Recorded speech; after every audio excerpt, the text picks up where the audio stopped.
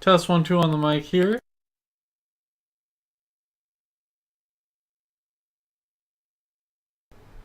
Test 1 2 on the mic here. Test 1 2.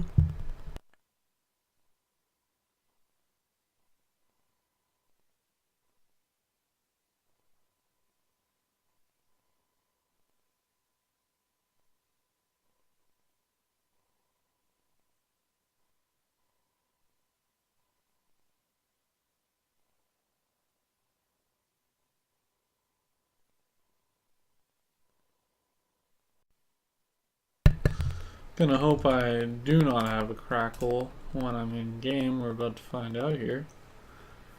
See how we get the crackle going on. I popped down another test recording too, just to make sure we get this puppy. Gonna hope I do not have a crackle when I'm in game. We're about to find out here. See how we get crackle base. Oh, this is so cool.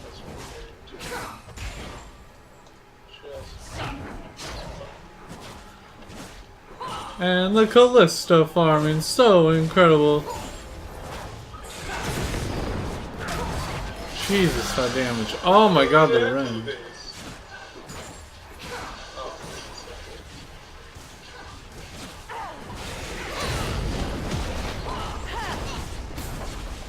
And the Callisto farming, so incredible. Okay, it's totally fine. Perfect.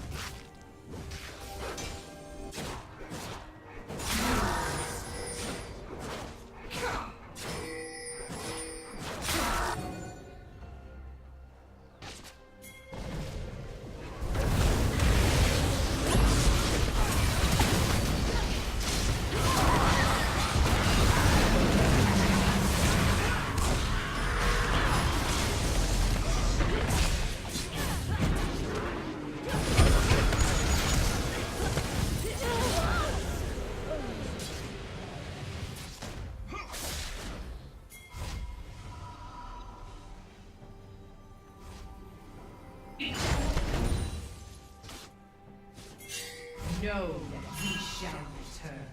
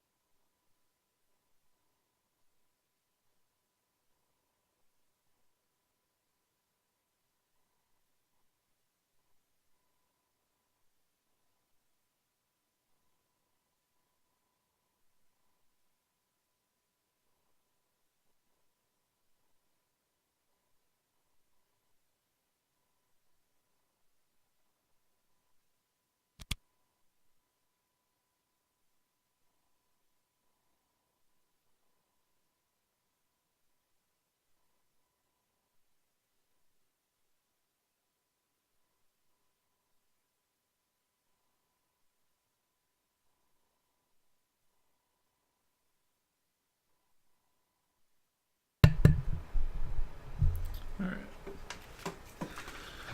Gonna be starting up here momentarily, so I'm just gonna give my mic a few moments here to stop with the crackle nonsense that typically occurs.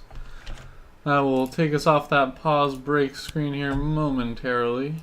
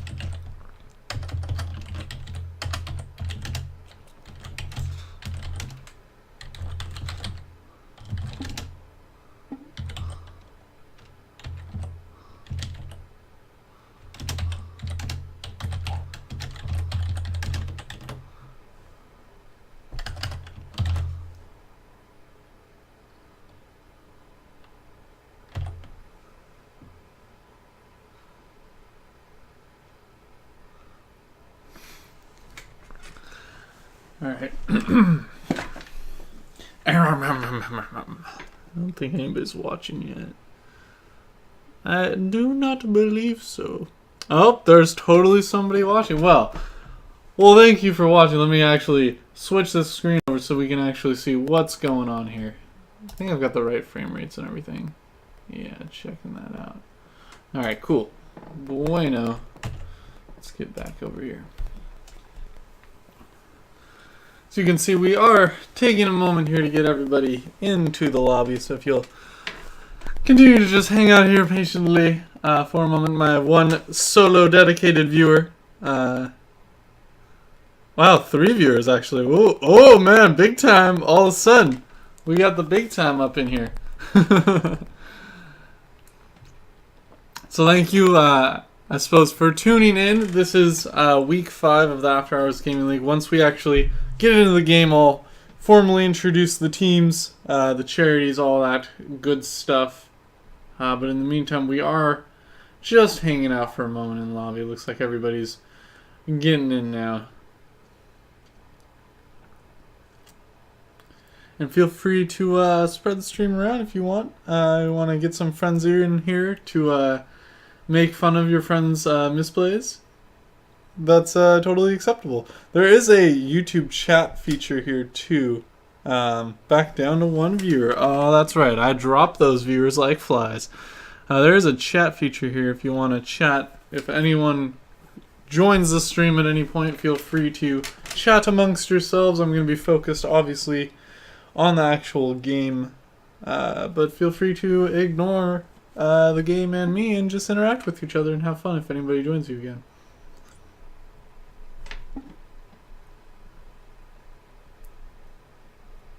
Alright, cool. We're actually going to have pick ban and client. Always easier to cast. A little bit smoother. Very nice.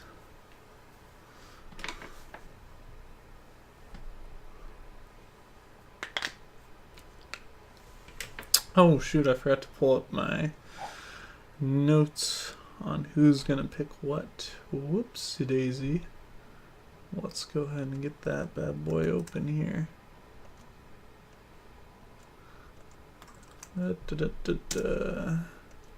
Alright, who do we have right now? Got Epic and Microsoft One. Scroll on over here. There's Epic. And where's Microsoft One? There we go. There's that delicious pun-filled name. Alright, and who's on blue? Blue is Epic. Okay, perfect. Oh, gotta refresh that. There we go. Alright, beautiful. Beautiful. It's probably Vi, Corky, Moo.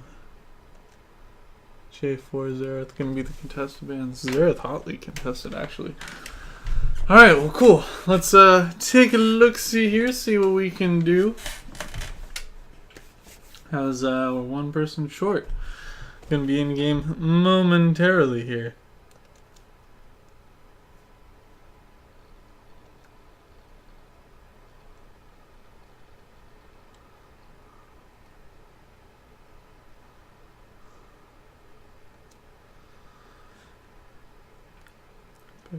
Microsoft One.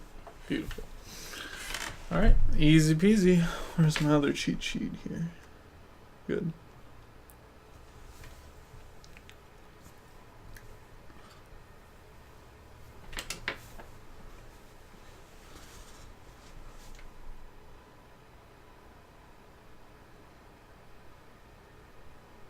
Oh, the team unity with the icons.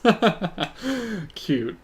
I like how they changed in sync too. That's Poro power here.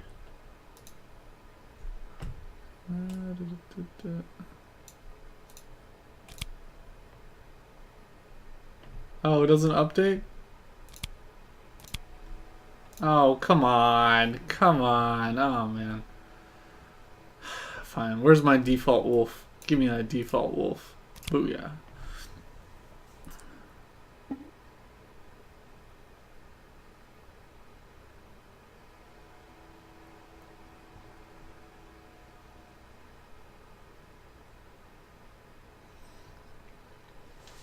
Well, shoot.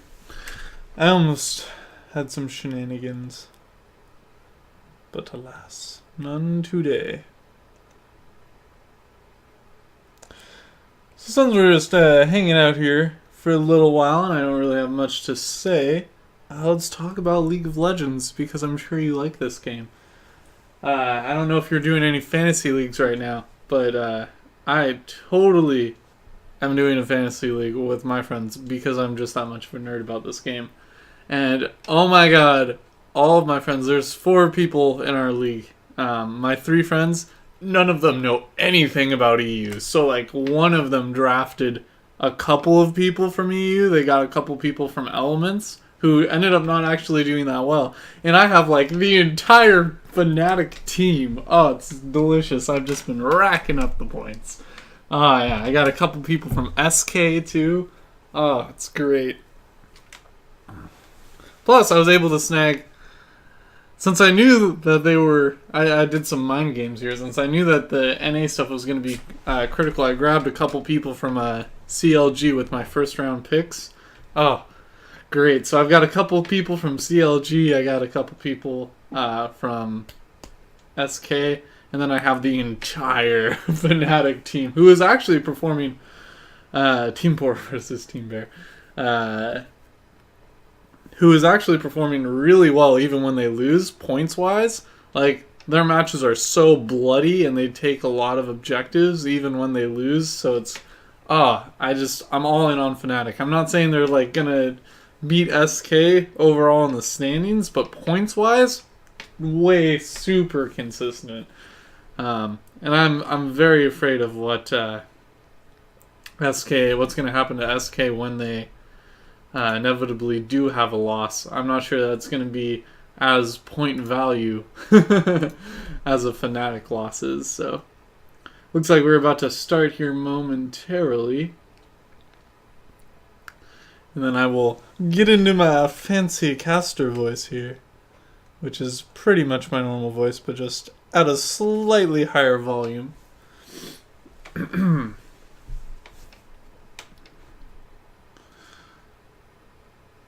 Overall, it looks like the teams are pretty even. A slight advantage to Team Blue.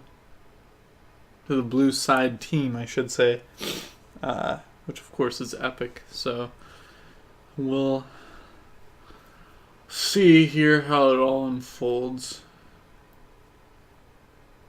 Gold, 2 gold ones. Actually, not even that much. 2 ranks?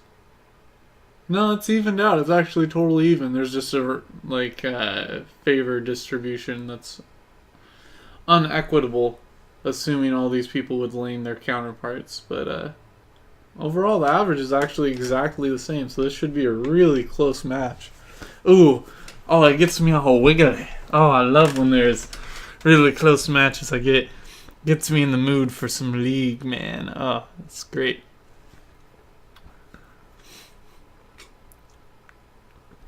All right, let's see here. What should we do yet? Where's there? One-man army's not here today, right? So exclude that. Abigail. Oh, Abigail isn't here. Okay, I thought Abigail was here. Chimney Beans.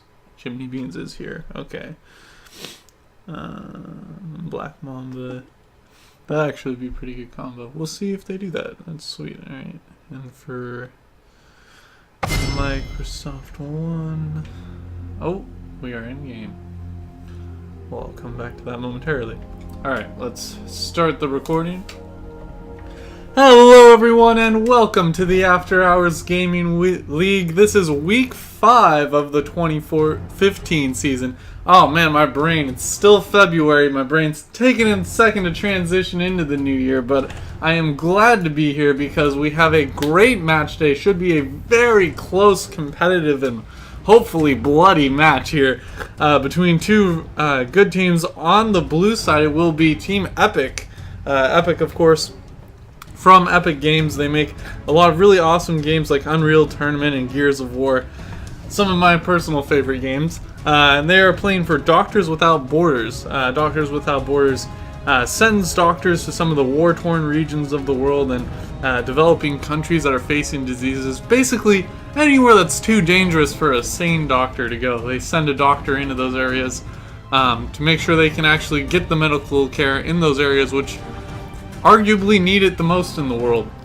So they're an amazing charity. They do fantastic things. And they are playing against the red team, Microsoft One. That is WON, because I love that pun every time. It's great. Microsoft, of course, infamous software company that made the lovely OS we're running to cast this game today. They are playing for Charity Water. Charity Water is a charity that tries to build clean water infrastructure in parts of the world that don't have easy access to that clean water. So, I mean, of course, water being the basis for all life and being fairly critical to us humans, that's a great charity, and there's a lot of places in the world that, you know, need that base level of access to water we're all familiar with. Pictures of people walking for hours and hours every day just to get small bucket equivalents worth of water to try and live their day off of. So, building that infrastructure in more localized areas really helps improve the quality of life for a lot of people, especially in developing countries. So without further ado though, let's get into the game here. We do have the bands already coming out here. So for the blue side, there were bands of Nidalee, LeBlanc, and Cassidon. Pretty strong bands overall. Cassidon, of course, has hit that point again where it feels like it's a year ago and he's just banned all the time now because people finally got used to the changes, and he is still insanely mobile. There was actually, in this patch that we're running right now, 5.3, there was a slight nerf to his Q damage, just a flat, I believe it's 10 magic damage nerf, so it's going to be a little bit more tricky for him to farm in lane. He's going to have to take a little bit more risks to go up to auto a little bit more, so I would be not surprised to still see this ban, because that is a very hairline nerf, but it's definitely still a very strong champion. LeBlanc, of course, still insane, even with the item that is deleted for good. She's still absolutely insane. I was expecting a game earlier today. LeBlanc went insane, blowing people up out of bushes without even being so fed. It's just that full combo with her ultimate to repeat one of those moves is insane. Nidalee, a very high priority pick right now in the jungle, especially now with her traps actually rooting the monster. She's able to clear the jungle a lot more efficiently. Those spears have again reverted to the spears of yore that just chunk out a third, a half of your health in the later game. And looking at the bans for the red side, we do see It's Janna, Jarvan, and Maokai. Again, some really strong bans overall. The Jarvan ban is actually probably a target ban, but unfortunately for this Microsoft One team, the Jarvan player who frequently gets that ban against him was able to first pick his Vi, possibly putting him in the first pick position specifically to make sure that he can snag that Vi, being how likely he is to continue to get that J4 ban against him. But overall, looking at how these comps are shaping out, we do see that Lissandra actually making it pretty deep into the draft here, and we might possibly be seeing this Vladimir coming out for top lane Vlad into that Lissandra, able to try and pull away from some of that harassment damage. Or if she goes all in for a gank, try and pull away before she can lock him down with that ultimate. Though, of course, we have seen some Morgana play into this top lane again with the rise of all the AP top laners. That Black Shield, also good, of course, for the CC, which pretty much all top laners focus on having a good amount of. Morgana able to push in those waves a lot faster with them being typically AP. It's a lot harder to farm undeterred in the top lane, so Morgana, though becoming more and more frequently I should say, a top lane pick. It looks like that will be Vlad going into the top lane and Morgana's support. With, of course, we gotta take about the Kalista ADC, so that's gonna be great. Just beautiful champ to watch. We do see Graves, of course, coming out for the ADC on the red side here. And it looks like it might be Nocturne to finish out. I'll be interested to see which one of those two gets sent mid. Most likely Pantheon. At least for myself personally, I see Pantheon in the mid lane. Though this is, of course, assuming that is in fact a Lissandra top. Lissandra, of course, if you go for a more just standard mage style with her, she certainly brings quite a bit of a punch. The reason we see her in the top lane so frequently nowadays is because it's just so good to build utility items on her, like that Zhonya's, that you typically don't... you want her to be an engagement tool, not necessarily somebody trying to blow people up and assassinate them. And with aside from, of course, her harassment option, there is not very much consistent damage, as she does have fairly high cooldown, so she's less standard in the middle lane. But it looks like we will get a treat here with that Lissandra in the middle lane, since we do have that Nocturne going top with the teleport. So be on the lookout for, once we see some level 6 coming from this red side, the pylon into the mid lane with that Nocturne ultimate to the mid lane. Lissandra throwing down her ultimate to lock down Ahri to make sure she can't get away.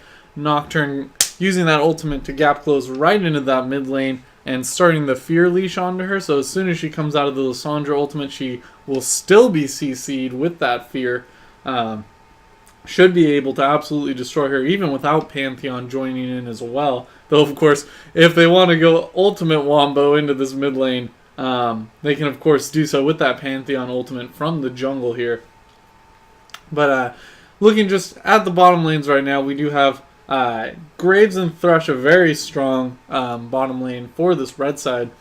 Graves, of course, become a very standard meta pick at this point in time, just because he has so much just raw attack damage that he is able to really just blow people up. And Thresh, of course, very, very much facilitates that. It's going to be a little bit tricky with the Kalista, because she is just such a highly mobile AD carry with that jump.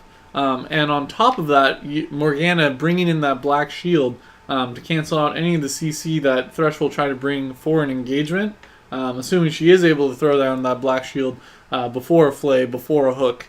That should make it for a fairly safe bottom lane here for this blue side, despite that very heavy threat that Thresh and Graves do bring throughout the laning phase. looking at the matchup into this top lane here, two less standard picks that we do see for the top lane here. Of course, that Nocturne we talked about earlier, but also the Vladimir. Vladimir is, I guess, fitting into the typical change to the meta here, where we do have a lot of AP top laners. So that is nice to see a different flavor here with the Vladimir. I have a good friend of mine of mains Vladimir top end. With the, if you use that ability right, of course, starting off with that spell vamp item, you are able to just completely out-sustain anyone you're trading against. Even if Nocturne goes with the typical Blade of the Ruin King first build, we should probably see Vladimir out-sustaining even a Nocturne with his passive, that is the AoE auto attack, which does proc that lifesteal. So we should be keeping an eye out for, perhaps not immediately in the top lane, but once both of these top laners have gone back and completed their first tier items, we should see a lot of trading coming out from this Vladimir, as he should be able to sustain far stronger than Nocturne. Even in the early game, I would venture to say. It depends on how aggressively you do have your play style with Vladimir, but if this is an aggressive Vladimir, we will see a lot of trading coming out from the early game, even in getting in Nocturne's face, as Nocturne is a melee auto attacker. Hopefully Vladimir will be able to dodge out of a large portion of that damage. But even if Nocturne does manage to get in the face of Vladimir, Vlad will probably be able to sustain through that damage a lot better than Nocturne. Nocturne probably going to have to chug through pots a lot more. Maybe even consider starting Flask. That feels wrong to say, but I'm just so concerned about this Vladimir damage, and you're going to want to avoid that harassment as much as possible, which you will be able to bring out to you. So you might want to consider going with that Flask, just so you can use your abilities to try and farm out a little bit more here. And we do see that will be Morgana taking the pact with Callista here.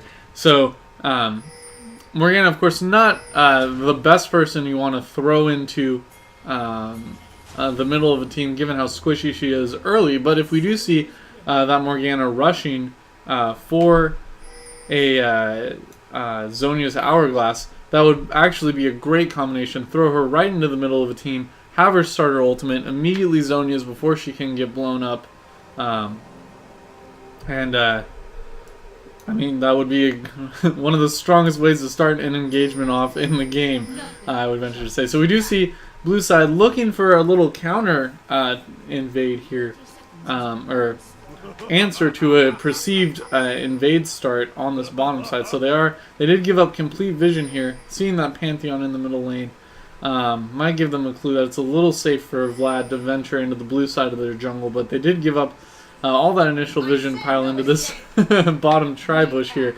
But as Vladimir does scope around that blue jungle, you will see that it is safe, it is clear, so they will be alright here. And it looks like we're going to have both sides starting Krugs, it seems. Unless if... oh no. So pardon me, that is Pantheon jungle, of course. What am I saying, thinking there's a Nocturne jungle? Silly me. Yes, we will have both sides jungles starting on the bottom side of the map here. Pantheon starting with the Gromp, Vi starting with those Krugs.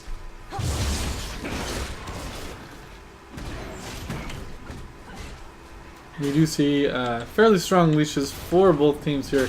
Gonna get their starts in the jungle pretty nicely here.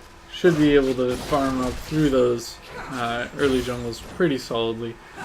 With the new jungle, of course, it's getting trickier and trickier to get a good start. Great point blank Q onto the Thresh while he can't answer. I believe his cooldown was up during that, and it's back now, but it might have been up during that. So great move there by the Morgana to just walk up and point blank Q again, hitting the Graves. Thresh actually able to answer with the Flay this time, though, so they were able to trade a little bit of damage back. But that is some good trades overall coming out for this bot lane to start it off here. Looks like there is a level 2 for both sides, so there's not going to be any super strong shenaniganry going on. Vlad even with the boots, not able to dodge out that claw as it was coming out of the fog of war in those bushes just yet. As we see that sustain coming out from the Vlad, even without his item, starting boots first, is able to take quite a bit of sustain. But Nocturne going in hard with that fear, getting quite a lot of auto damage onto that Vlad. Gonna have to chug through those pots. But since he did go boots first item, he was able to get 5 health pots, so he should be alright there. Beautiful. Rend farming there. Oh, it always feels so satisfying to see that. Looks like we're having a fairly calm match in the mid lane. Identical CS there. With the harassment that's going on in the top lane, Nocturne is out farming that Vladimir a little bit in this early game with a 5 CS lead already. But we'll see what that develops into here as we see getting aggressive on that Morgana. Lucky she didn't throw out that Q a little bit sooner, otherwise I could have spelt doom there for that Graves, who's right in the face of that Morgana into that bush. So you see Vi able to go ahead and clear through that jungle, get that blue buff without going back. Gonna actually try and get that Gromp as well, as her smite will be up in time for that Gromp, I do believe.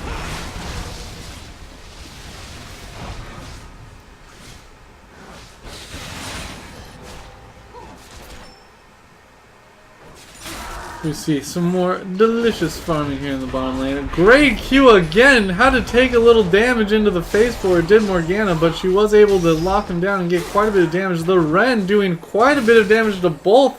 But we do see that Pantheon in this bottom lane coming in. So that is a 3-man gank, and that Thresh starting off with a point blank Q in the face. The heal gonna be enough to get Morgana out of there. But will this be the kill? One more, yes, that is with the Rend. First blood going over to Callista. She is not able to finish off with the flash onto Morgana. Not going to be quite enough. A lot of action here in this bottom lane to start us off. Morgana barely making out of there with the summoner heal to Venk entirely there. Vi now in the bottom lane. But that was 1-for-1. Even in a 2v3 with first blood going over to this Callista. Not the start you want to see from the red side here. And it looks like Callista will be going for Runon's first. Great damage there onto this Lissandra in the middle lane from Ahri. Not going to be quite enough to finish her off, but that will be forcing Lissandra to go back right now. Actually, it looks like Lissandra going to be hanging around in that middle lane a little bit longer. Living a little dangerously here as we see Vi starting to move into position here. Perhaps she wants a little bit more gold to get a better buy when she goes back for that first item. It looks like she did have a health pot to chug through, so she's actually probably going to be alright, but we do see Pantheon and Vi looking to make a gank in this mid lane here. Vi actually going to be the first to back off, and we do have Pantheon coming in. That is the ultimate, and the ultimate from Nocturne as well, and that is exactly the combo we talked about during the draft phase. Absolutely able to blow up that squishy mid laner in Ahri. So that is for the mid lane. A little bit of help going over to this Lissandra here. The kill did go on to that Pantheon, as we see the Callista getting aggressive here in the bottom lane with those hops. Always feels so good to just watch her move. Oh, I don't mean to annoy people who aren't Callista fans, but you gotta admit that smooth animation just feels so good inside. Great Q shot. These are heat-seeking Qs on this Morgana. I don't think I've seen her miss a Q shot but once in this game.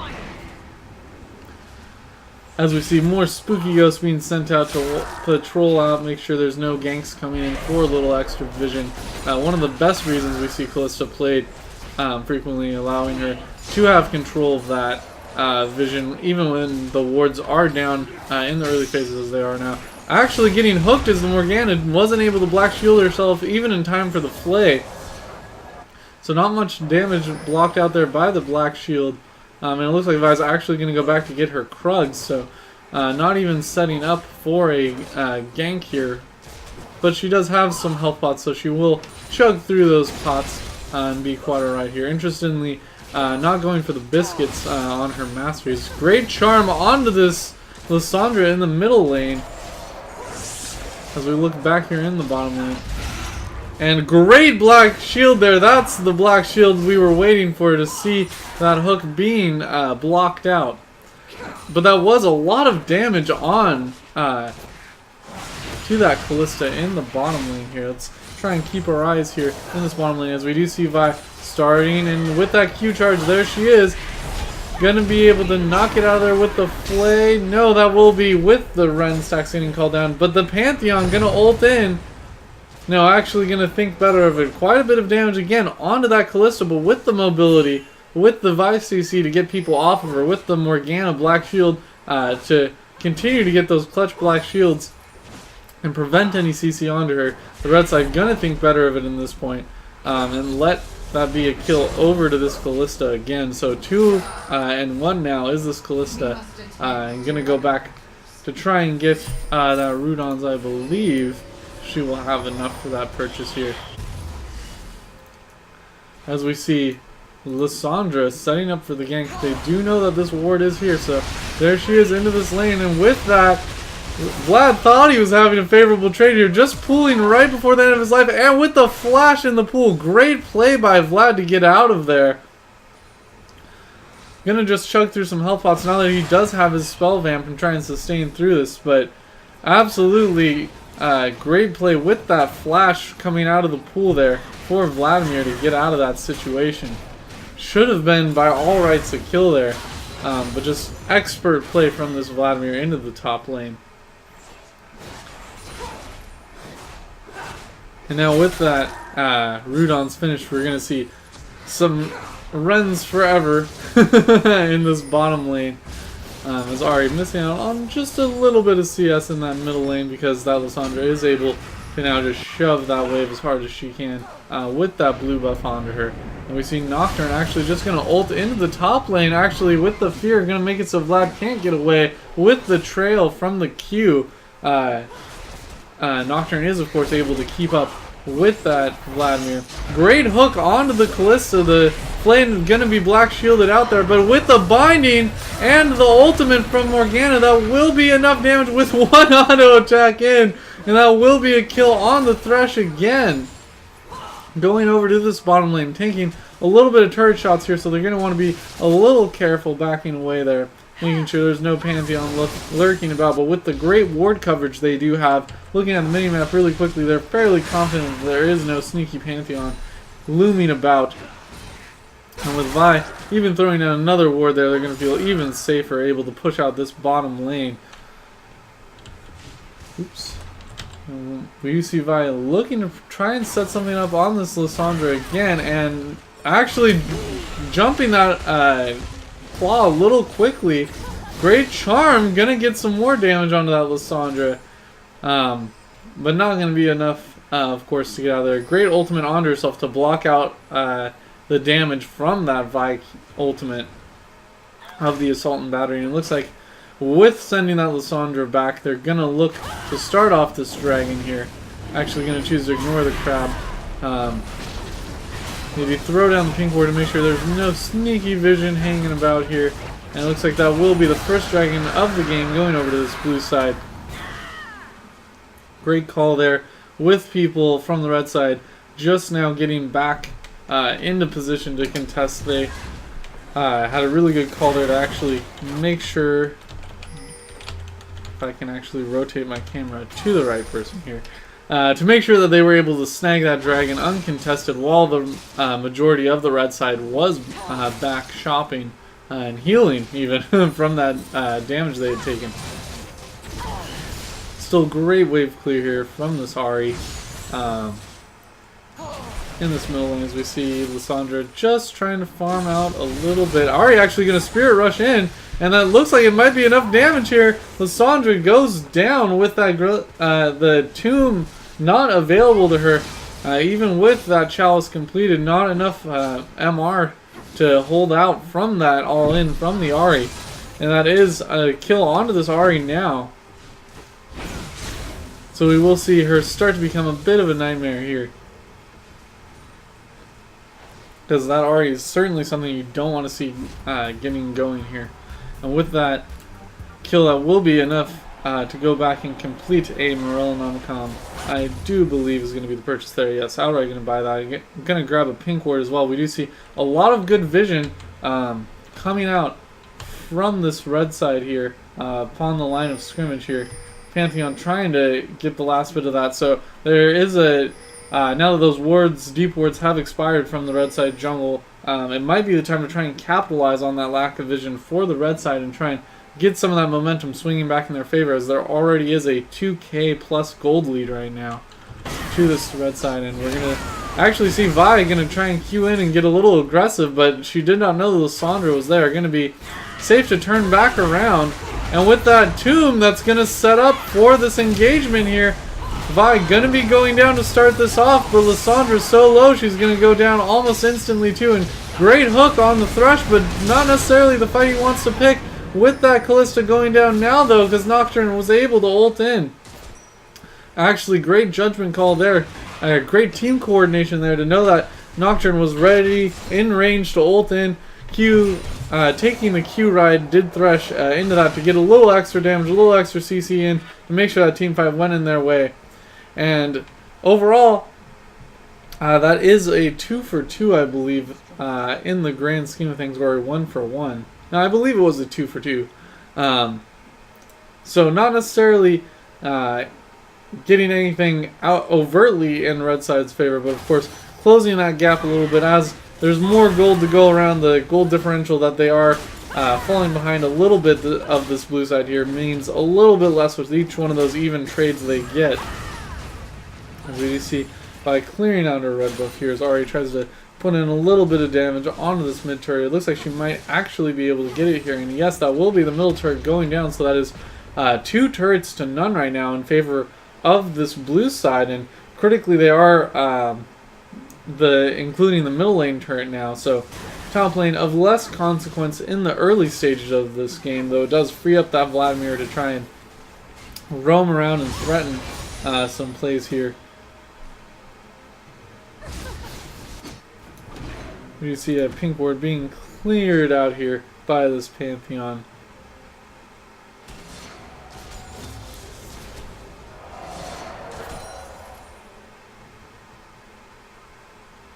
Now that is all 3 turrets down in favor of this blue side here. With that bottom turret now falling as well. So with the entire ring of outer turrets gone, and great aggressive ward placement there, so they will get the timer on this red buff here when Pantheon does take it. And he even in fact has to worry about a possible steal attempt, so we're going to play a little cautiously around there, calling Lissandra over for a little cover there in the area. But yes, with that outer ring of turrets down and blue side's turrets still being untouched at this point, they're able to push forward like this with this Morgana here and trying to aggressively ward a little bit deeper. But it looks like, no, they're going to just go into this fight here.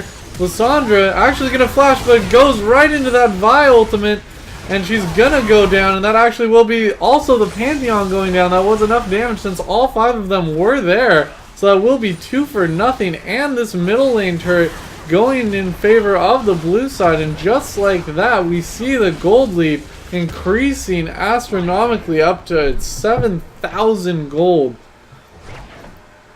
Definitely not what you wanted to have happen here. Oh, actually gonna miss that ward ever so slightly. But they are gonna spot out this pink ward here, clear out a little bit of vision, and get the scuttle crab, so it will be up in time for this dragon here.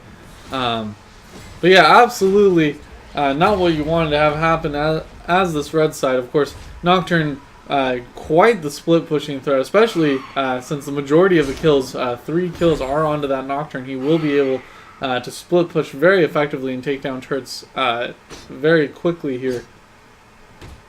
But that's not what you wanted to see as a way to start off this game here for the blue side. Assuming you are the red side, that's not what you wanted to see. Because with the Vi, with the Morgana, with the Ahri charm, there's a lot of ways, and with the Kalista ultimate, there's a lot of ways to catch people out and get picks. So with that ring of turrets down, you're losing that vision to the blue side, slowly creeping deeper and deeper into your jungle. And as we see, Pantheon here trying to clear it out, isn't able to even get safely enough towards this dragon to try and contest it, just barely throwing down a single ward for vision to see it being taken away is the red side. Ari going to get a little aggressive here. Actually going to be instantly queued to stop that engagement, but going to be caught out is Kalista, so that will be a kill to start this off. Going over to the red side and going to go down to the Vladimir ultimate is Pantheon, but we see Morgana getting answered on, and that will also be thanks to the fear of this Vi going down as well. And Lissandra not able to save Thresh in time, but will get the answer kill, and taking it a little bit aggressive but able to tank up that turret shot is the red side. So overall that is an ace for the red team here. Just when I start to say they're getting a little out-traded here, all of a sudden they get an ace at 5 for 2 overall in favor of this red side here, and they will also get the middle turret off that. So while they did miss out on the dragon, and that is 2 important dragons over to this blue side, that was a great skirmish afterwards. Blue side perhaps getting a little bit overconfident after taking that second dragon uncontested, trying to press their advantage, look for a pick into the jungle, but just got a little bit too disgrouped there with Ari going so far forward to start that out. And part of their team on the opposite sides of the red side's blue buff, they were not grouped properly to try and capitalize on those picks, and in fact that lended itself to the red side, who certainly has a lot of damage potential themselves, and pick potential if they get a good engagement. And with the 5 kill Kalista getting killed right at the start of that engagement, Pantheon actually going to be pushed away, trying to take that crab, not going to be allowed to, and going to have his ward stolen away by the Ahri. But yeah, I mean, certainly if they can continue to take out that Kalista right at the start of the engagements here, that's going to be what they need to do, as Kalista is carrying the majority of the kills, or nearly the majority of the kills for her team here. As they look to try and steal away this blue buff here, Ahri actually going to spirit rush right into the face of Lissandra, who has to throw down the ultimate on herself and not going to be enough to survive. But there is an engagement happening here, and with that Kalista able to just, disgustingly throw her autos into everyone's face. They were too grouped up and not able to get on the Kalista. If you group up like that within auto range of the Kalista and are not CCing the Kalista, are not blowing her up immediately, she's gonna be able to just auto away and then rend all of you. And just to throw it back to that really quickly, let's watch the Kalista from the start of that engagement really quickly here. It looks like they were trying to contest this blue buff here from being stolen away, and let's focus on the Kalista throughout this whole fight here. As we see her coming in, already throwing quite a bit of stacks onto the tanky Thresh, and as she just moves in forward, that's more stacks, another wave, and then the Ren getting absolutely insane damage onto that team there. And even I mean, even if they had gotten the blue buff away, that's not. That's a trap you gotta avoid. You can't just contest an objective, even especially a minor objective like a blue buff, if it's going to mean you're going to go into a bad engagement like that, especially into the fed Kalista. As the major threat for this blue side, the red team has to make sure that they start avoiding that Kalista's engagements at all costs here. And with that BF sword completed, that's going to be a lot of damage onto this turret. Not quite enough to take it down. Even with this minion wave here, I believe that will be enough of a presence from the Thresh to force them away. Great Q. Again, Morgana been very on point this game with those Qs. And with a lot of AP damage as well. They're becoming more and more painful to take to the face, regardless of the CC effects. And we do see Pantheon smiting on those wolves to try and get a little extra vision with that invulnerable little ghosty, just to continue to try and carry on these vision wars and get their side of the jungle back. As we do see after this back, the vision has essentially been reset. A couple of deep wards giving blue side vision now, but largely the vision has been reset. So if the red side can continue to try and extend vision of their own, which is sort of a critical story right now, as we see as they're getting pushed away with their turrets going down. And remember, the middle lane inner turret is down as well, so they're being sort of forced here to try and ward within their own jungle as much as possible, and that's giving all this freedom of the Fog of War over to this blue side here. So in a situation like this, I would like to see possibly Pantheon going for that Sightstone here. Probably not. It looks like he's going to try and continue to just push forward and get that Ruby Crystal upgraded into a Giant's Belt rather than a Sightstone. But with how critical these Vision Wars are being, and the fact that there's only one warding trinket left for this red side, even with the amount of wards they're trying to buy, I would still like to see just some guaranteed wards coming out from the Pantheon. And as we see, it is in fact, oh, Thresh just barely missing the Q there, but it is in fact a Randuin's Omen upgraded from that Ruby Sightstone or Ruby Crystal. So we're not going to see as much vision coming from this red side, but I mean, it's at a point where great Q dodge there from the Callista, but the ultimate going to be tombed out of actually great play from the Lissandra, even though she does end up going down to that Ren. Callista being focused out there, great shot from the Graves and ultimating in from the Nocturne on the right target there to grab, and this might not be the engagement they wanted with the Vladimir. No, they're going to take the Thresh, they're going to take the Pantheon, and that actually is going to be enough damage from the Vladimir and the Ahri. Again, certainly the Vladimir and the Ahri bringing quite a lot of damage, and with both of them having two full items completed here, even with the Callista no longer in play, that was enough damage to continue to trade effectively there. And overall, what looked like it might have gone in favor of the red side turns out being a 3-for-3. Again, overall, I mean, you want to keep seeing even trades if you're the red side here, but I mean, the further this gets into the late game, the harder that's going to be to deal with. So, as we see, Vi over here going to be able to smite away this dragon uncontested, since there is no smite available. They're going to just try and get a pick onto that Ahri, actually getting a lot of damage, but the Zonias will allow her team to hustle around her and make sure she's safe.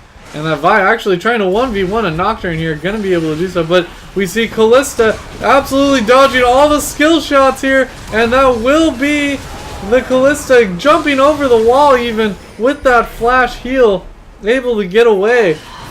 A 3-for-1 it seems, with only the Vi going down. That probably will be the Lissandra going down as soon as that times out as well. Going to try and turn on that Ahri, but that will not be enough. So an ace.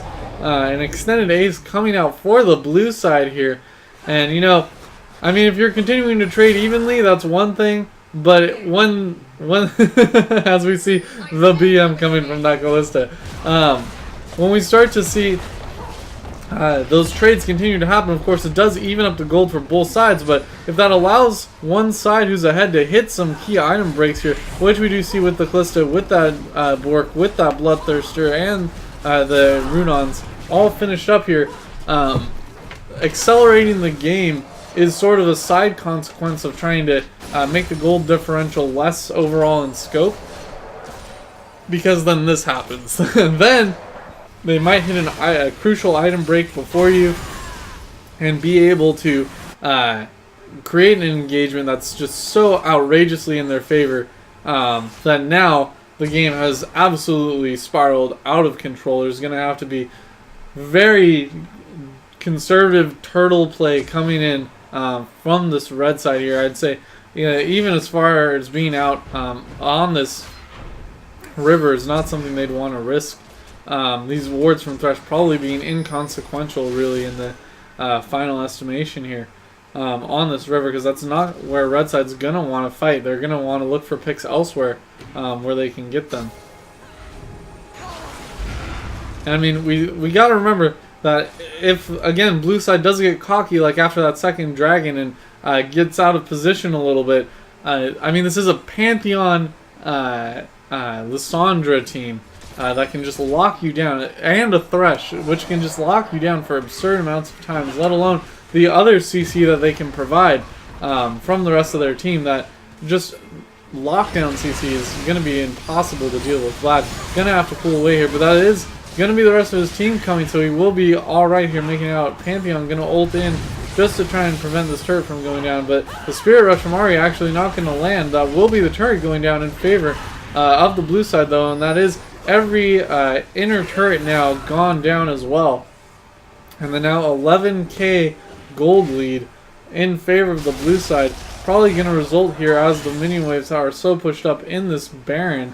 There is a ward on it, so they will see it if it's started off here. They do see the pings coming out as it is swept away. We'll have to see. I mean, there's a lot of wards being left behind in red side's jungle, so they're going to have to continue to sweep it out like they are if they want to make sure they're not seen trying to contest this Baron.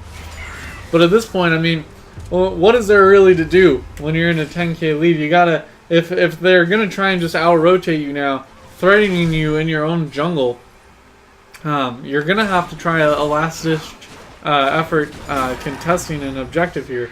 I mean, remember, there's 3 dragons onto this blue side, in addition to that gold lead, in addition to that kill distribution onto their carries.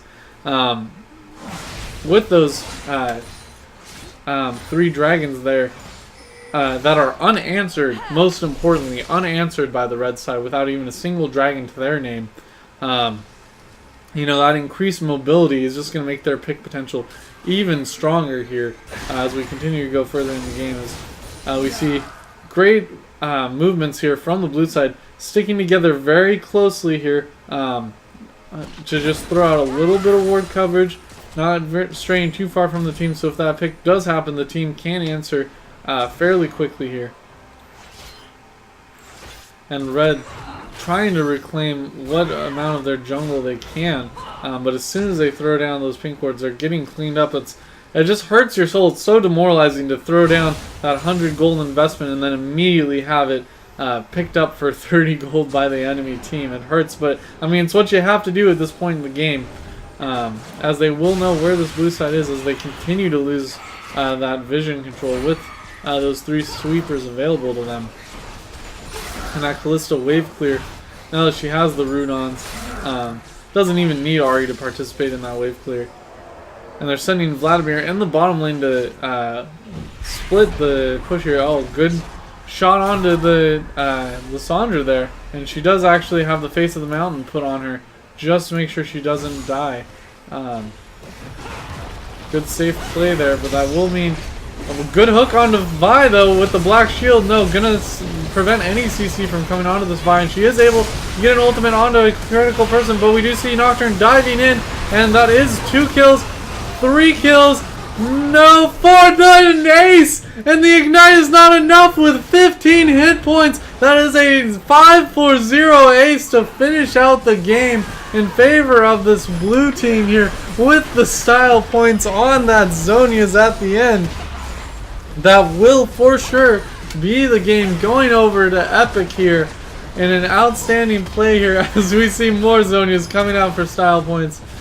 Strong game here, a very hotly contested game in the early game, but with those early kills onto Kalista, she ended up just spiraling out of control. And overall, once we saw Vlad get past that early game, he was able to ramp up very nicely as well. And Vlad, well, that 7-2-8 is not a Vlad that you can trade with. So overall, very strong showing from the red side, but this was a game that just got out of hand for them and ended up going in favor of the Epic team here.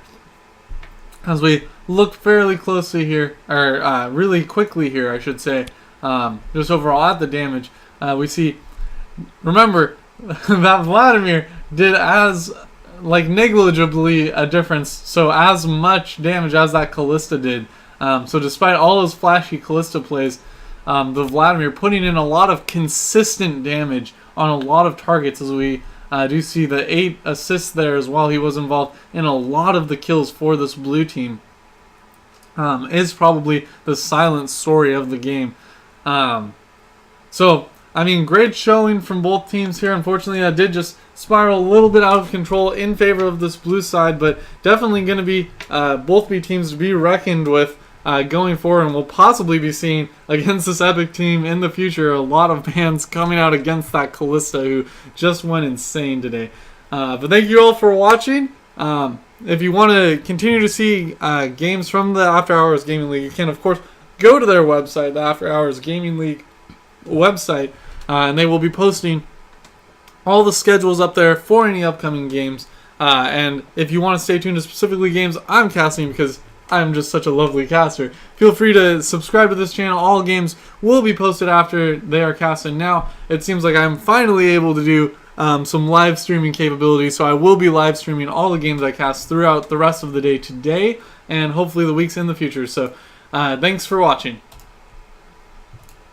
Alright, and that is the end of the recording. So, to whoever might still be lurking around on the stream, as I see there's 2 people, thank you for watching. I appreciate you guys coming in and making this first stream not just me. I appreciate that. Appreciate that a lot. And I hope you guys enjoyed watching the game here.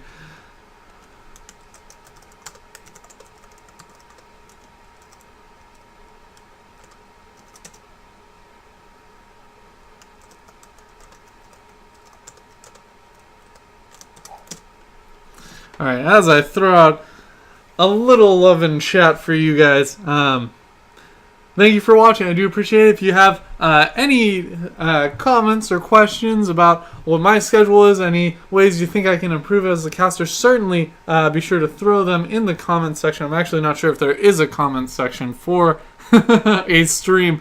I'm new to the YouTube streaming game. But if there is, feel free to leave a comment. Leave a comment on one of these videos once they're uploaded, and I will be getting this match uploaded in full here to the stream within probably an hour or so is how long it takes YouTube to process in general. So keep an eye out for that. Subscribe if you want, and I will be going on a break now. So if you want to hang around, my next match will be that I will be casting will be in 1 hour. Will be between Palantir Technologies Prime and EY's Epic Yordles. That will be at 2 p.m. Pacific time. So hang around if you want. And if not, thank you for watching. Have a good rest of your weekend.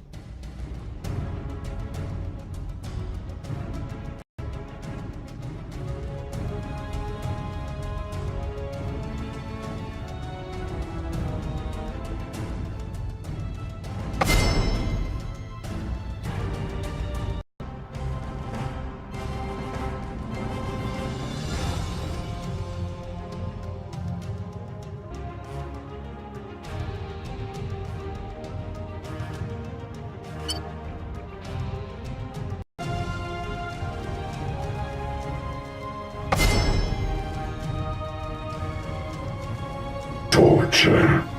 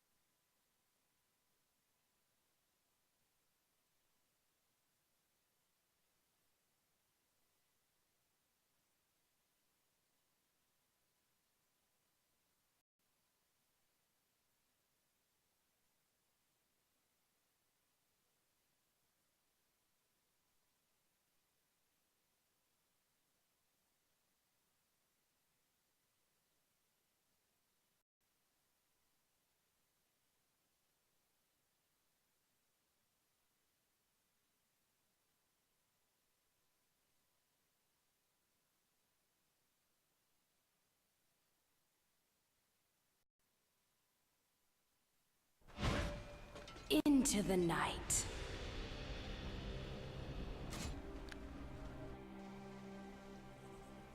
Shadows beckon.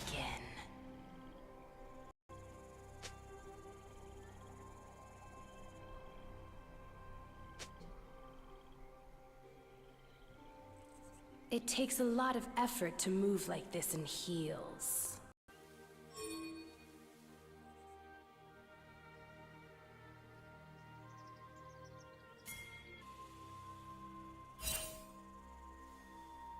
Seconds until minions spawn.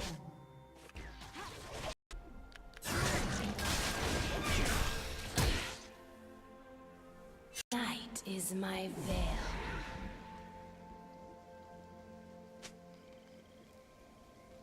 Minions have spawned. If I must.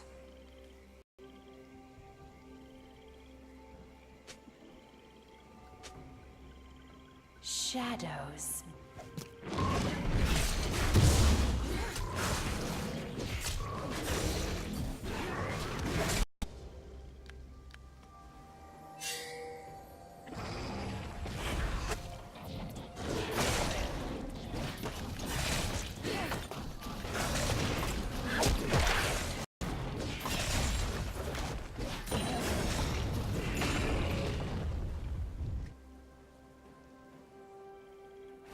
Into the night.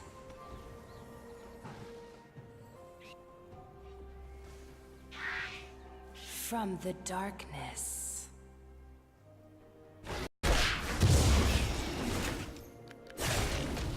Your pain is my pleasure.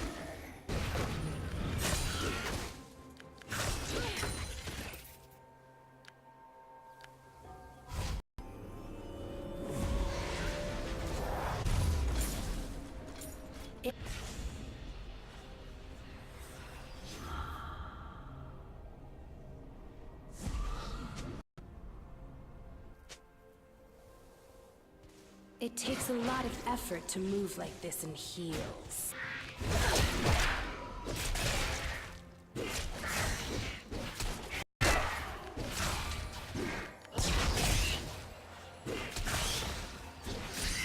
The night is...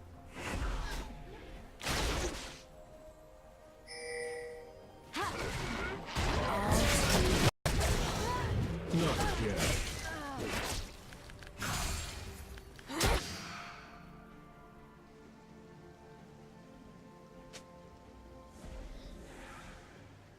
This way.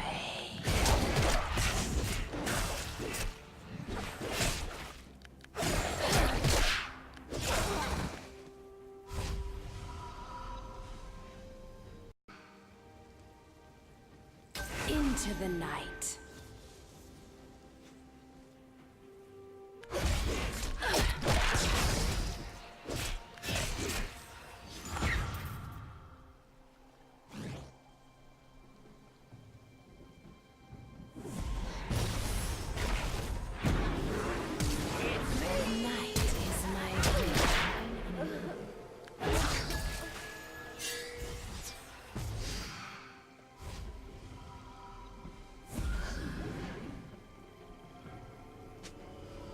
If I must.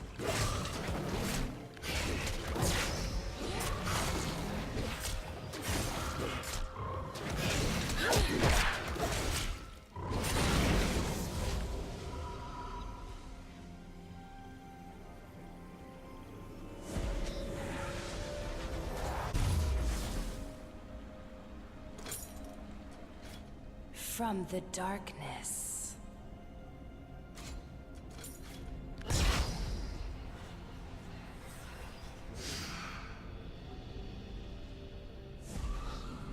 Shadows beckon.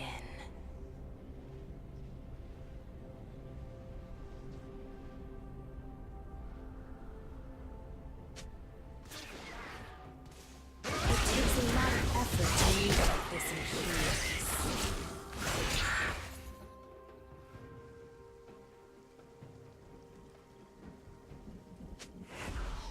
This way.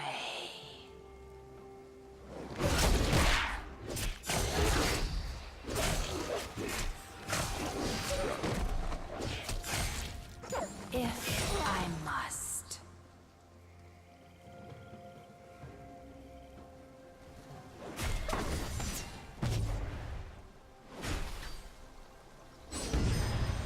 The night is my veil.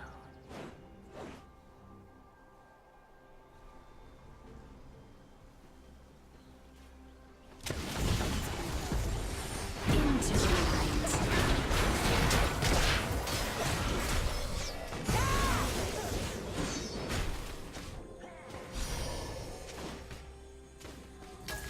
From the darkness.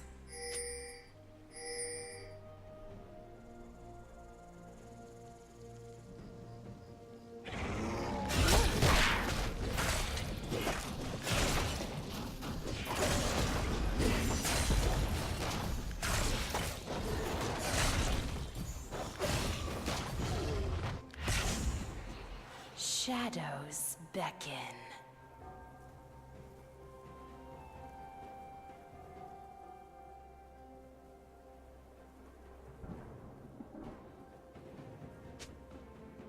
This way.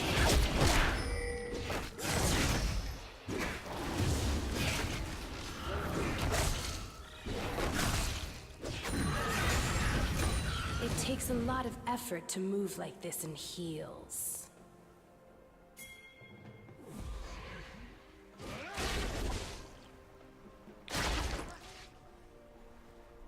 From the darkness.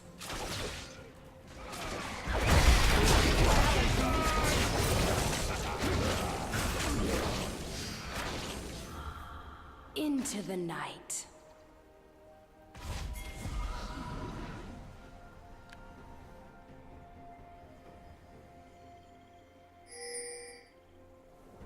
I've got the touch.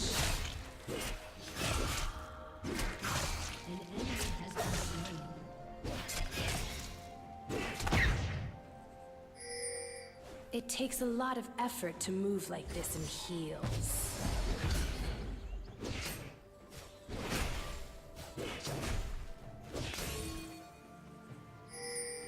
The night is my veil.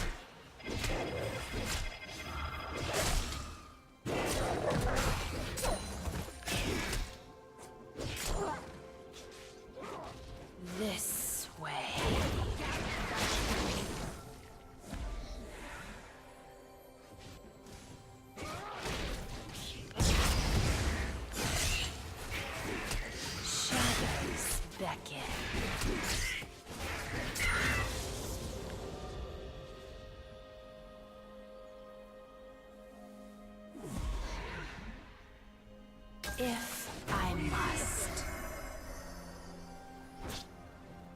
Gallon Valor.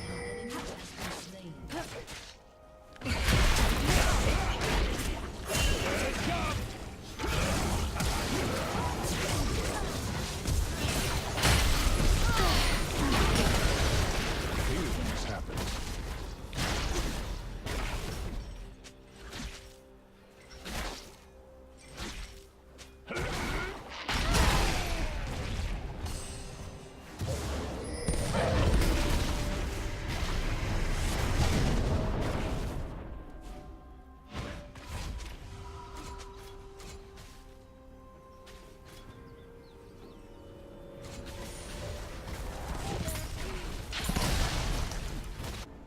Into the night.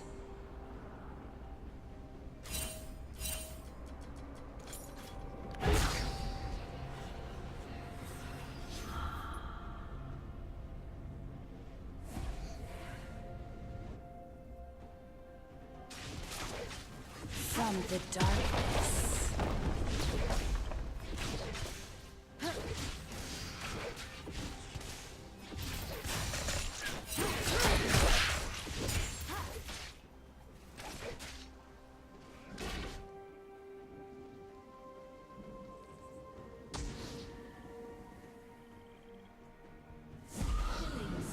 It takes a lot of effort to move like this in the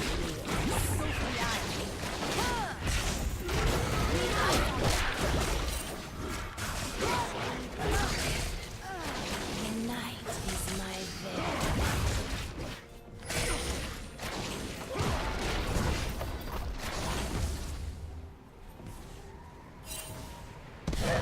This way.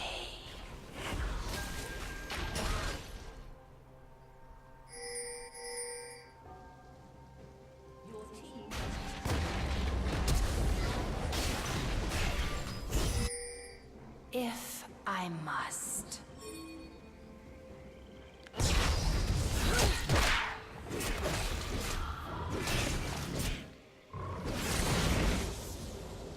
Shadows beckon.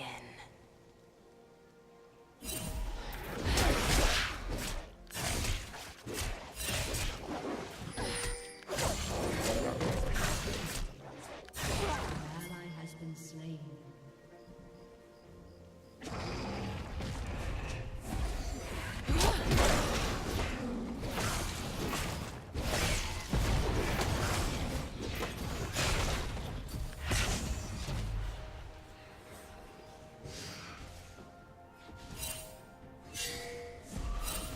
This way.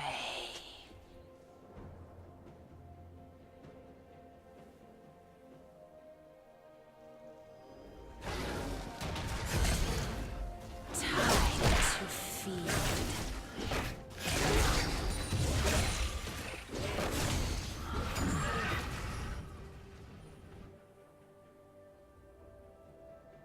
Shadows beckon.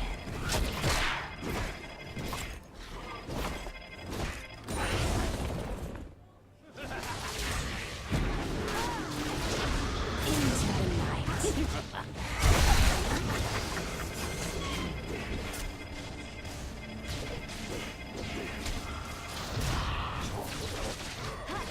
If I must.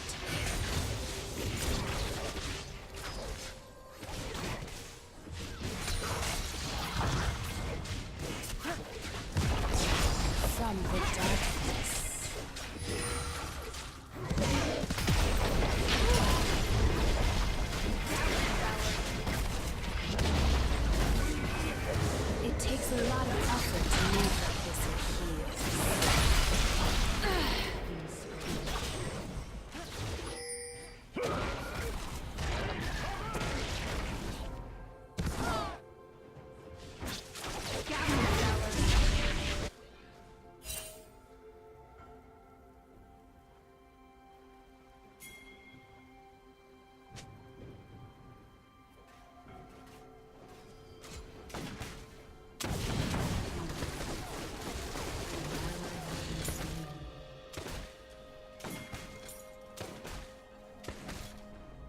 The night is my veil. Your turret has been destroyed.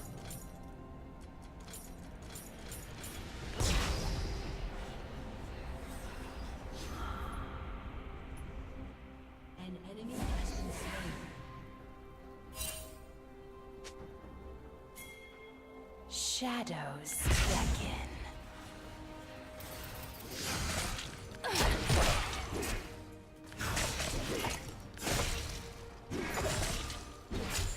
All too easy.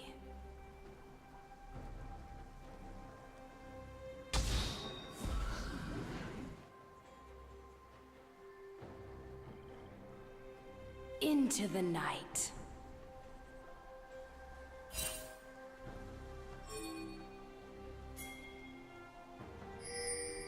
I'm gonna want that back.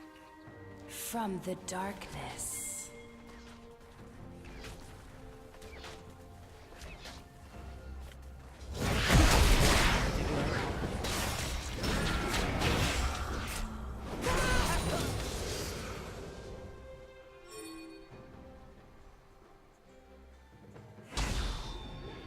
An ally has been slain. It takes a lot of effort to move like this.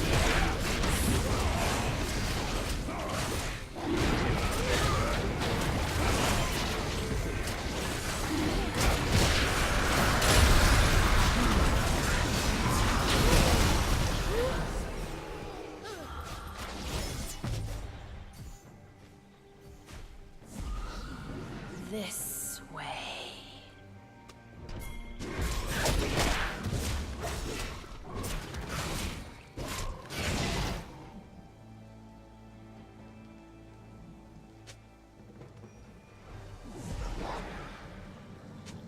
Time to feed.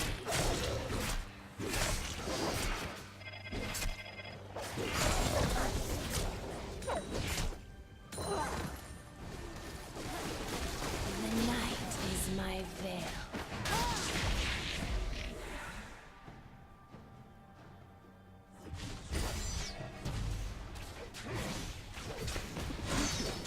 If I must.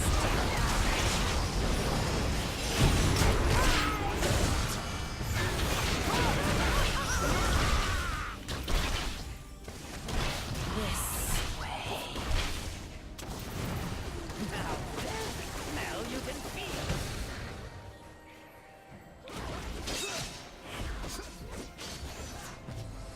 The night is my veil.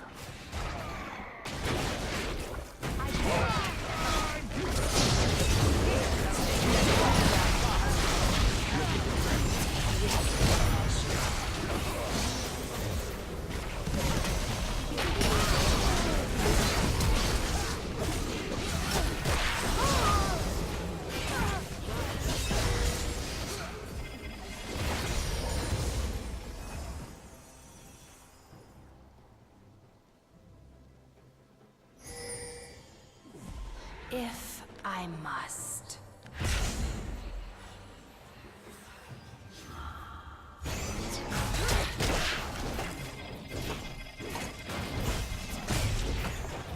Your pain is mine.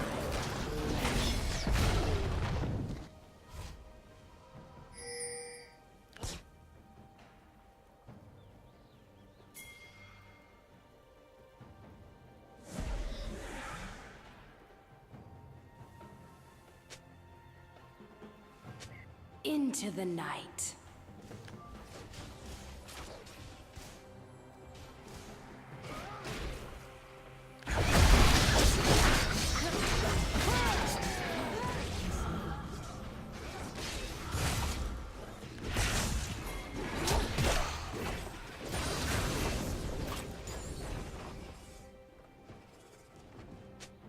From the darkness.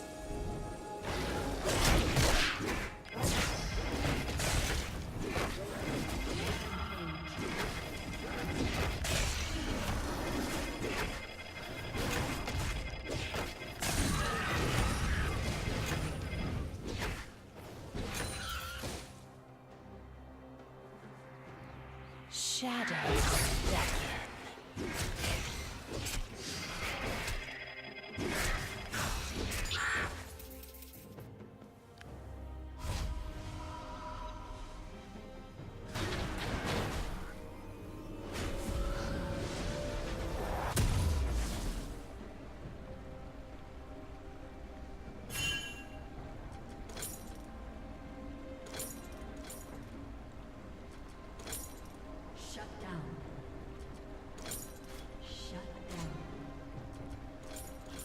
It takes a lot of effort to move like this in heels.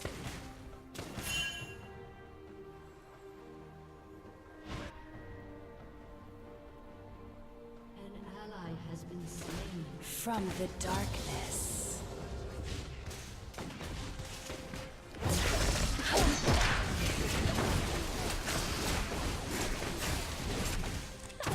If I must.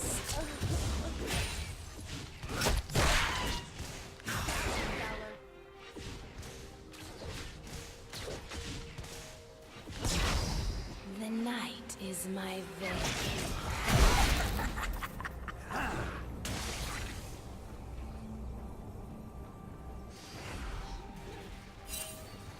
It takes a lot of effort to move like this in heels. Your turret has been destroyed.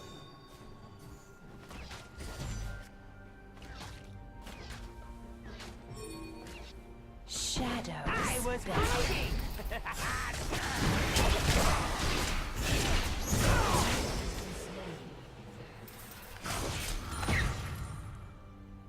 This way.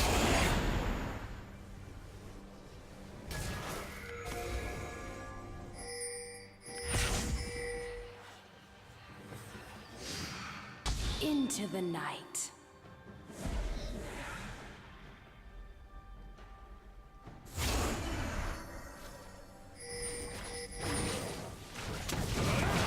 Shadows.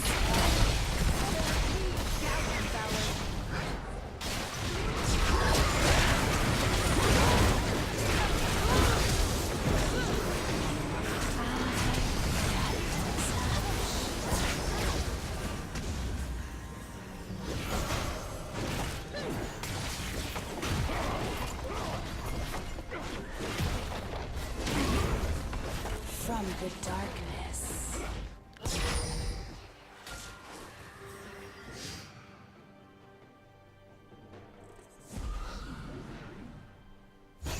It takes a lot of effort to move like this in heels.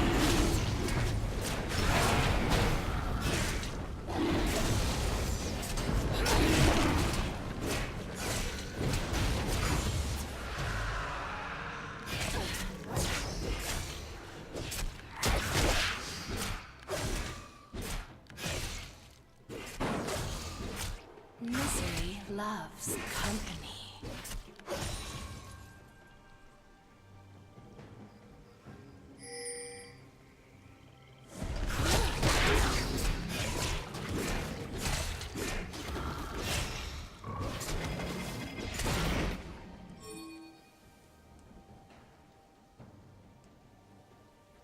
I can smell their fear.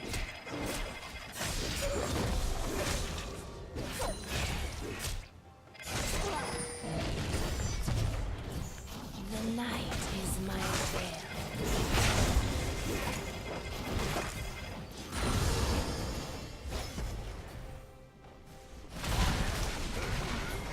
Into the night.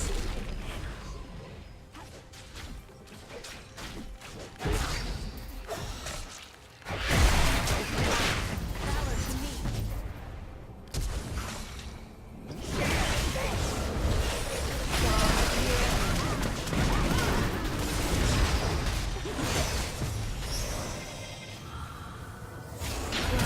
I must.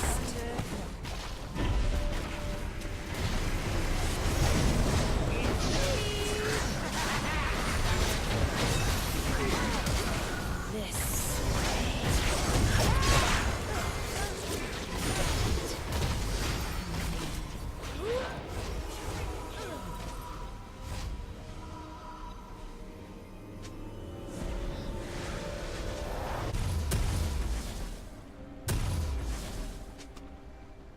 The night is my veil.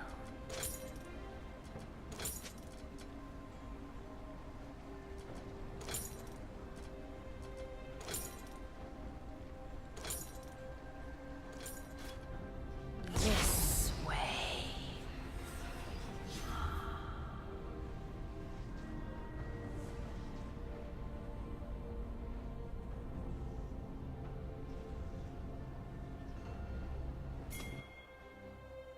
It takes a lot of effort to move like this in heels.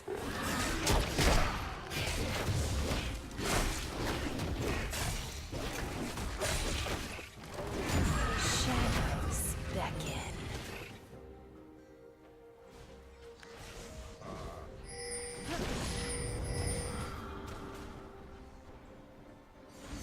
If I must. I'm gonna want that back.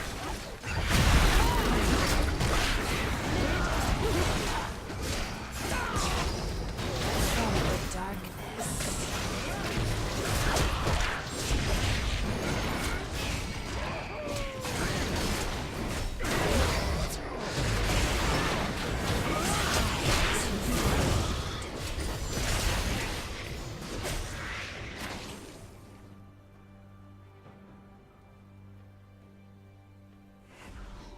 Misery loves company.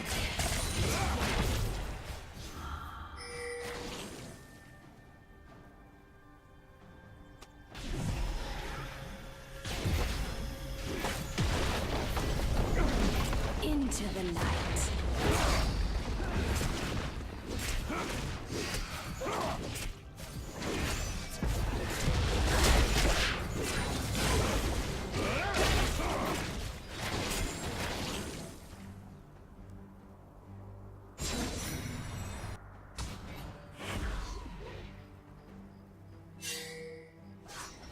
If I must.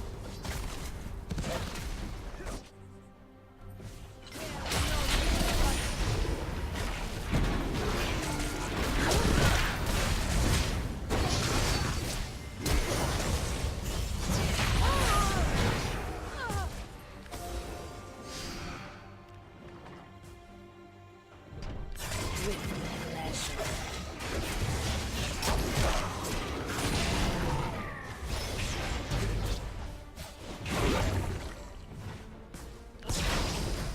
All too easy.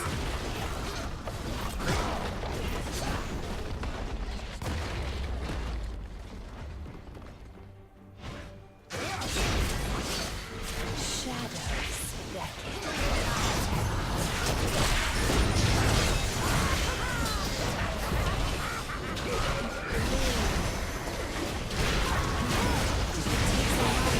To move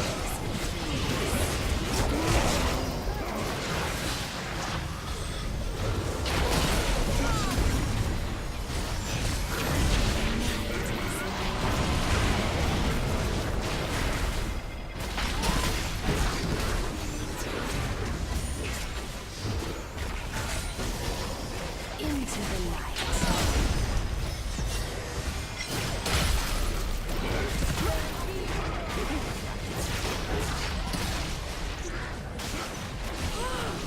This way.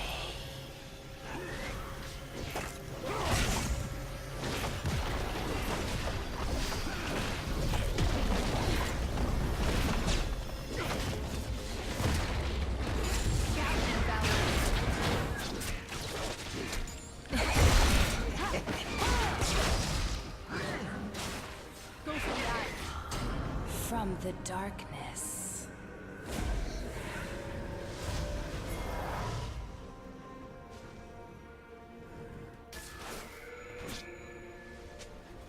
The night.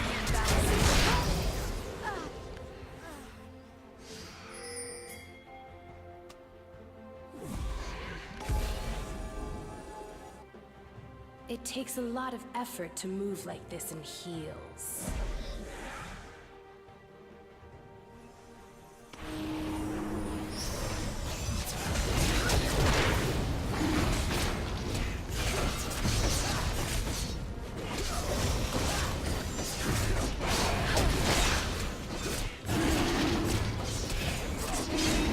Your pain is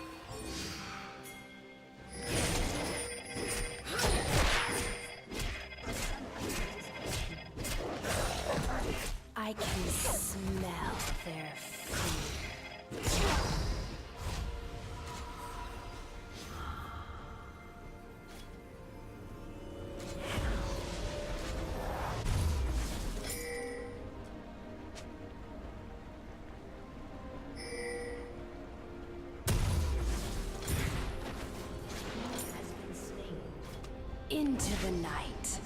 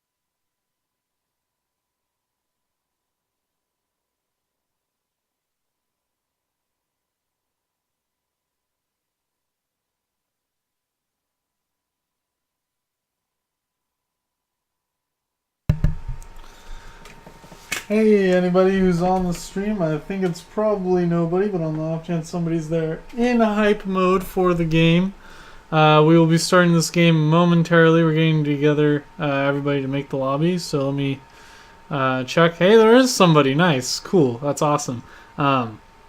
We will be getting this lobby together momentarily, and once we do, I will give you flip us off the pause screen and get everything nice and in order. Thanks for watching. I'll talk to you soon.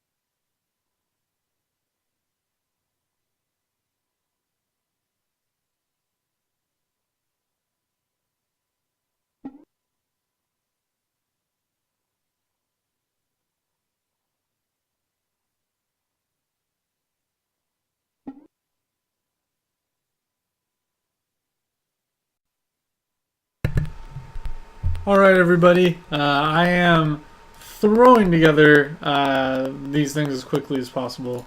We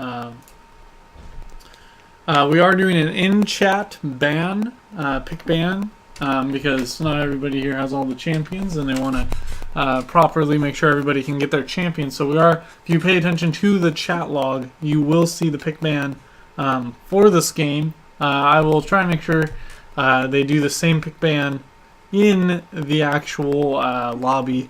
That way I can comment on it. But right now, just so you know what the deal is, that is the official pick ban that is going down right now. And there's apparently a little mix-up with the caster spreadsheet. Or, excuse me, the match spreadsheet for this week. So we have 2 people thinking they were playing EY, but there's just not enough epic Yordle to go around. So the game we're watching right now will be Planter Technologies Prime versus EY's epic Yordles. So go ahead and pay attention to that really quickly while I... it looks like actually everybody stopped messaging me, so they're probably discussing amongst themselves what happened. But yeah, I think we're all good for that. As soon as the lobby actually starts up, I will slam down that record button onto the actual gameplay, or on the actual casting footage I will be uploading to the YouTube account afterwards.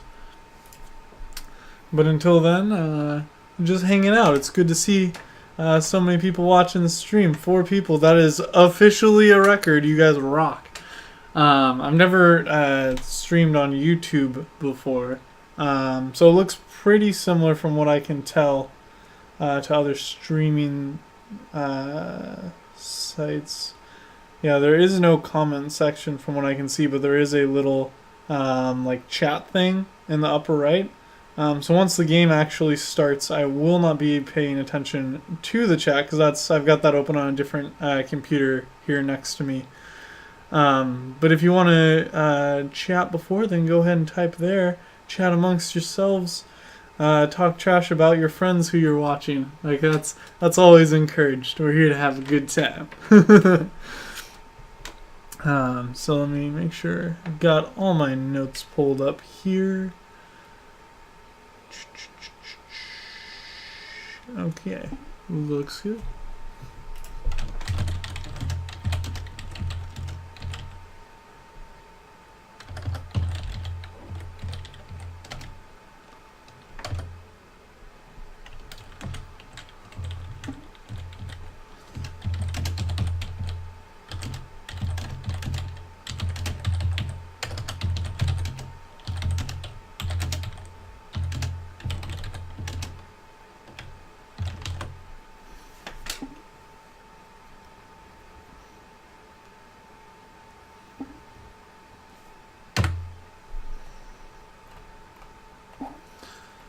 Alright.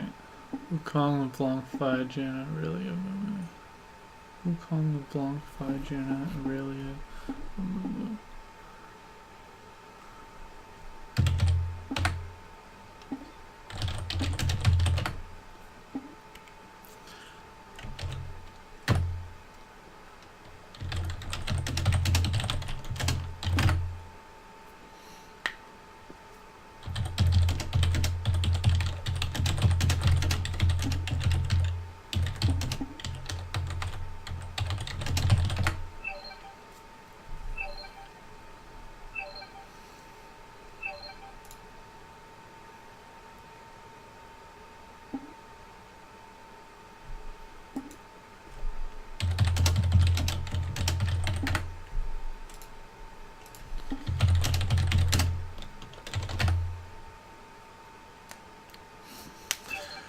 Alright, looks like we're about to hop in and get all that tasty some pick ban action. Alright, here we go.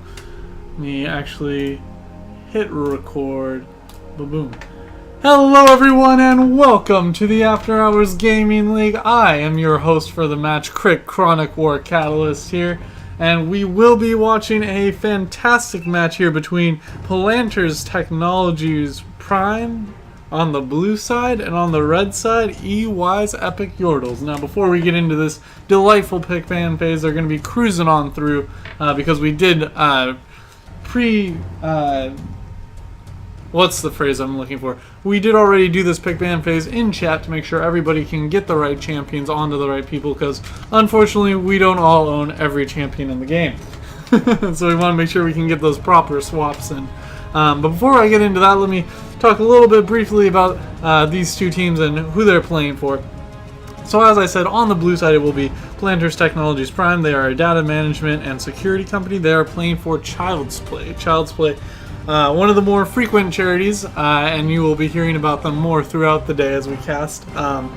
They are a charity that brings children in hospitals and domestic abuse centers the joy of gaming. You know, once you've been through something traumatic like that as a kid, it's going to be hard to get back to actually feeling like a kid and enjoying your life as you're supposed to when you're around that age. So one of the things we can all agree on as gamers is that gaming brings us some of that same joy. So this is a charity that tries to go into those areas where those children are in need of a little boost to their childhood experience and try and get them more in touch within a way to enjoy their childhood again and escape sort of the day-to-day realities of what they've been through and really just take some time and enjoy their childhood. You know, I can go on, but it's a great charity, so I'm really glad to see so many teams playing for that here. And on the red side, we have EY's Epic Yordles. Of course, EY is one of the big four audit companies in the world. They provide like legal consulting and advisory services, and they are playing for College for Every Student.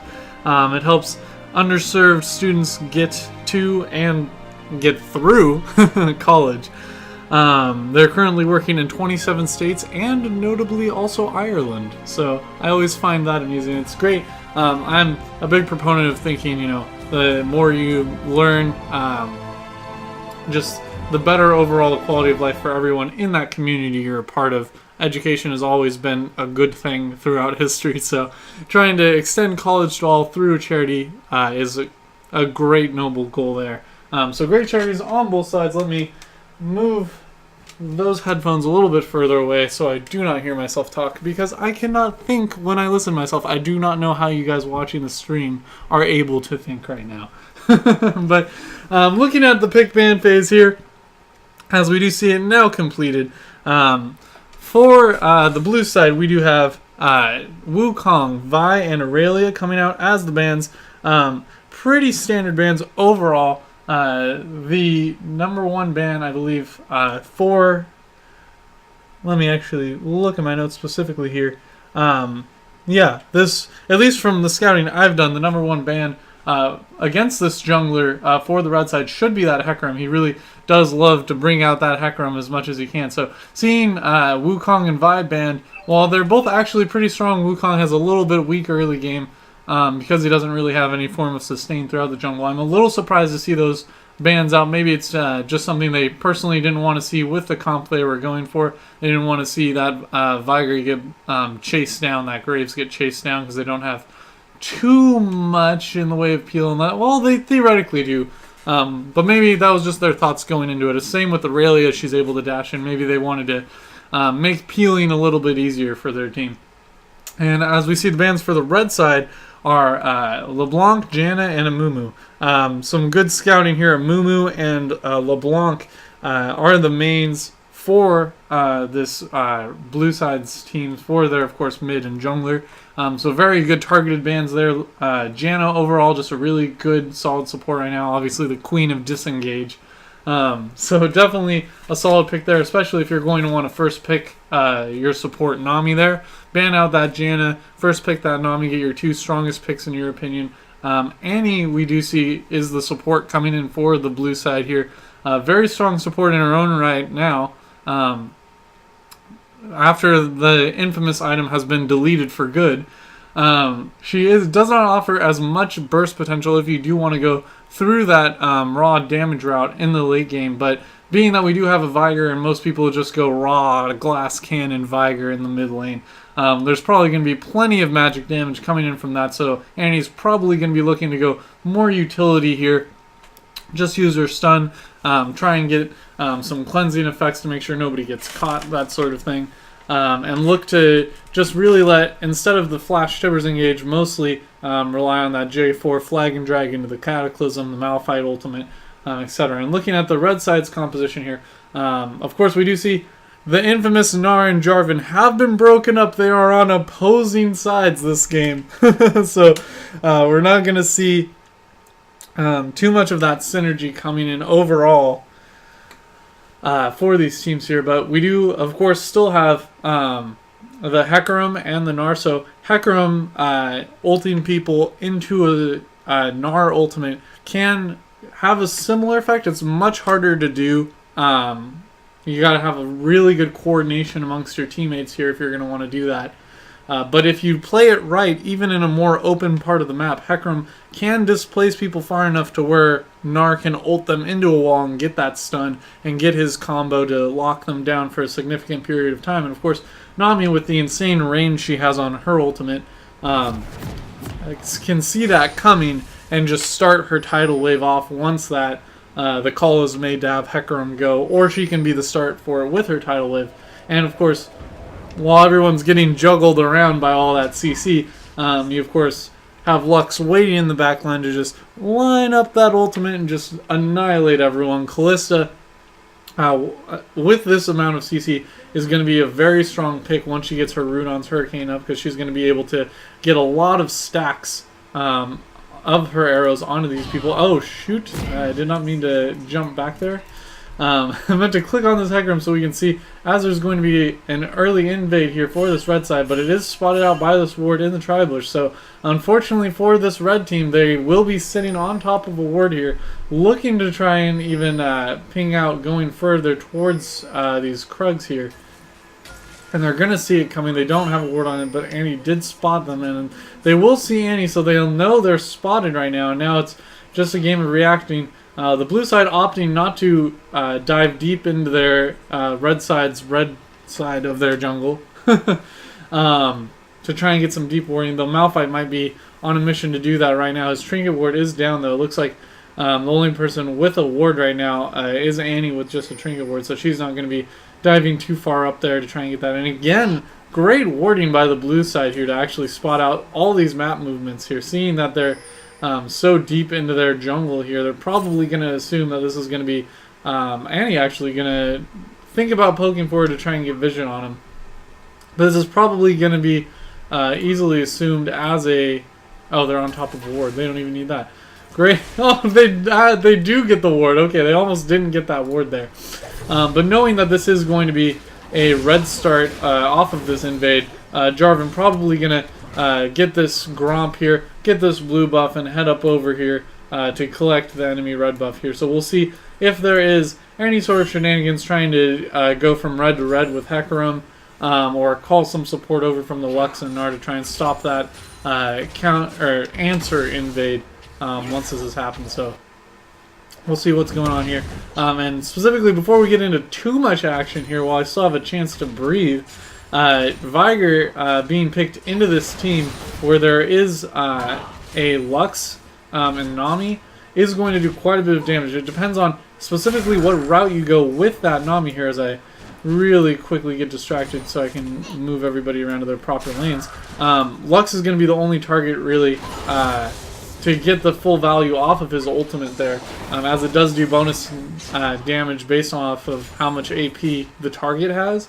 But Nami even will build probably some amount of AP, as we do see Hecarim actually went straight to that red and is going to be able to clear it just before that Jarvan gets there. He will see that it's already gone. He will not know that the Hecarim is here, though, so he won't be able to chase him down. So actually, fantastic play by this Hecarim here to get that red to red start and prevent Jarvan. So Gnar's got to be close or careful, though, because he's got to know that J4 tried to go up there. Viger taking very low, actually probably going to have to be right now. And some good damage in here. Malphite not really able to do too much follow-up on that, as he already is so low, taking all that harass from the Gnar at this point. Probably going to have to go B and have J4 hold for him. That's exactly what they'll be doing, as we see some waves bouncing back and forth here in the bottom lane. But yes, like I was saying, while you won't be able to get that full value off of that ultimate with Viger, if you do land a combo, even just a QR combo on Viger, does a shocking amount of damage. So even if he throws that down on a Callista who's going to have like no AP at all, he's going to be able to get quite a lot of damage, and once he gets an item or two, he should probably be able to... Oh, Miley Spyrus! Miley Spyrus! No! Gonna die to the Grump! Oh no! After holding that top lane, wanted just a little bit more gold to try and get... actually had enough to complete that Stalker's Blade, so I'm not sure exactly what he was going for. Probably just trying to get one last camp, but thankfully, since it is early on, he didn't have any buffs to lose regardless, but he wouldn't have lost any buffs from the jungle, and the death timer is so low at the start here that it's not actually going to cause him too much of a hesitance. Recalling and then healing actually probably would have taken about as long, so not going to put him too far behind here, just unfortunately not going to be able to get that Gromp CS as well. But first blood to the Gromp, let it be noted. Yeah, so once that Viger farms up his Q, gets a little bit of extra AP damage off of that Q last hitting, he should be able to 100-0 pretty much anybody who's not a outright tank in the game. So even Gnar, when he's in mini Gnar after he's built some resistance, should be able to get 100-0'd out. But Gnar, we actually saw taking quite a bit of damage in this top lane. He's quite low. There is a lot of sustain now onto that Malphite now that he's gone back, and Gnar, of course, hasn't gone back yet, so that's why we're seeing what looks like such a unusual state of affairs in the top lane. But Gnar should be able to poke him out, and he will be hitting 6 first as he hasn't gone back yet. So we're going to have to wait and see how careful Malphite is once that 6 is coming up. If Gnar can manage his Rage Bar to get that transformation right as he hits 6, it doesn't look like he'll be able to since he's throwing down a lot of autos right now. But yeah, as we see the Mega Gnar come out, he does hit 6 now though. Oh, if he had landed that stun, he possibly could have thrown him in the wall. Still, Malphite getting pretty aggressive, fairly confident now that his shield's up. But we do see just some good old bruise in action in that top lane right now. CS is favoring this red side quite heavily, mostly in that top lane where there is a 20, almost 15 CS differential right now. Doing math on air. Shouldn't do that. And a negligible difference in this bottom lane, but something that is mounting. So we do definitely want to see that Graves start to bully out this bottom lane, if possible, to try and get some damage, but catch up on that CS, I should say. But it looks like the opposite's actually happening. It seems this Callista and Nami have total control of this bottom lane, and Hecarim roaming about the enemy jungle right now, throwing down a pink ward as we see Nami get a nice bubble onto that Annie. Callista going to be hopping forward. That's some good stacks in there with the Nami empowered auto attack off of her E. She was doing quite a lot of damage off of those autos even without the Rend. So a lot of damage coming out there, and we see Gnar actually missing the catch on the way back, so we won't have that harass tool up to get a little bit more damage onto that Malphite, who is out of mana right now, accidentally taking a turret shot right there is Callista, but she'll be alright. As the Annie has gone back, but we do see Viger coming in. It could be a flash stun here from the Viger if they're not careful. No, gonna see it coming, gonna jump away. That is that hyper mobility we see from this AD carry in Callista, to just get out of there as soon as possible and make sure nothing goes wrong there. Viger gonna make his way up to this mid lane here. Actually gonna take the long route, so he is not gonna spot out that pink ward. And that pink ward, no, it is gonna be spot out by the J4 here as he's walking through. Ba-boom! Oh, actually didn't. No, there it is. Okay, ba-boom. Ba-boom indeed! Worry not.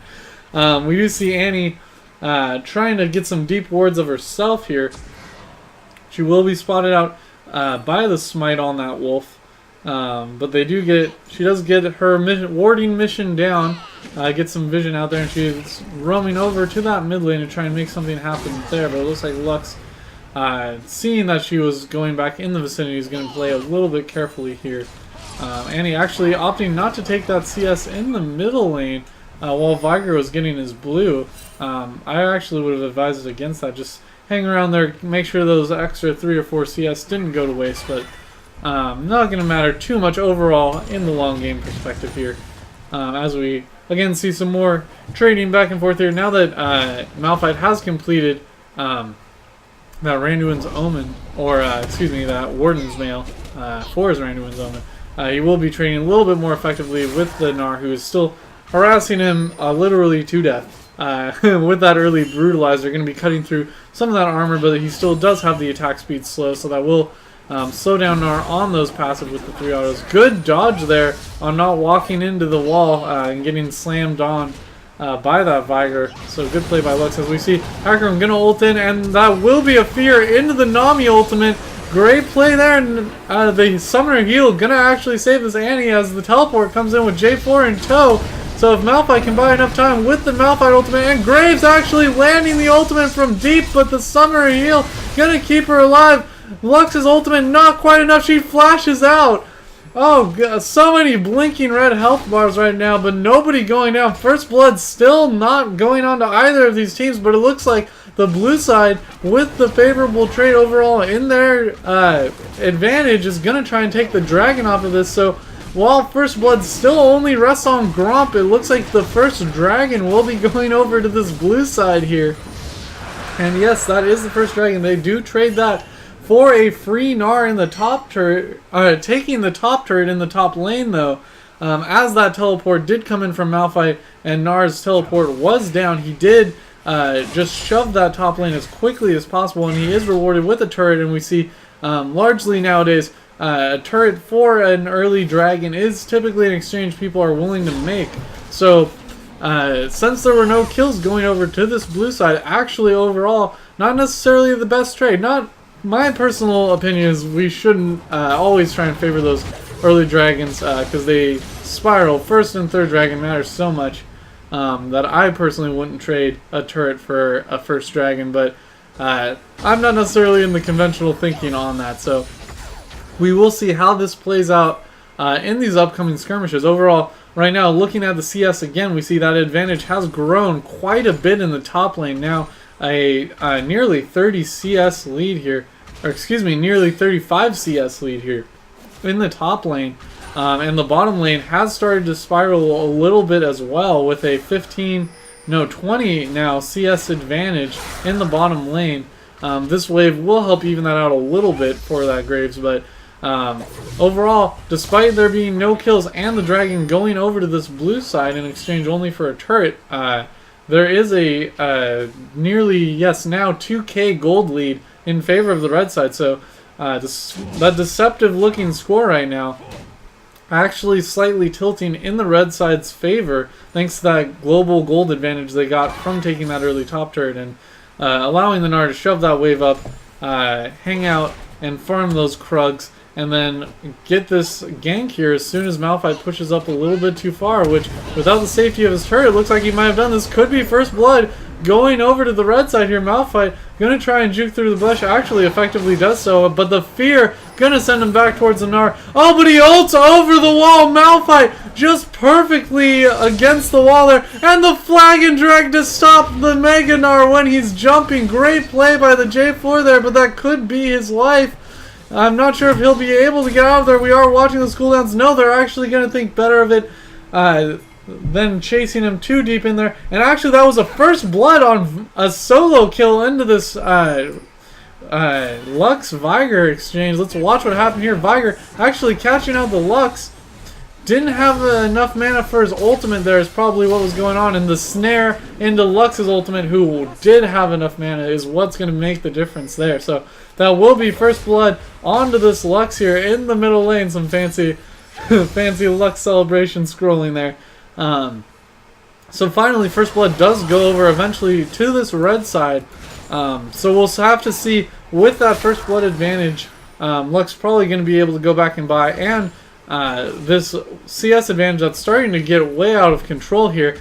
they're going to have to rely pretty heavily on that passive dragon damage they got from that first dragon to try and focus their damage onto a single target early during one of these next team fights here and try and make something out of that.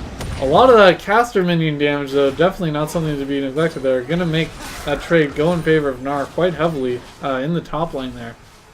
And we do see Lux will be picking up this turret. Oh, Viger actually going to flash. He will catch her out with enough mana this time to actually get his ultimate. That will be the kill going over to Viger now. And Viger actually might want to turn on this Gnar here. As soon as those cooldowns are up, he does have them now, but the Gnar is already going to have backed away. Gnar right now does not have that Hex Drinker start against the Malphite in the top lane.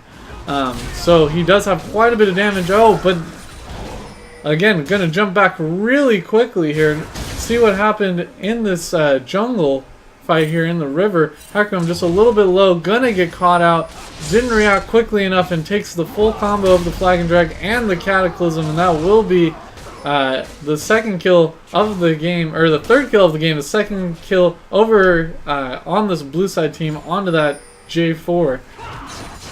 And so far we've only seen solo kills in this game, despite a surprising amount of team fighting that has been occurring. So I'm excited to see once these teams actually start grouping together how that changes. So far it's just been mostly an odd choice to ward in that bush. Probably knowing Annie, just checking to see if Annie was still there. I have a feeling though the flash tibbers might be coming out. So going to play a little bit defensively here. But once we do start to see those team fights coming out, I'm going to be interested to see what exactly Annie just able to, just by being in the bush, going to zone them away from CS. Oh, absolutely disgusting play there. She'll come out of the bush here and reveal her position, try and bait them to go a little bit closer, and Viger does not have his flash, but does have that catch, and he does catch the Callista, and with the Tibbers, that's the chain CC, the Graves ult not even needed, going down to the Annie, and that will be another kill going over to this blue side. And that's it, that's exactly what I was saying they need to do, actually interrupting the recall there. J4 gonna try and smite this away if he can, and yes, he will smite it. Great smite by the J4 there. Probably should have had the smite coming out from the Hecarim there, but unfortunately it was down. It was not available, so that will be the blue buff secured for this blue side. But yes, like I was saying, there's at this point in time, with the way the gold was starting to trend in favor of this blue side, you really got to start making advantage, taking advantage of that passive dragon that you got early, which gives you that additional ability power here, as we see 6% AP and AD. And the way to do that is to try and get some early skirmishes. The more skirmishes that occur, the more they will be in favor of this blue side. So by trying to continually send the laners to other lanes than the ones that they're farming to try and set up more engagements, that's typically overall going to be something that works in favor of this blue side here. So if they can continue to do that, we might see this gold advantage actually start to swing back over to the blue side here. And they have dropped it quite a bit to where it's under 2k right now. So hopefully with some good farming, with some good engagements here, we can continue to see that. And it looks like Callista actually is caught out despite that beautiful hopping that we see. She's not going to be able to dodge out of 3 people, Annie never even needing to drop her stun onto her. And that will be Callista down for this dragon. And that will mean that Callista will not be able to rend the dragon away. So it will just be a smite war here if Hecarim does decide to contest, and it looks like they're probably going to here.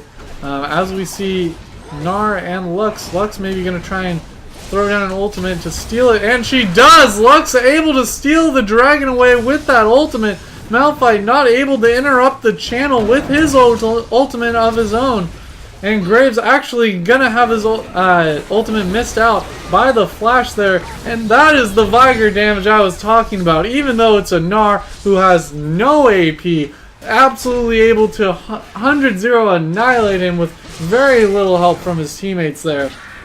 Though they will get the assist credit. So despite a great play by that Lux to steal the dragon with her ultimate. Oh, but hold on, we might see this Nami going down as well. The Viger ultimate is not up, so it will just be a little bit of harassment down to her, punishing some warding she's trying to get out there.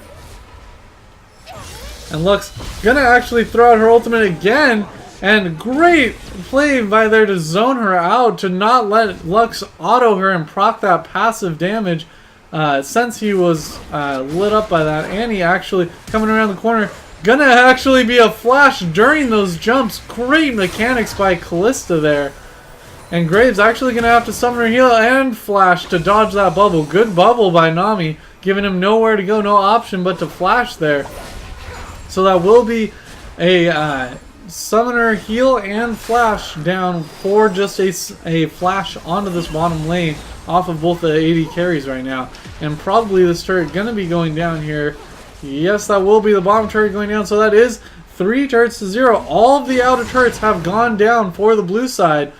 But in a sort of a response to that, it is 5-1 in kills in favor of this blue side. So with the dragons now evened up, Blue's gotta start warding up their jungle a little bit more strongly right now if they want to start continuing to spiral the people they need into the right positions here to where they can actually get that gold overall back in their favor here. It feels so weird seeing the way the game has been played to say that the blue side needs to catch up, but I mean that is the case when you're absolutely don't have any objective control right now as far as the turrets are concerned. That global gold does pile up quite quickly. But luckily for them, global gold is something that can swing back once they, Graves gonna wisely back away here, once they start to create some pressure. So if they can continue to get that level advantage through the experience advantage of killing the champions rather than the turrets, they will be able to swing those turrets back, or that gold back around. And Lux waiting in this bush isn't aware that there's 3 people around. She does have the ward here, so she would see it coming, but she looks like she's actually going to try and take 2-on-1 as she sees the J4 and thinks better of that, though. Viger trying to catch her out. Will he be able to land the stun? With the flag and drag, that's the stun as well. And with the ultimate, no, gonna need the Cataclysm to finish her off. But J4 happy to oblige there. And he will be able to get out without any damage from the Gnar. Gonna flag and drag away to safety. And that's another 2 kills over to this blue side. This is exactly what they need to keep doing right now. That global gold advantage from those turrets is essentially meaningless right now. Under 1,000 gold. Despite the CS advantage they have, despite the turret advantage they have, this red side not making good enough use of it. As we look on the map, they do have some good wards in the line of scrimmage, and the blue side is somewhat lacking in their ward coverage. So if the red side really wants to start getting ahead in this game, they're going to need to start pressing that ward advantage. It could just be that they're not feeling very confident that they have as much ward control as they actually do, with the blue side sort of opting to neglect that ward coverage in lieu of getting a little bit earlier item breaks in their favor. And with their kill advantage, I mean, it's hard to criticize them for doing so. Of course, when you have a little bit of advantage in that gold, it's always a good investment to even yourself up in the gold, but get those free wards essentially out on the map. But they do not necessarily have a gold advantage, they just have a kill advantage. So trying to get those early items is what they're going to want to do. Great dash there by Graves away as soon as he sees that Callista coming in. And unfortunately for Nami, her tidal wave does move pretty slowly. So Graves able to walk away from that one, no problem here. And we do, looking again at those CS scores, they are starting to even up quite a bit now. Graves taking up that 12 gold, actually. I thought for sure it was 10. That's alright, that's nice. Nice little buff there to people who are trying to deal with Callista. But Graves possibly going to be a little caught out here with that Callista chase. No, she's actually not going to be able to catch on to him. And J4 waiting in tow. He will be spotted out by a ward. And we do see the ward wars continuing right now as that dragon is 40 seconds away from spawning. We're starting to see everyone cluster around this dragon area, try and sweep out as many wards as possible, try and get as many wards as possible down for themselves. Viger throwing down that, trying to zone them away from the ward. Unfortunately, they do not know that they are standing on top of a ward right now, otherwise they could throw down another sweeper. Actually, they do not have a sweeper available, but Graves left alone in that bottom lane, able to get that. Good throwdown of the pink ward right there. Able to get that bottom turret, so finally a turret answered in favor of this blue side here, and with that, that's a critical timing to get that turret because that will alleviate a lot of the pressure here onto this dragon as the blue minions are pushing fairly deeply in favor of the blue side in their bottom lane, and that will free them up to take this dragon. They're starting it here. They do have a dash and flag and drag to get out of that pit if they want to leave, but they're going to try and finish this off first, and that is the teleport going to be canceled. Good use of the teleport there, I would argue, just to be safe. Wow, actually, J4 almost 100-0'd by that Lux Q and ultimate. Oh goodness, if Lux just had a little bit more damage, perhaps if instead of the Merc Tread she had gone for those more standard boots with the spell pen, and that is 100-0'd out by the Viger again, trying to go for as much damage as possible, not resulting, but then here comes Hecarim to actually ult and clean up that Annie. Not going to be landing a stun is the Viger. Overall, that will be a 1-for-1, but in that extended fight, there is a dragon that went over to the blue side. Not the most critical damage dragon in the world, just gives that damage over to the blue side. A little extra damage on those turrets, on those minions, but that's exactly where the blue side needs a little help right now, is trying to answer on some of these outer turrets. So getting that second dragon will help them do so. It'll help them close... well, I'm so used to saying close the gold lead, but actually extend their gold lead. Right now, we do see the blue side in a pretty strong gold lead, almost 1,000 gold in the lead right now. Lux, of course, spamming out that ultimate as frequently as possible. She does have that cooldown of the Morel and Omicron. She does no longer have the blue buff, but with the extremely low cooldown just at a base level of that ultimate, definitely a good choice there to just spam it out to try and get some further wave control here when possible. And, you know, she's been very on point with trying to land that ultimate onto people to 100-0 them out. So once she actually gets a little bit more damage, now that she has completed the Zonias, maybe she will be able to get somebody out here. It seems like she probably was going to go for a death cap initially with just that needlessly large barrage, but perhaps the 3 deaths starting to get into her mind a little bit here. Going to go for a little bit more defensive of a choice with that Zonia, so she will be able to dodge out some of the Graves damage, dodge out some of that J4 damage, and hopefully actually use that stasis effectively, especially on Viger, who's been blowing her up quite a bit. Once she sees the Q and the ultimate travel time, she'll be able to Zonias that to make sure that damage doesn't actually get delivered to her. If she can play it effectively, but Nami looks to be caught out here. No, actually, not going to commit too hard on it, seeing that there were some more members of the red side. Blue side's going to choose to back off wisely so here, and we see Lux actually getting caught out with that stun. Graves' ultimate does miss, though, not going to be able to hit anything of consequence there. So that will be a disengage for the red side successfully here, as we see a little bit of vision coming in, making sure they're actually still hanging around that turret to know whether or not they can press this outer turret, try and get that global goal again. But with 4 members here, they might be able to do it with that Tibbers to tank. And no, they're going to have a teleport in from this full team here with Malphite. Tibbers sent forward to tank a little bit. Can't quite decide if they want Tibbers to tank it or not. That indecision just going to gift over a free 50 gold in the end to this Callista here without really doing too much.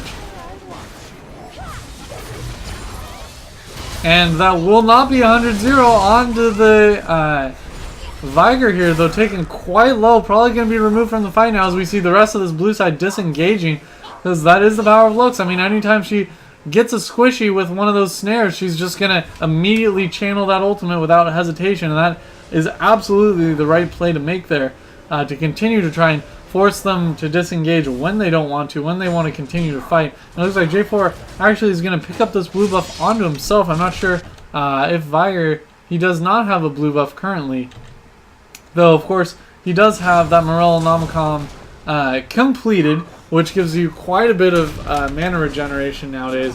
And it additionally, the passive of Viger is like a built-in Athene's Unholy Grail passive. So actually no, good guy, J4 just going to tank up quite a bit of damage to gift it over to Viger, who accidentally autos and doesn't Q. There you go, Viger. So in the meantime, Gnar did steal this Gromp away.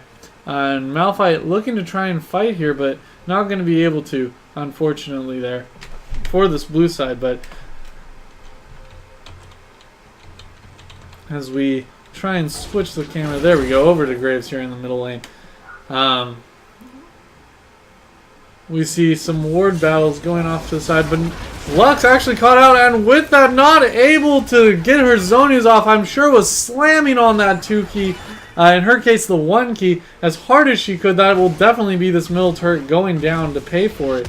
But the stun of Viger lasts just so long that you couldn't even get that Zonias out of it. The Annie stun not even needed to combo, and the tidal wave does hit her, but actually Viger trying to turn and combine with the Graves ultimate, that will not be enough on a more tanky Hecarim, but the Gnar ultimate not going to be enough damage to get that Viger, and that will be Gnar going down even in Mega Gnar form. Unfortunately for him, not able to get anyone into that wall. He was trying to aim it to get as much damage onto that Viger as possible, but Viger of course did not go down, and with the dragon spawning in 15 seconds after taking that middle turret, this game looks to be spiraling in favor of the blue side, despite during the early game, the almost entire early game, having that gold deficit because they lost those outer turrets, all 3 of them, so quickly. It looks like they've recouped perfectly fine here, sort of proving me right that early dragon over the early turret is not necessarily an unfavorable exchange. And we are going to back up here. Unfortunately, this camera did not jump to where it needed to here. We're going to watch this Annie. As Lux comes here, she does have that stun up. The Tibbers, the full Annie combo, going to take Lux very low. Lux going to try and answer on the Annie. Actually does hit both Viger and Annie, so Viger's super low, and Annie is completely taken out now, forcing the flash onto J4. Hopefully he'll be able to flag and drag over the wall here. Looking to actually maybe try and flag and drag over that blue. No, he is going to flag and drag over here, but with that summoner heal, that will not be enough. The cooldown just taking a little bit too long for J4 to get out of there, so that will be a good answer there after the dragon, a 2 for nothing. A little disjointed, unfortunately. Gnar gonna hope that the dragon was there, gonna realize that no, that is the 3rd dragon. Third? Is that is critically the 3rd dragon, that extra movement speed, so unfortunate perhaps, not quite used to that 3rd dragon movement speed buff yet. They charged a little bit too headstrong into that next engagement and were not as grouped as they needed to be, which resulted in the 2 free kills.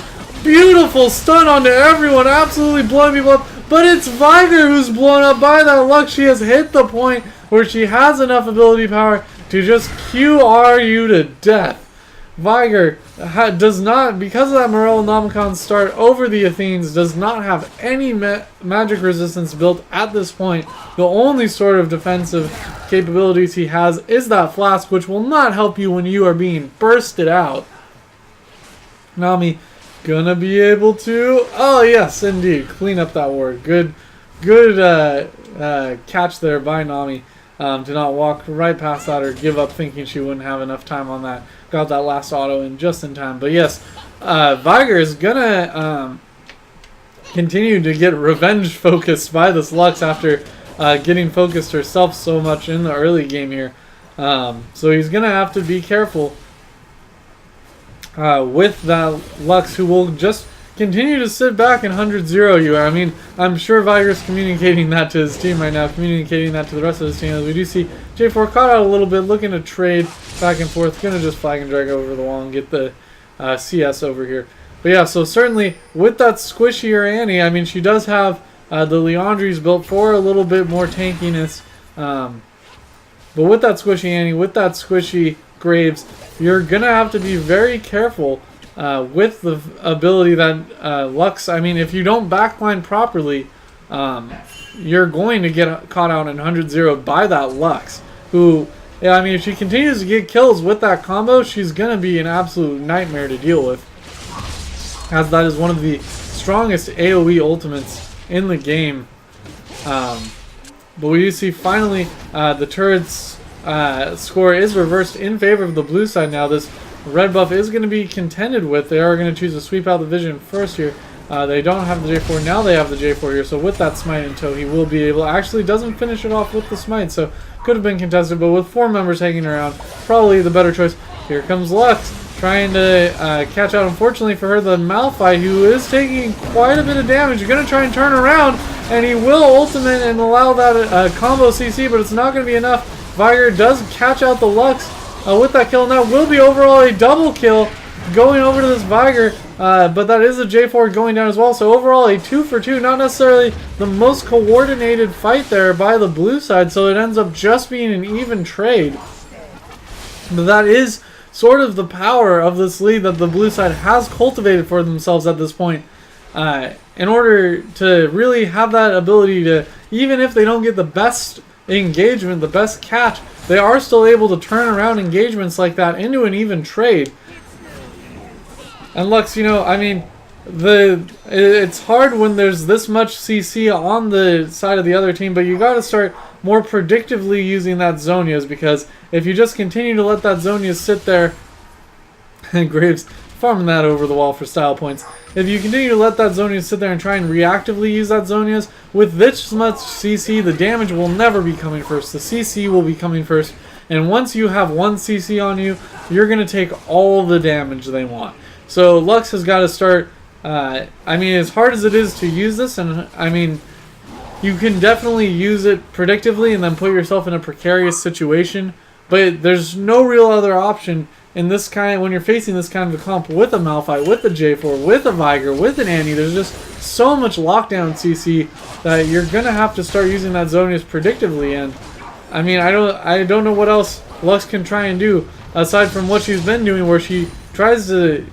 get out her combo immediately, so if she is caught out, she doesn't, the rest of her team isn't missing too much because her cooldowns were already spent. So I mean, she's doing that very effectively, and if she continues to do that, it certainly will be good for the rest of her team, and will give her, the rest of her team, the opportunity to follow up on that damage that she has output to make the plays themselves here. And actually, good steal away from the J4 with that Q from the Callista there to steal away the Razor Beaks.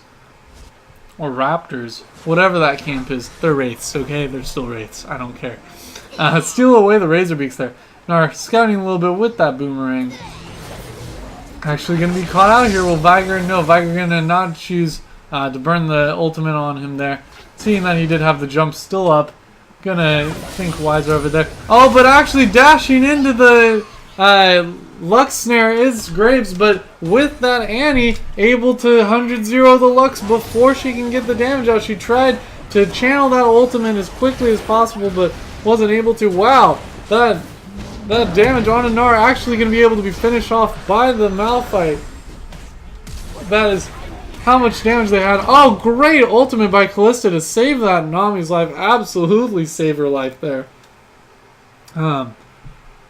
But yeah, certainly, I mean, Nami, good choice building that Mikhail's Crucible, Mikhail's Crucible, whatever, to try and start saving people who do get caught out by that Viger. But unfortunately, she just has not been in the right position to use it on people. And of course, when you're caught out, that's something that's hard to plan for and hard to position for. So certainly no blame on the Nami for that at all. Doing the best you can, and she is 0-0-5, so certainly putting in work on that Nami as much as possible. But actually possibly baiting out a fight here. They see this Viger gonna choose to blow up the Nami first, and that's a good ultimate from Lux, but not gonna have anyone around her to follow that up with, and that will just be the free Nami kill. As we start to see this vision come into factor here now, let's look. I mean, they do have some good vision around that dragon pit to try and contest those dragons as much as possible, but that means the rest of their jungle is absolutely lacking, and facilitates catches just like this one, and that absolutely insane damage. That was not even with the ultimate from Viger. Probably should have expended the ultimate there. As we do see, looking at the Viger, I believe there's 158 bonus AP on that Q now. So actually caught out and blown up is the Hecarim. Hecarim dares to build just a sliver of AP with this Iceborne Gauntlet, and he will not be spared. Even despite the MR he has built, Viger will absolutely destroy him. And now, ladies and gentlemen, let me remind you that one of Viger, the most frequent builds, I should say, for Viger, was with that item that was deleted for good. This is the power of Viger without that item even available as an option. With that Death Cap, with that Void Staff. Gonna be looking to build a Zonius here off of that other needlessly large rod. This is the kind of power Viger offers you. And when you go 8, 2, and 5, you just become an absolute nightmare. You absolutely, I mean, with that weak early game, with how much you'll try and Q farm in lane, that really lowers your mana pool. You're not able to have any combos up, maybe enough mana for one ability or two if you're lucky.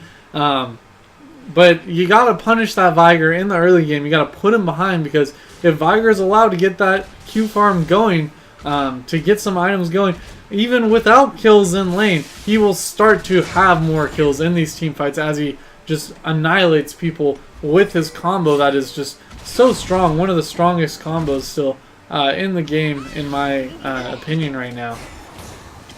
As you see, Annie stepped a little bit too far forward. Gonna have to burn that stun to try and save her. And the snipe from the Lux gonna result. Actually, 100-0 though is Gnar, and Callista gonna get taken out with the help of that Viger damage again, and Lux gonna be forced to flash over the wall. So despite getting the catch to start that off, it will be a 2-for-1. Yes, no, just a 2-for-1 at this point. And a good position on this inner turret in the bottom lane. Looks like they're going to tank up a couple turret shots. A little bit of miscommunication there from the team of whether they want to actually tank that turret or not. Probably was the wise decision to back off and just collect that free blue buff, as this turret is still pretty healthy and the minion wave was coming along quite nicely here. And Lux able to almost completely clear that entire wave. But not going to be, unfortunately for them, enough to fend the blue team off of this turret. So now that is 6 turrets to 3. That this blue side has not been able to get much done since that really fantastic early game where they had strong rotations. They've just been absolutely sort of shut out from the rest of the game here. With Malphite getting that Rod of Ages fully stacked, with Viger starting to go insane with his abilities. Stacking up is the phrase I'm looking for, with his abilities stacking up on that Q with his items completed. Right now, I mean, what we have to look for here is, I mean, pausing for what we have to look for a moment as we see another fight breaking out. Certainly Malphite is not the target they want. Actually going to force him to ultimate, and the Nami ultimate will catch him out, and that's some good CC. And it looks like this Graves going to try and fend him off with the Summer Heal. It will be enough to turn this engagement around yet again. That Gnar ultimate going to put some people into the wall. Going to get some really nice combo CC actually. And that will be a double kill onto Lux. And just like that, it looked like what was about to turn around back in the blue side's favor. No, it's still going to be in favor of the red side. J4 going to flash into more of the team. No, he is going to be able to flag and drag away. And Annie, not quite with enough burst, going to be forced to flash herself. And using that Tibbers to jump is this Callista, who's inside the base now. Not able to jump over the base gate. Going to have good guy Nami tank up that turret a little bit. But wow, absolute great courage there showed by this Callista to just follow that Tibbers into that. There was a slight hesitation, but she decided to go with it very quickly, and they're going to be rewarded with that 3-for-1 trade and this dragon here. So they will prevent a very critical 4th dragon.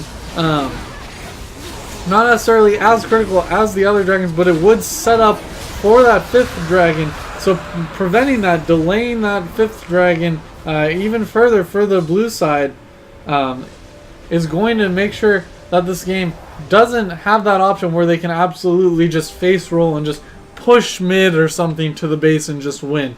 Preventing that dragon stack a little bit longer is what they needed to do. And it looks like Annie is going to throw down some vision around this Baron as they look to set up to try and get a Baron here to get some of that pushing power on to this siege that it looks like they're looking to set up in.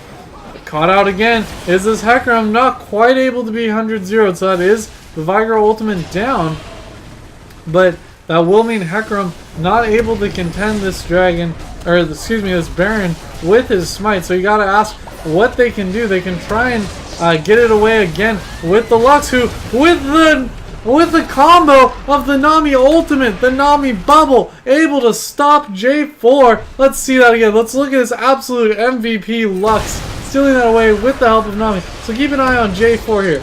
He's going to be looking to smite this out. And he actually does smite, or he does not smite. He just misses that smite there. One more time, because I want to just quickly look at how much HP was on that when it died. Sorry to replay this again for any fans of the blue side here. But no, yeah, that was within range. That was only 6,500 hit points on that Baron. Absolute great objective steals from this Lux, able to perfectly time her ultimate to steal them away. Lux might single-handedly be keeping her team in the game with those steals. Definitely gonna be a champion that is absolutely gonna be banned out against this team in the future. So, wow, I am just very thoroughly impressed by that Lux play. I mean, EY, enjoy the rest of this game with that Lux while you can, because that is not going to be something that's given away to you ever again. And I mean, with that Baron now on their side, they are going to look to push up the mid lane here, try and create some pressure, maybe even up that turret count a little bit. Since they do only have their inhibitor turrets up for the red side, they're going to look to try and even that out and try and make that the same situation with those Baron minions, Baroned up minions, I should say, wailing away on the turrets. They do go down quite quickly now. So, with the gold advantage still up by nearly 4.5k here in favor of the blue side, they are going to want to be very careful with what kind of fight they pick if they try and push forward here.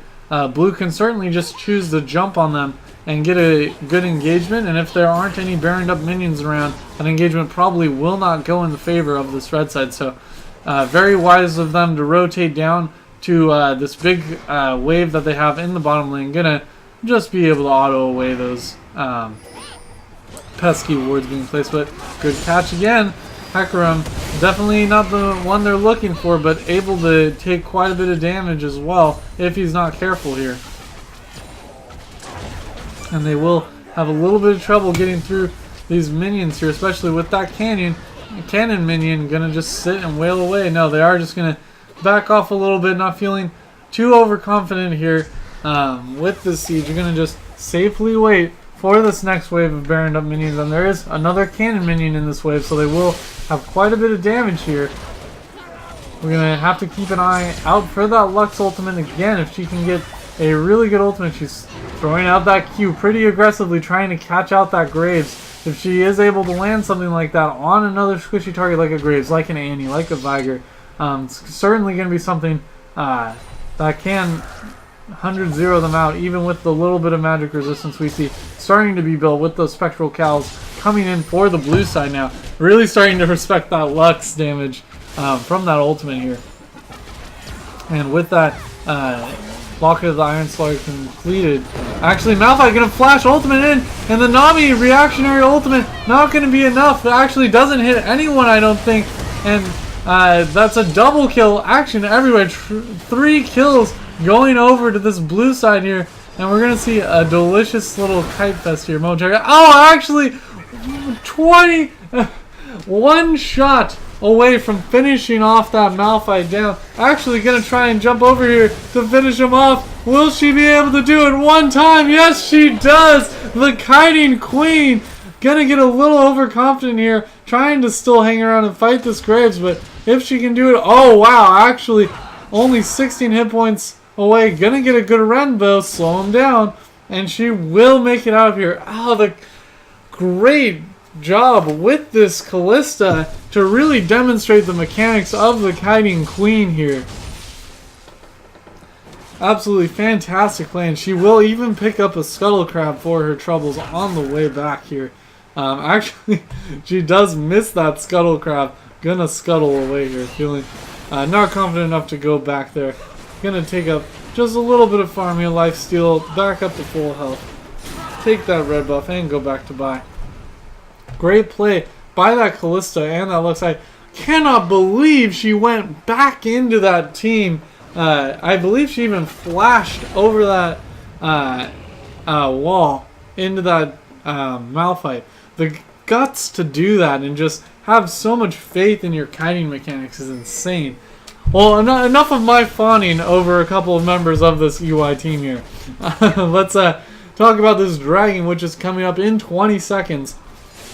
Now, there's 2 dragons on the red side, 3 dragons on the... Or, excuse me, is that 4 dragons on the blue side? Yes, that actually is 4 dragons on the blue side. My apologies there. So, we will be seeing if they can get this dragon. We will see that insane monster dragon buff onto this blue team here. So the red side has no other option but to try and contest this dragon.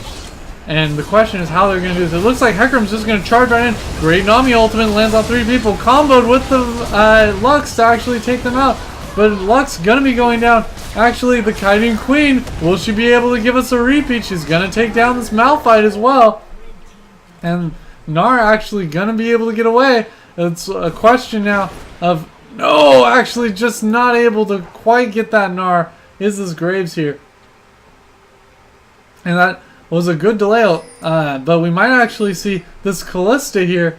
She's going to be in vision of it, but she might try and just solo this dragon. She's going to throw down a pink ward, and she's going to try and do it. Will Graves actually come? Now, if he... No, he sees the teleport. He's going to back away here. With all the amount of spears that are lodging in this dragon, if Graves did come around and got a single spear in him and she overkilled the dragon, I believe it's still in the game where the rest of your Ren stacks will jump up to another Ren target, so he could just be absolutely blown up out of nowhere. So gonna, especially with that teleport, think better of that. But now that is 3 dragons over to this red side.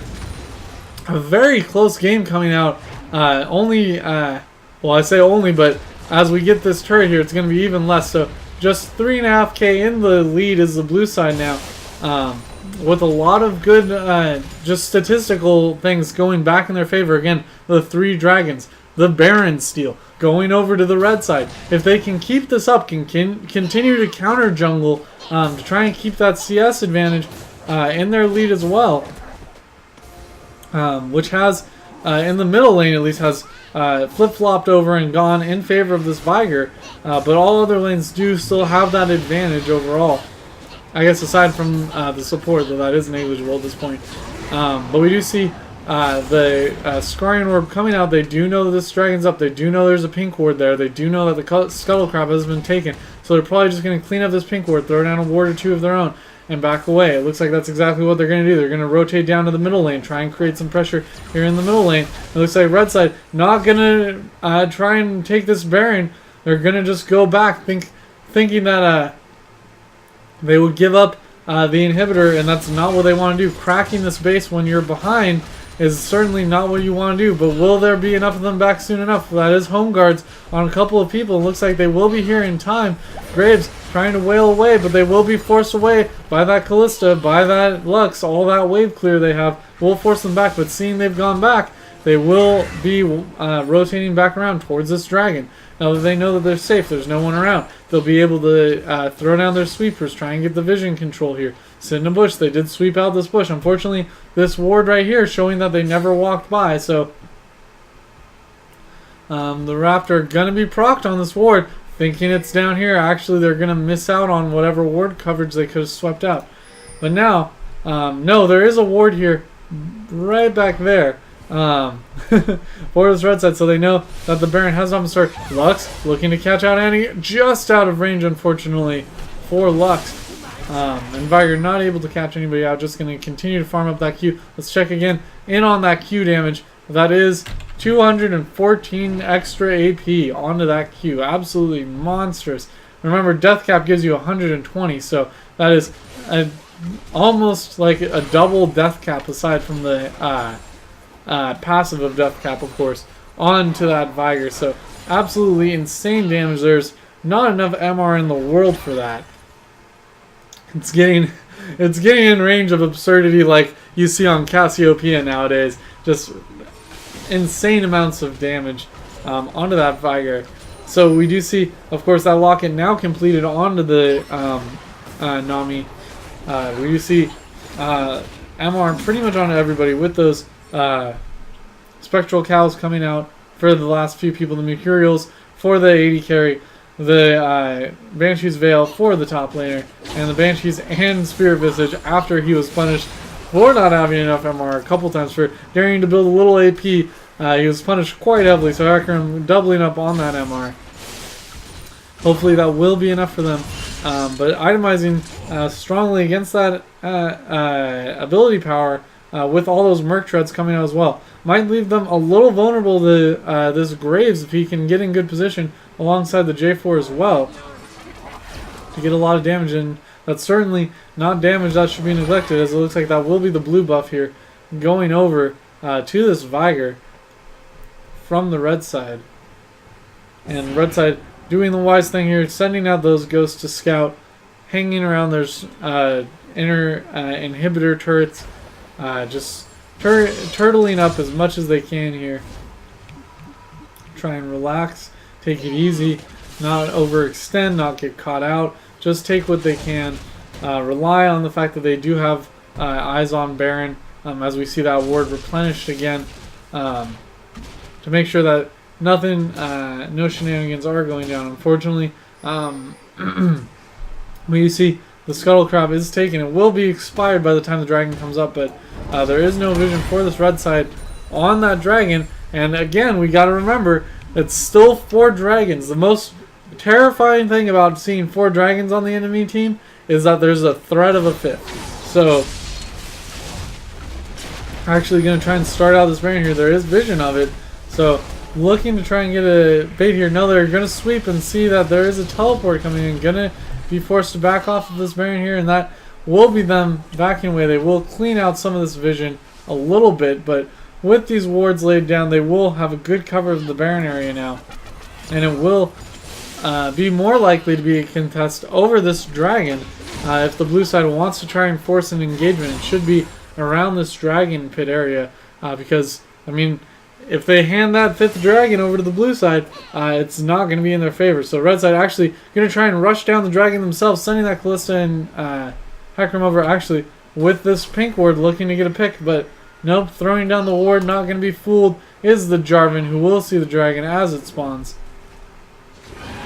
Here comes Hecarim. Here comes Callista, throwing all those spears into that. It won't be available for a steal unless there's some misplay here. Let's keep our eyes on J4. There's gonna be, he's gonna flag and drag over, letting them know. But Callisto with those stacks, so many stacks, keeping the stacks up. That will be enough. She will rend it away, and that will be Gnar. Actually, miscommunication there, going in. Gnar all by himself with the Malphite who went in as well. Lux trying to do what she can to put that in, but the J4 gonna force her flash, and that will be Hecarim going down as well in addition to the Gnar. And Lux gonna be caught out just on the edge of that, gonna be taken out by the Viger. So overall, that will be a 3-0 in favor of the blue side here.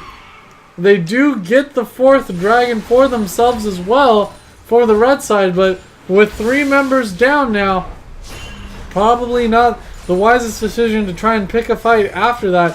Oh, but we see the Queen of Kite here in the middle lane. We're going to have to watch the bottom lane here as we do see an engagement forcing the flash here. Let's watch the end of this here really quickly. Finish him. Come on. There we go. All right. Well, we did see we did see the kill coming out onto this Lux here, taking down the turret and this Nexus turret as well.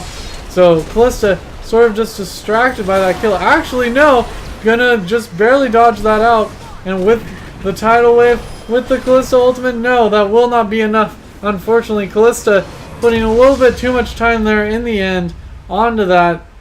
Nice little dance there from Viger. Putting that focus onto the last kill there. Oh, my brain right now. Malphite. There we go. gonna give enough time over to this blue side to just push up and take the rest of those turrets, get enough damage just barely in to finish off that Nexus. So that will be the game. Going over to the blue side here, Planter Technologies Prime taking the victory. And as we look very quickly here over the story of the game, of course, being that Viger who went absolutely insane, but certainly not negligible was the Graves, who brought a lot of that mixed damage in, almost more in fact than anyone on the red side's entire team, including that, of course, Lux that we saw go quite insane with a lot of her AoE damage hitting and 100 zeroing out a lot of people, and Callista, who was on an absolute tear this game. Unfortunately, that was just not enough to swing the game back in their favor. Once you have a Viger that has gone this much in favor of your team, I mean, he hit full build so much sooner than everybody else. He was able to just blow people up so quickly and even have a Banshee's Veil of his own to make sure he didn't get caught out. It's just hard to play against something like that. And when you see the itemization coming out, all these Merc Treads, all of these Merc Treads, I should say, and all these MR items, the Banshee's Veils, the Lockets, the Mikhail's Crucibles, that leaves you so vulnerable. Looking again, ignoring for a moment the Zonias, which has a small amount of armor, we only see the Randuins and the Sunfire Cape on the top lane Gnar. There is no other armor. Again, a little bit of negligible armor on the Iceborne, but aside from that, there's no armor on this team. So Graves, who was 6-1 and 13, participated in a lot of kills, had a lot of damage coming out, and with just a single Last Whisper, was able to chew through what little armor they did have and provide quite a bit of damage, along with J4, who also, in addition to this pen that he has on his jungle item, built a Black Cleaver for a little extra pen, a little extra AD, and that mixed damage, I feel, is probably what, in the end, was the bane of this red side's gameplay. So, without any more rambling about the game, how it went, thank you for watching. If you want to stay tuned with any more After Hours Gaming League matches, the full schedule is posted on the After Hours Gaming League website. The videos will be uploaded there. And if you want to stay tuned to specifically games that I am casting, I will be uploading all of the casts to my channel take about an hour and a half after they're cast live, which I will now, apparently given the success of today's ability to not crash my computer, I will be streaming all the weeks going forward. So if you want to stay up to date with the games I'm casting, feel free to subscribe to my channel. Stay tuned here. I will be streaming all the games in the future to this channel. And thank you for watching. I hope you enjoyed this game, and I will see you guys next time. Alright, and to those of you who are still hanging around after that long rant post-game to listen to me, it seems like there's still 4 of you hanging around as of me looking at this, despite the chat lag. Thank you for watching. I hope you guys enjoyed this game. It was a pretty good game. One of the more exciting games today that I've seen. So, thank you for watching. I hope you guys enjoyed it, and I'm going to throw us on over to this break screen here, which I hope you guys find as enjoyable as I do. And I will throw myself on mute. The next game will be at 4 p.m., so just 40 short minutes from now, and that game will be, let me pull that up for you now. What game? It will be Crunchyroll versus Indigo Slate. So if you guys are interested in watching that game, feel free to come back or hang around until that game, and I will be casting it live here. And thank you for hanging out and watching. I hope you guys had a good time. If you want to throw out any feedback or say anything to me, feel free to use that chat. I see the Go EY prediction here. Unfortunately, not coming to fruition. But yeah, if you got any questions or you want to say anything to me, feel free to talk in chat. I'll hang around and I'll chit-chat with you guys as much as possible. So have a good rest of your weekend if not, and enjoy your day.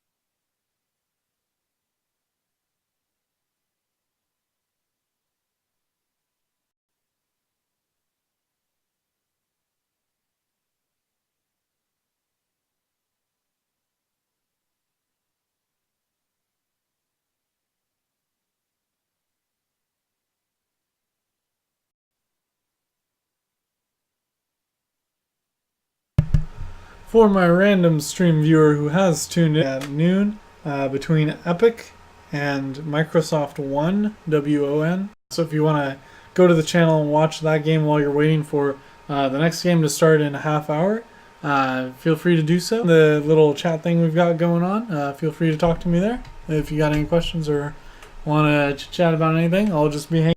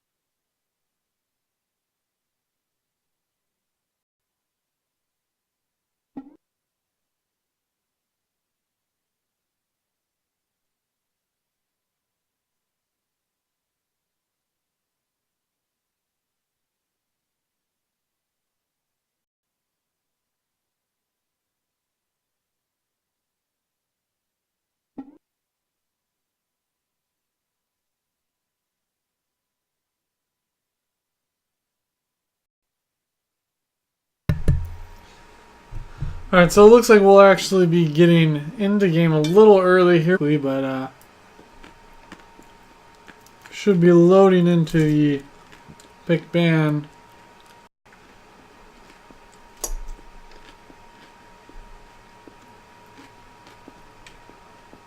I'm just munching on a quick little salad here before the game starts.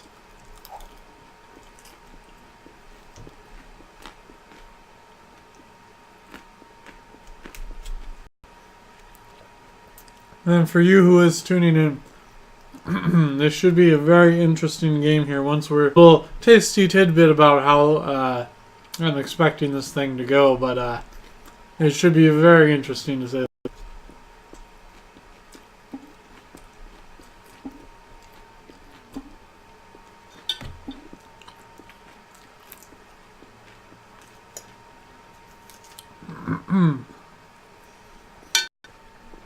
Alright.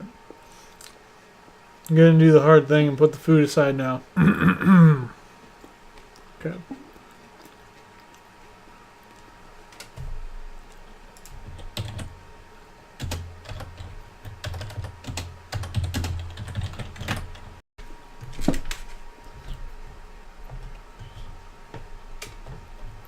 So I can get the actual capture for the upload here.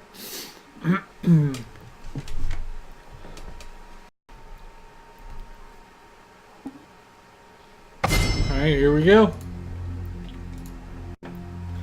Hello everyone and welcome to the After Hours Gaming League. This is the match Crick Chronic War Catalyst. This should be a very fun match here. We're going to have a very delicious through these pick bands before, but I can assure you I've got some insight that they're going to be It is Team Crunchyroll. Crunchyroll, for anyone who knows or who watches my stream, or I am a big fan of the Crunchyroll streaming site. It is a website that puts up anime, allows you to stream that. I am jam, as it were.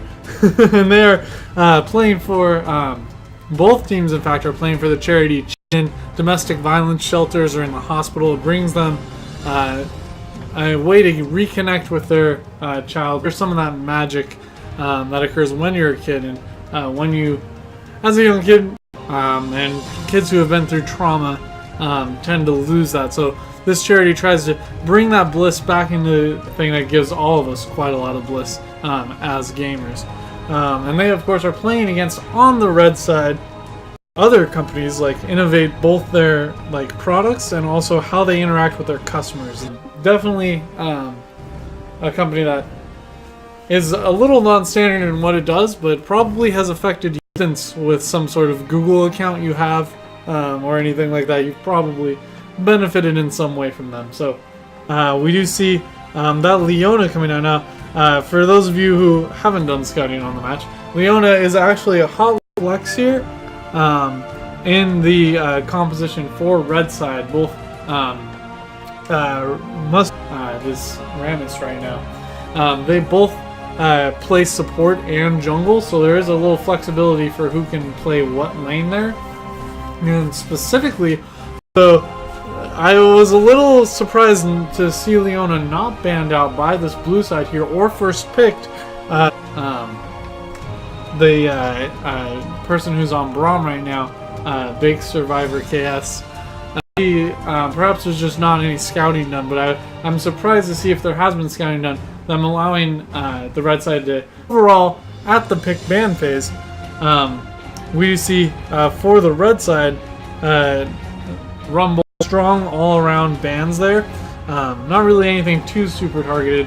Rumble, very standard top lane. Don't want to deal with in the top lane if she gets going, especially once she hits that early Triforce nightmare to try and deal with.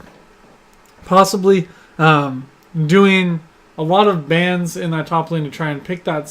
And effectively, it did work out not too badly, as we do see that the Fiddlesticks will be what's going up into the matchup. I mean, he's not necessarily a highly mobile champ, so he won't be able to avoid a lot of with his forgetting exactly what it I'm not gonna look it up. But a little bit of, not necessarily I wouldn't say a counter, but a little bit of interesting counterplay is punch you in the face, CS, punch you back in the face, CS. There will be a little room for some interesting outplaying in that top blue side. We see the bans were J4, Gnar, Annie, of course, Narvin, a very standard ban nowadays. As of this patch, actually, still definitely just one of those combos that will always be good. Same with like Jarvan, Orianna, just always going to be a good combo there. More flavorful supports going into this patch. She has to get the AoE stun. Nuts. Let alone the Flash Tibbers, which is infamous. So good bans there all around. The first thing we want to note is that everyone on the blue side has a way to gap close, and then Vi, she can ult in or use her Q to jump in. Caitlyn can throw her whatever caliber net behind her and get within range to start attacking. Ahri can Spirit Rush in. Braum can do his thing. He can start queuing people to slow their retreat. He can use the Glacial Fissure to try and get potential for picks with this team, and a lot of potential for if somebody is caught out, favorable team fight, completely in the blue side's favor. So that's what we're going to. Blue side uses that composition, the high mobility that their champs do offer. It's not where that will probably be the key story of the game overall. And looking over at the red side, aside from Rammus, the rest of the team is not very mobile at all. Leona is going to be there to help with that. She can, but practically slow a lot of people to give them time to engage. She can lock them down with her, allow the Scion to actually ult in and get a good shot off of not just his ults, to play off of that very well alongside Jinx. Auto attacks to those rockets start doing a lot of damage there. Lux, of course, as anybody who doesn't know what kind of damage Lux can do, on a clinic of how to use that champion well. So Lux certainly quickly will just move these champions to their proper slots, get them all nice and pretty for you guys. There we go. Be watching out for probably Rams to start off that game, running the engage, I should say, for the red side, and that will give enough of an opportunity for Scion, for Lux, for Leona. But aside from that Rammus and that Leona, there's not very much strong engagement. Actually, but oh no, it actually went over to the Braum. The last auto attack too strong, but that's blood. So one assist to everybody all around, and a nice juicy little gold bonus to the Braum. I mean, that's a ruby, a ruby crystal right there. So definitely get that path to Sightstone. We'll see if he goes back. It looks like he's probably not going to. He might just be hanging around until the minions are about to spawn, but looks like he's actually going to opt not to go. Definitely want that ruby crystal. I mean, you're Braum. You're going to be going Sightstone still early, so I definitely myself would have advised him to go back, but personal choice, I suppose. They can push out this wave as quickly as possible, as the red side will be giving that leash over to the Gromp. They will be getting...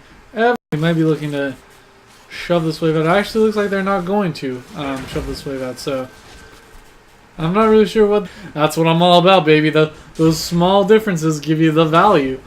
Ahri early here, trying to return some of that damage to Lux. Actually does so pretty effectively. Some good trades back and forth there. But the passive does a lot of damage, can really harass you very heavily in that laning phase. So in the middle lane here, as we see level 2 now for both people in the bottom lane, as we're, of course, something I forgot to mention, we're treated to the Firecracker Jinx skin here. Jinx, one of my pet, for me, a nice little treat to commentate. Fiddle actually going to cancel the channel early, seeing that shield was up. I'm going to just opt to not deal with that. And actually the cannon minion not being claimed over by this red side here there.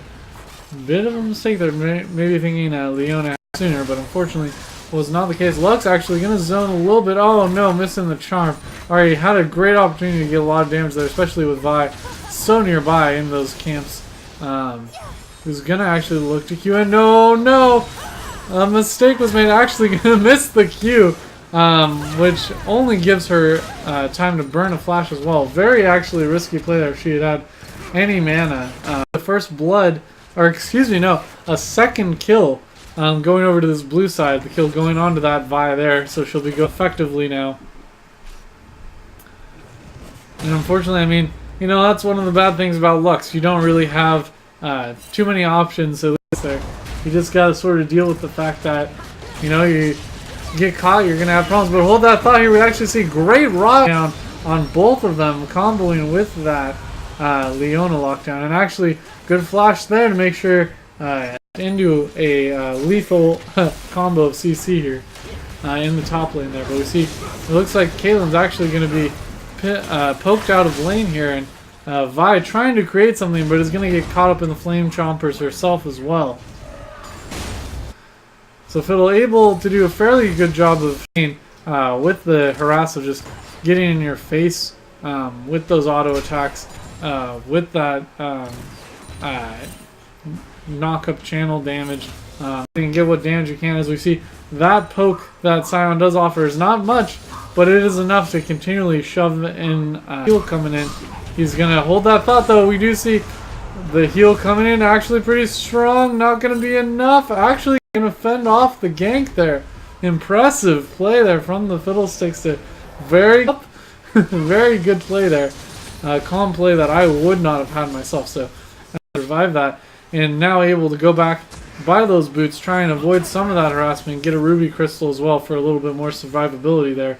And looking to teleport back into the top lane to grab some of that CS if you can. Hopefully that survivability at top lane so you can CS a little bit better now. Fiddlesticks obviously struggles quite a bit. Actually going to come in for the gank. Good positioning here, and Braum forced to flash away and jump, and there is no 6 right now, so he will make it out alive. So unfortunately that will not be a kill going over to this red side behind, but we see Scion coming in the middle lane. Speaking of getting kills, oh, Lux actually misses the with the help of Ahri, does get the kill over to Ahri on this Scion, who is not going to be able to do anything in his passive. Unfortunately, a little bit of damage, but not going to be enough there. Caitlyn actually doing pretty well under some pressure here, farming under that turret. Hopefully her friend Braum will get back down there and be able to protect her a little bit more. Able to control the lane phase. Obviously, Leona helps you do that quite a bit. But Jinx, obviously, one of the strongest, just using those rockets on everybody quite a bit, using that zap to harass very strongly and put it here by 8 minutes.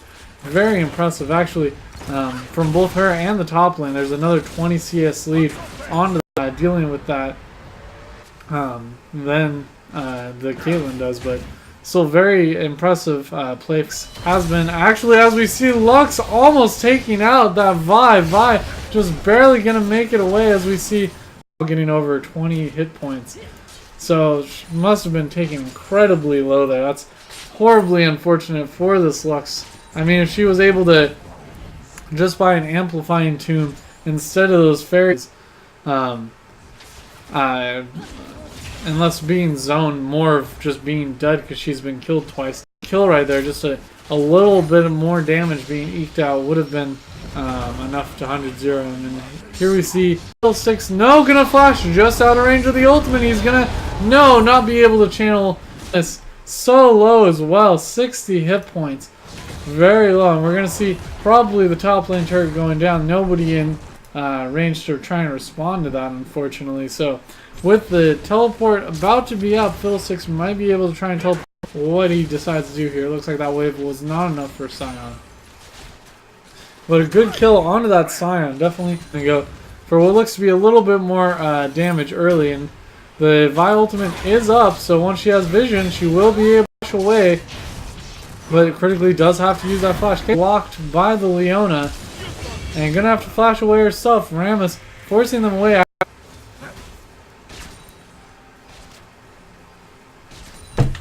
Early game in this, the opening here for this matchup.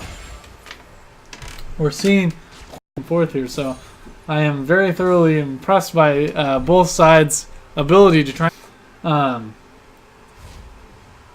overall, despite those 3 kills, advantage is only a couple hundred. Very negligible amount, as we see right now. It bounces to near nothing. So the CS, to interrupt that channel, but the CS overall in this top lane is like new. As we see, the red side looking to set up for this dragon here. Now that they know they have that teleport advantage, they're going to be looking to get this for free right now, as Fiddle shouldn't at least be able to answer to do anything about it. Ari looking to try and do something with Braum. Actually, Braum flashing into all of them, but it wasn't quite enough. Ari able to take out that Leona actually, and gonna take out the Vi as well. Actually, a double kill onto this Ari, or excuse me, gonna take out the Jinx as well. So 2 kills onto Ari. Please disregard the peanut gallery and myself. Great decision to flash over that wall, knowing that he actually had a team that would follow up and be able to champions. That was overall definitely worth it. 2 for Dragon there. 2 for 0 with Dragon going over as well.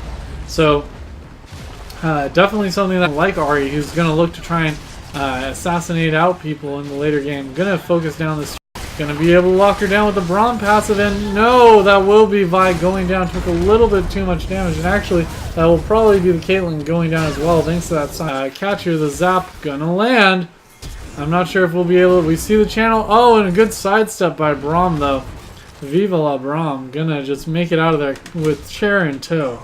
Try and clear out this wave really quickly to create some pressure in this bottom lane, which will force Braum. Fiddle lurking around in those bushes. Possibly looking to set up an ultimate, which is up, and just go ahead and head on back.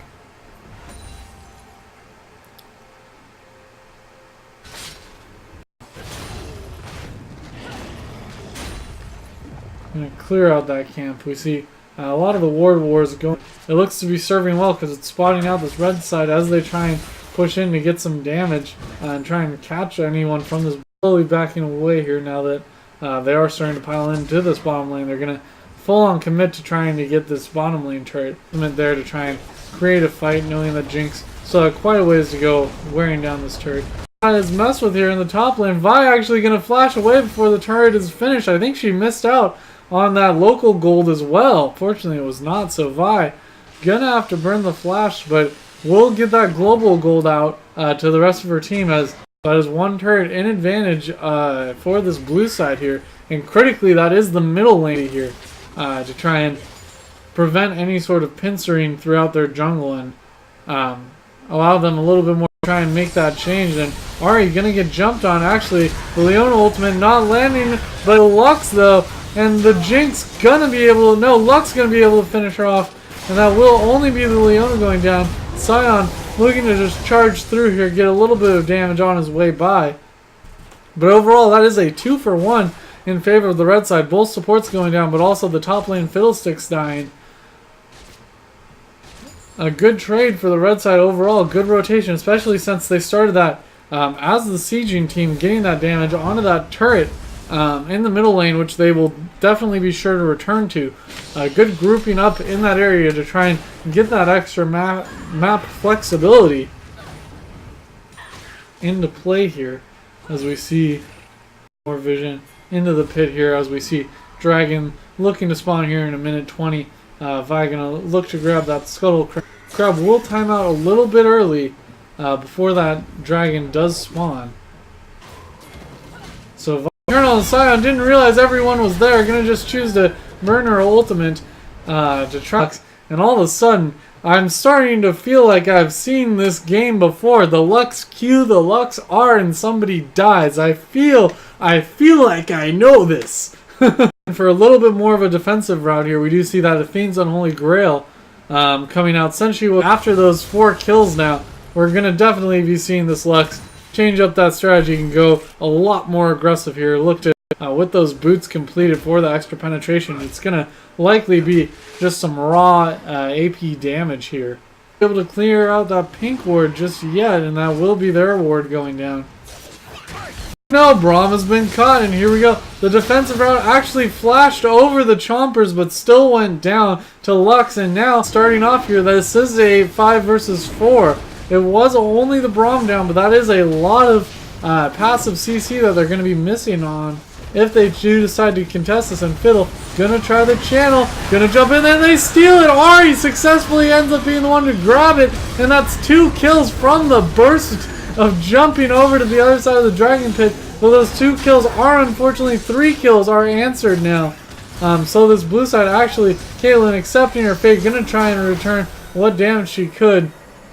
But that will be overall a 4 for 2. So despite getting the dragon, they went a little ham on that shot. Certainly nothing to sneeze at, but it was just the Rammus and the Leona. And with the Scion there, still able to tank up a lot of that damage with that Warden's Mail completed. Was able to a more condensed but still effective backline and put out that DPS to turn that fight around. So overall, the fight does go in favor of the red side despite losing that red side. So it is a this blue side, excuse me. So it is a very critical dragon, and it's important that they delay that 3rd dragon. Just outright weaknesses in their team's composition, the lack of mobility on everyone except for that Rammus. They will be able to try and not get caught, because if you get caught by the red team, you're going to be done. So delaying that 3rd dragon is key here for the blue side, and they did decide to commit to that full on in that last dragon. But see, Vi actually going to have to queue away with a lot of damage. The charm coming out onto Scion, not the best target there. Rammus did use. So not necessarily going to mean they'll give up the siege here. Actually not able to stop that recall. Engagement. The turret shots are going on to Leona. The best 3 for... No, just 2 for 2 actually.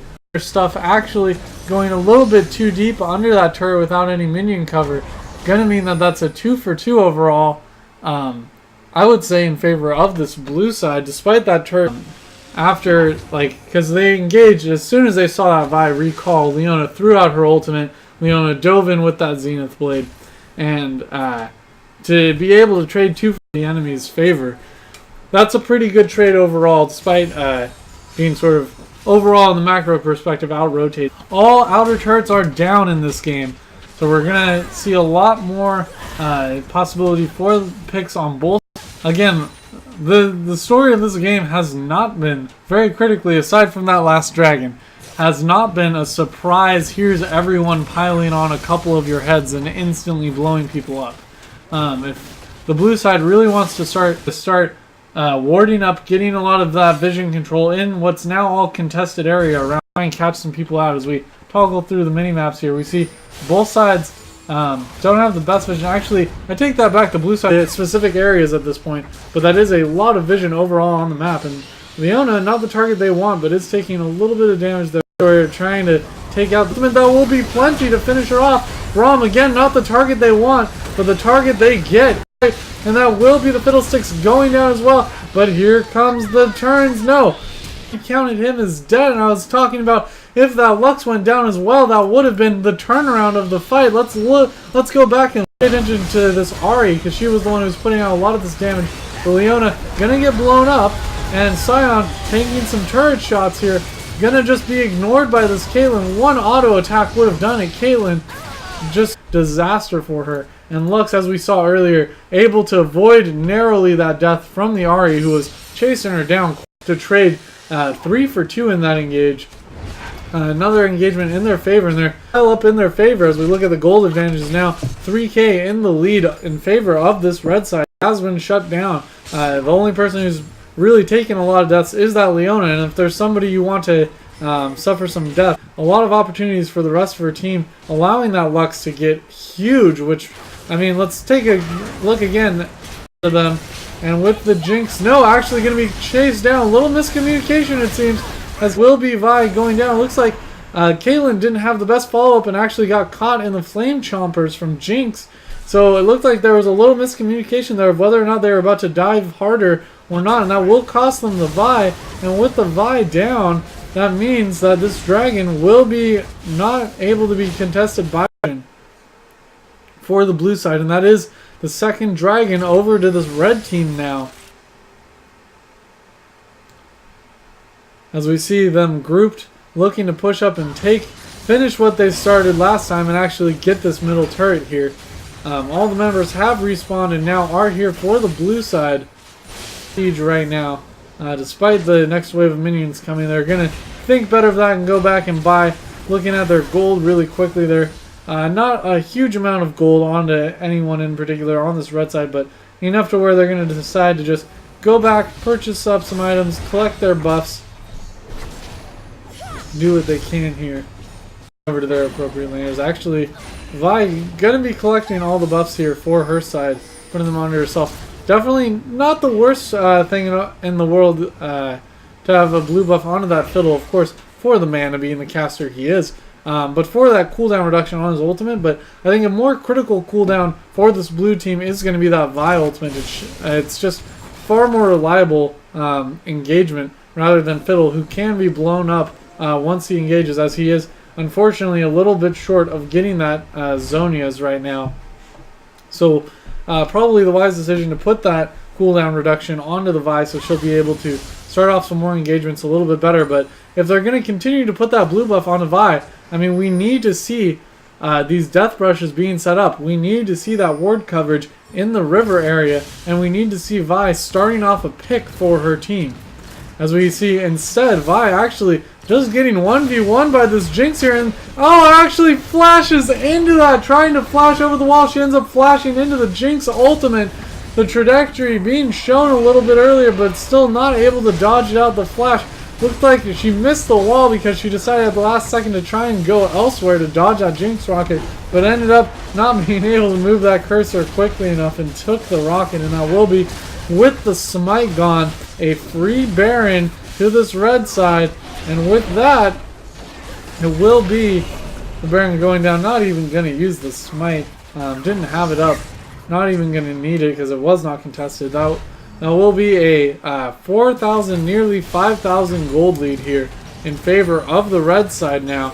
And with Baron, they will be able to start sieging a lot more effectively. It will no longer be a question of whether or not we can see good engages like we saw in these middle sieges earlier. It's just going to be a question of whether or not they have minions with them, and unfortunately for the blue side, they have a lot of minions with them right now. So trying to get a lot of good AoE down to actually Braum throwing out his ultimate to try and fend people off and get some wave clear on those minions. But Leona just going to dive right in, tanking the turret and going to get the kill for it. We're going to pay attention over here to this Caitlyn, who was killed, and jump back just in time. We'll jump back a little bit to pay attention to the full fight over here. But we do see, so starting off with that Leona tanking it like a boss, and then Fiddle gonna get a good ultimate off, and Zonia's as well. But Lux actually not gonna be targeted by this Fiddle at all. Fiddle get the tunnel vision on the Jinx and is gonna pay for it by missing a free kill onto that Lux. And the ultimate not going to do enough damage to get the kill, but will look very flashy with Jinx, the turret destroyer in tow. That will be the inner turret going down for this blue side. And unfortunately, the Caitlyn, who remember was trying to counter push, I suppose, in that bottom lane, was ended up being caught out by this blue side, or by this red side here, and giving up her life, which has resulted in a counter push of their own. To try and get a lot of damage into this bottom inner turret as well. Vi actually going to be going hard onto this Rammus right now. Not the best target, as Vi is largely about her auto attacks, and Rammus does have that armor built up. Not yet a Thornmail, but he does of course have that built-in Thornmail. And with all the minions around, still getting that Baron buff up. That's not a fight that's going to go in the blue side's favor. And we start to see the cascade begin. The torrent of water starting to pour, the deluge over this blue team here, as the kills now, nearly 10 kills in the lead here, 9 kills up, 7,500 gold in the lead. Finally able to clear out that pink ward is the red side.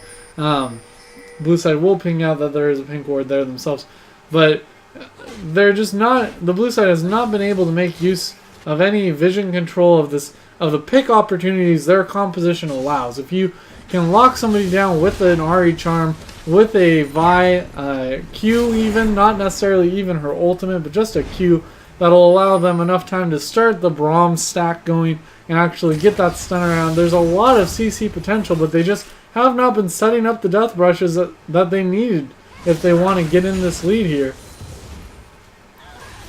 And Vi will be throwing down that smite, as she does have the second one charged up for a little wave clear here.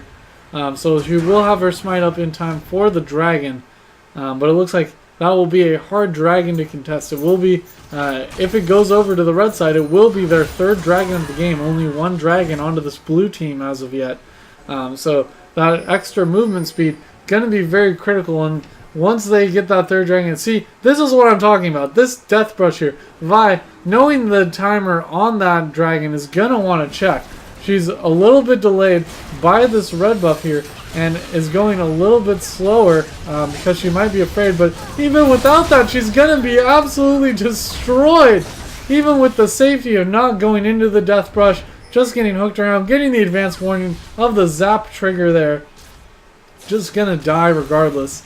And that is another uncontestable objective, as there is no smite, going over to this red side. And red side just seems to be doing all the things they need to do in this game if they're going to want to continue to snowball that lead. They're staying grouped, they're positioning themselves in the right way to get more catches out with the catch potential they do have. And you just got to feel like there's not much that can be done to stop this Indigo Slate team right now. As we see Braum having to defensively ultimate under his own turret. Fiddle gonna actually dodge out a lot of damage by using that ultimate to jump under his turret, but missed the Zonias critically, so he will end up dying without the benefit of that stasis. But overall, they did get that Leona, so it was a 2-for-1 in favor of the red side, but certainly could have been worse here. Oh, the charm just barely missing on Ahri. Could have been a great chance to get that Jinx done. Taken out, I should say.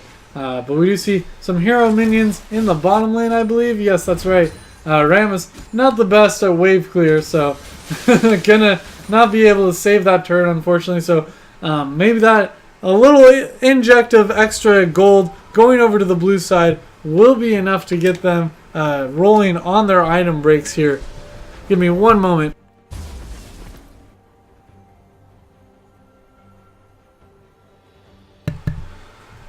Sorry about that. I had to mute my mic for just a moment here. As we see Vi coming around, picking up that blue buff again. And you know, again, specifically, they just keep giving me reasons to talk about this, but if you're going to be giving that blue buff over to Vi instead of Ahri, instead of Fiddlesticks, the reason you're doing that has to be to lower that cooldown on the Q, on the Vi ultimate, to get those picks. And it's not wrong.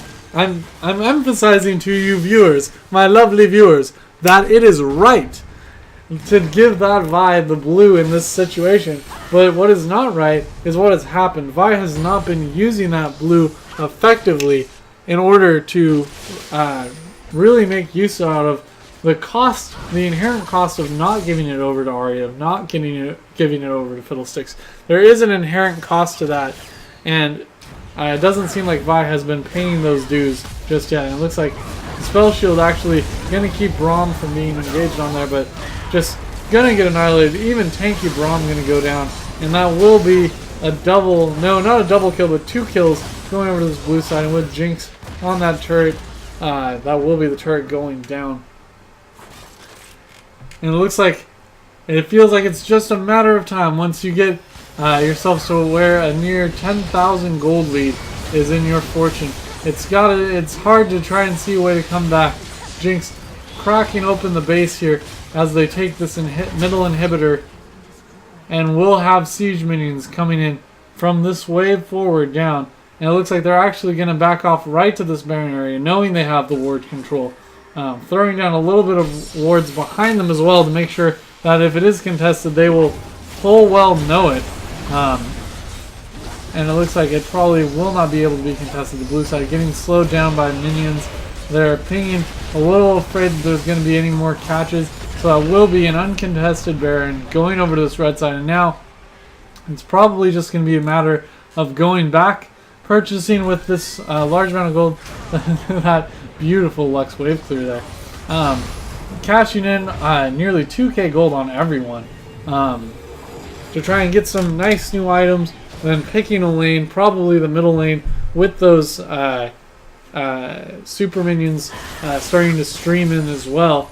Baroning up those guys will be just a nightmare to have to deal with for this blue side, and they it feels like it'll just be a matter of time before they get some of these Nexus turrets starting to fall here. We do want to see the blue side come back. I mean, there's always a way. It's League of Legends. I've seen many a game way more far gone than this come back. But the reason I sound so pessimistic is not just because of the score, but because I have not seen anything from this blue side that has convinced me they will be playing in a fashion that will get them caught back up. They have been only getting kills essentially onto that Leona, and the only reason is because Leona, being Leona, will go way deep to start off these engages, which have been working overall. Clearly looking at the score in the favor of the red side here. But I have yet to see, hold that thought, we gotta pay attention to this fight going on over here by taken out of the picture almost immediately by that Rammus. And Lux and Jinx actually not hitting anyone critical with their ultimates, but Fiddlesticks does end up going down here. And that will be the turret going down as well, as we look to see this siege forming here in the bottom lane to get this turret. Rammus forcing people away here, actually going to get jumped on with that Leona as well. And now the turret and the champions, oh, which will fall first? That ramping damage onto the Ram is actually going to force a flash out of Rammus. But that will be the inhibitor for this bottom lane as well, going down. And with super minions already in the base, that's probably the end of the game here, as we see Jinx just wailing away with that minigun onto this Nexus. And one final kill? One final kill? No! The one final kill will be on Caitlyn going over to Lux here. So that will be the game going in favor of Indigo Slate on the red side. So let's take a quick look at the after game stats here to try and just get a better picture of what had happened here. Again, I mean, when you see a 12-3 and 15 Jinx, a 11-2 and 14 Lux, I mean, there's nothing you can do in that situation when it gets that much out of control. The real problem is just letting it get to a point where it spirals that hard. Even the 7, 1, and 9 Scion. Let's looking at the damage specs really quickly here. We see Caitlyn got in a lot, or Ahri, excuse me, got in a lot of damage with that AoE. But even Ahri, as the primary damage dealer for this blue side, got just completely outmatched by that damage from the Jinx, from the Lux. Could not hold a candle to them. Came close to the Lux, but Jinx, just an absolute monster. Typically, we'll see sometimes AD carry scores for the damage to champions a little bit lower because they're so focused on farming, on putting that damage onto turrets, but Jinx, an absolute nightmare. More than any two players on the blue side is Jinx's damage total. So, just great play from the Jinx to actually get that damage onto the target she needed to create those kills, to get her team going, and make this the game it turned out to be that just so heavily went in favor of this Indigo Slate team on the red side. So, without further ado, that is the match. Again, going in favor of the Indigo Slate team on the red side over Team Crunchyroll on the blue side. So, if you enjoyed this game, feel free to plug in with the rest of After Hours Gaming League content. If you go to their After Hours Gaming League website, the full schedule will be posted there. The matches will be posted there once they're uploaded. And stay tuned to my channel. I will be casting for the rest of today. I will have my stream up every Sunday when I cast these games. And about around an hour and a half after each game is cast, I will be uploading them. So stay tuned to my channel for if you want to look back on these games not live. Feel free to come back here shortly or review any games that have been posted previously, and I will continue to post those up as I cast more games in the future. But without further ado, thank you for tuning in. I appreciate it, and I hope you had a good time. Alright, and for my live people, similar gracias to you as well. Glad to have a stream that's actually up and functioning today. So it's good to know there's a couple people watching. I hope you enjoyed that game. I will be casting another game today. That will not be my last game. There will be one more, that is, if I can bring up my notes here, which it does not seem like I can do. Give me one moment to pull them up here for you guys. There we go. Oh, nope.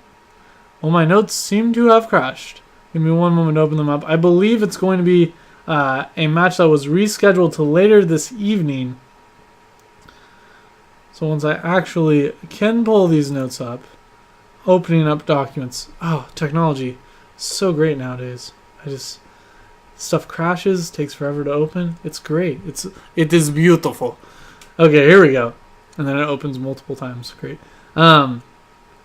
So looking at week 5, which is today, yes. So we will have a game between Microsoft One, ONE, that is, and Amazon, and that will be tonight at 9 o'clock Pacific time. So if you would like to hang around or tune back in for that game, you are certainly more than welcome to do so. I hope you did enjoy this game. Feel free to stay tuned to my channel for any uploads or all that jazz that I said earlier. And if you want to interact with me, I will have this stream just live. We're going to put it on over to this nice little pause screen here, which I hope you appreciate as much as I do. But yeah, I will leave the stream open, so if you want to chat with me, feel free to use the chat box that's next to the stream. I will be paying attention to that. I'll answer any questions you have there or chat with you guys, and I appreciate, again, you guys tuning into the stream. I hope you enjoyed it. And with that, I will see you guys at 9 p.m. tonight.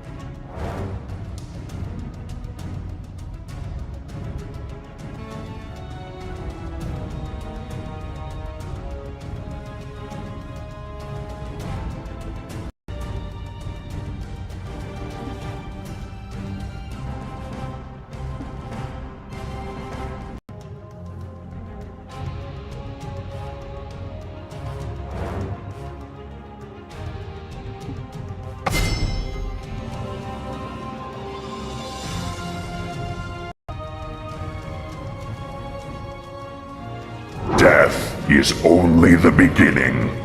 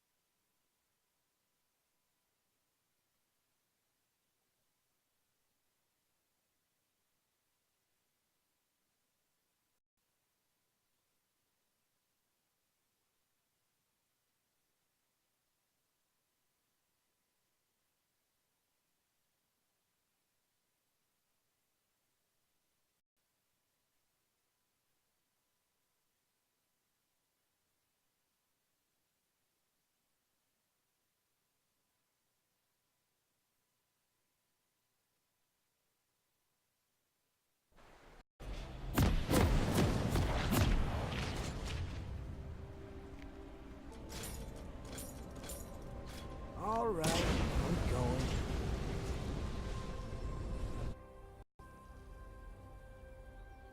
Welcome to Summoner's Rift.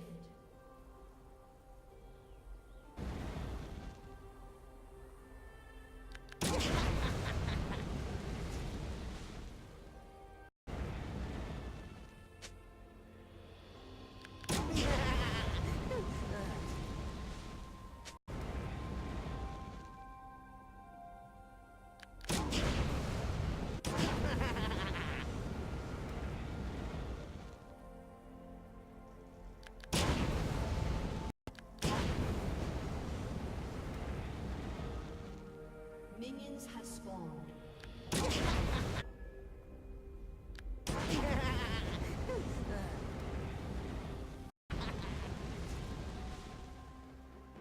Ever looked up to a yordle?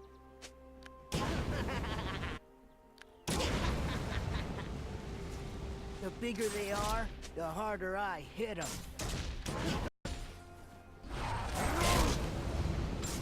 Thought you'd never ask.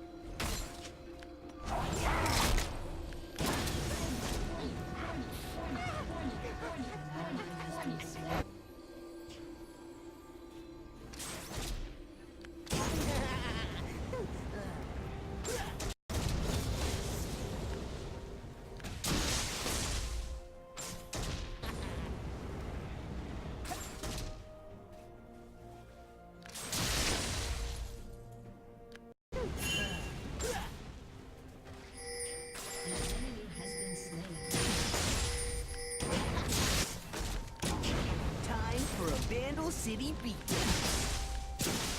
Enemy has been slain. You don't have to tell me twice.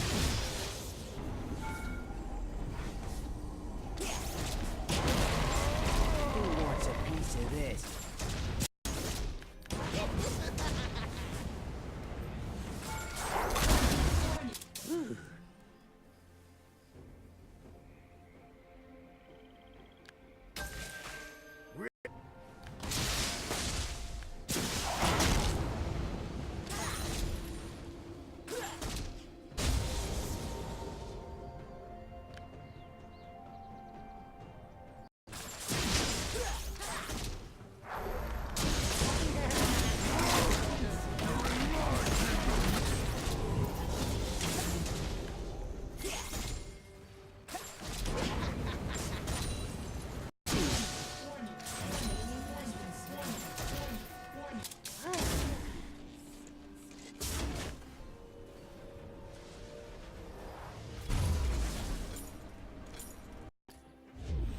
You don't have to tell me twice.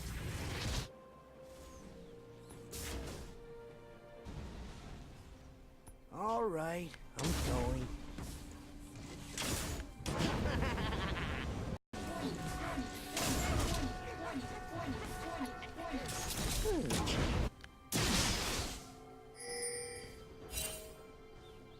Now we're cooking.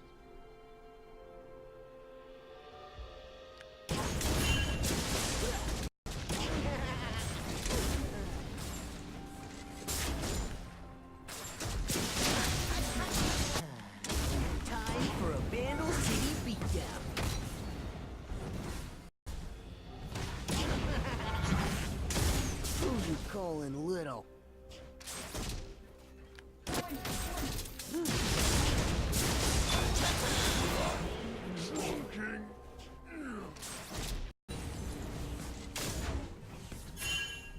Hold her steady. Baby, feel me now.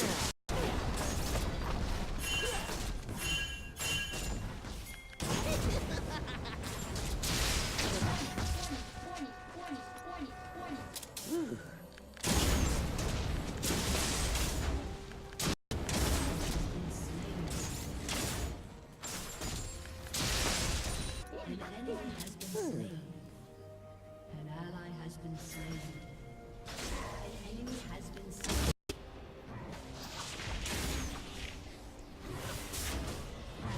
Ever looked up to a yordle?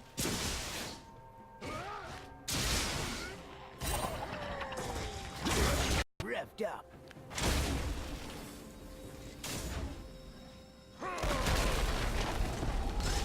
Hold her steady.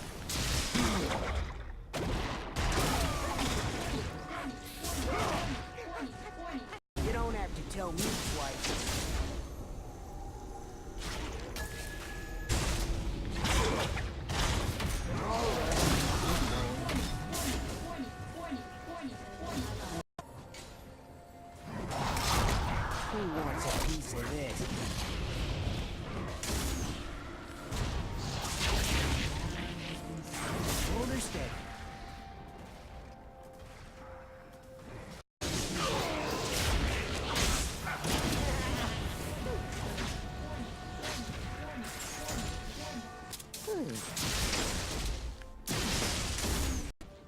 Who you calling little?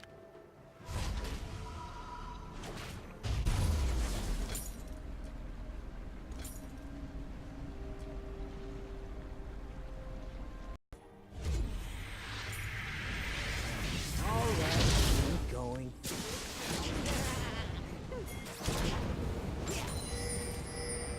This is gonna be bumpy.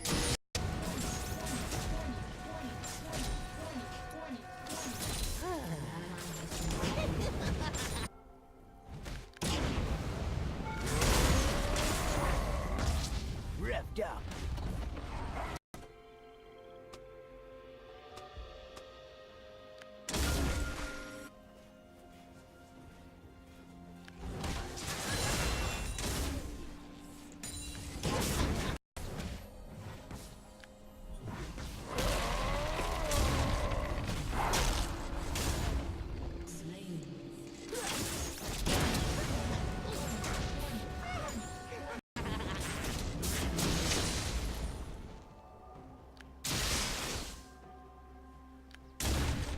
Ever looked up to a yordle?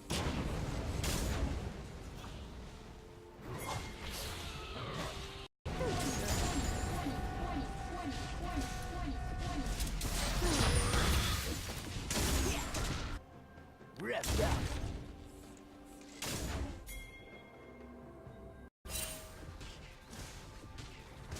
Who you calling little?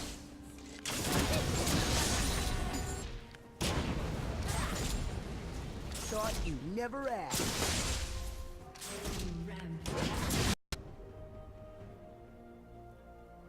Who wants a piece of this?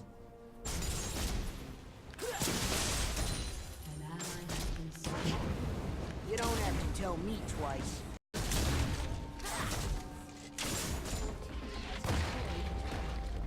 The bigger they are, the harder I hit them.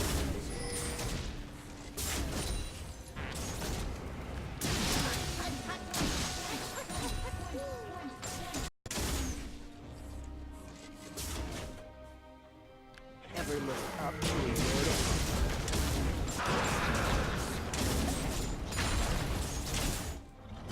Ready for round two.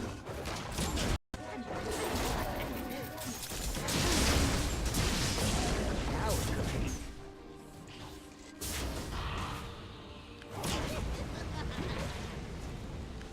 Hold this down.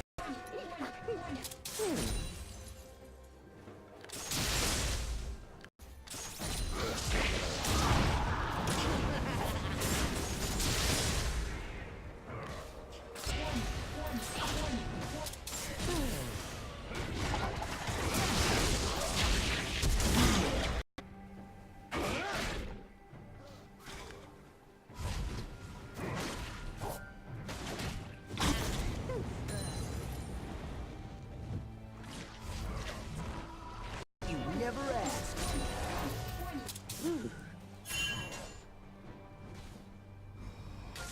Don't have to tell me twice.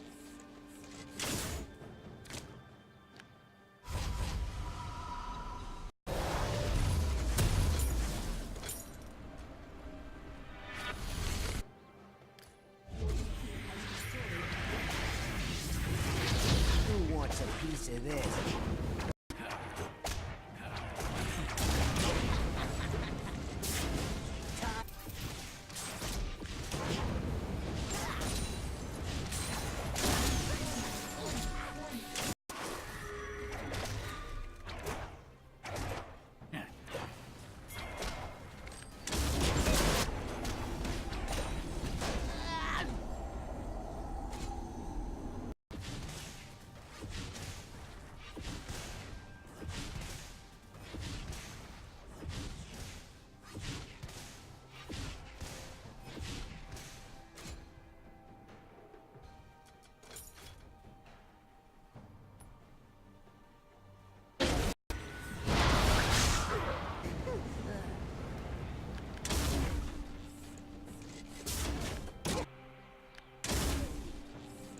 All right, I'm going.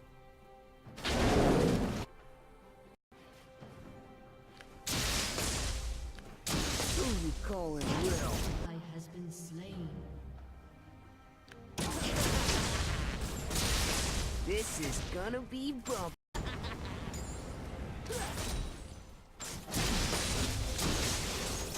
You don't have to tell me, twat.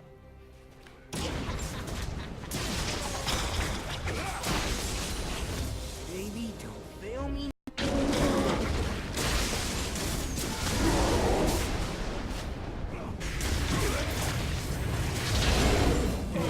Has been slain.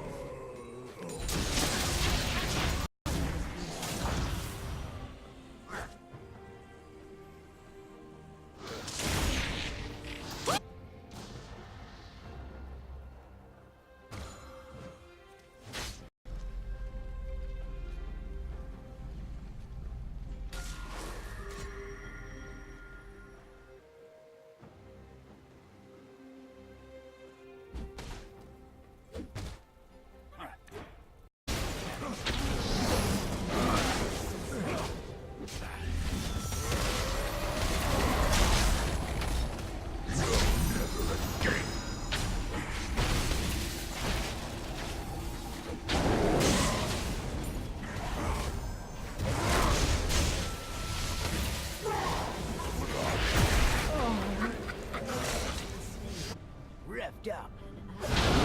Slain.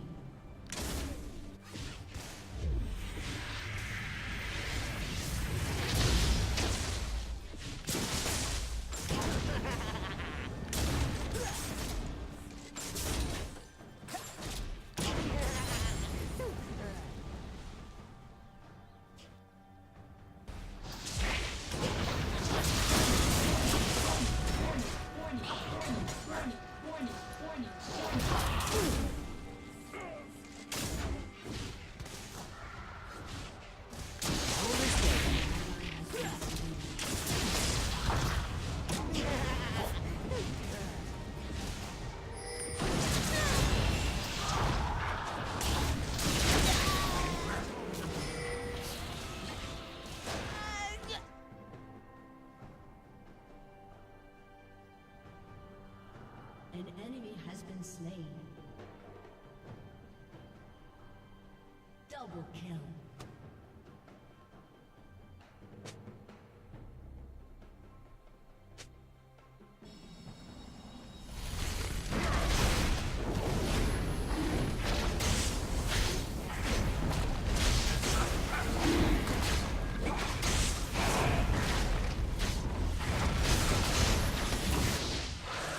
Ever look up to a yordle?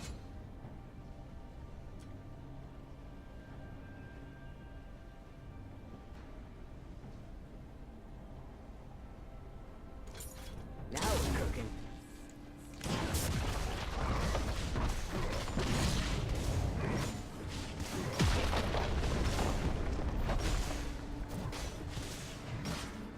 Who wants a piece of this?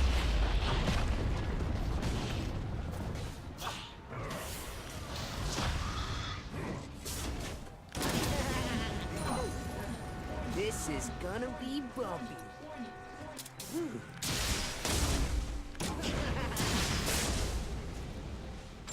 An ally has been slain.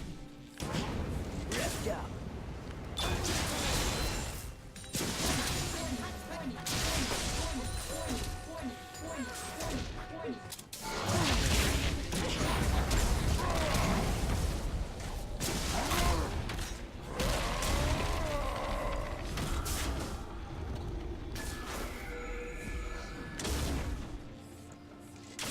You don't have to tell me twice.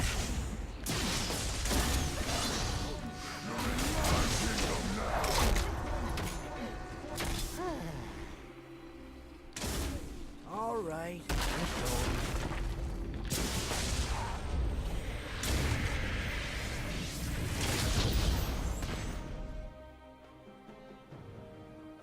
Ever looked up to a yordle?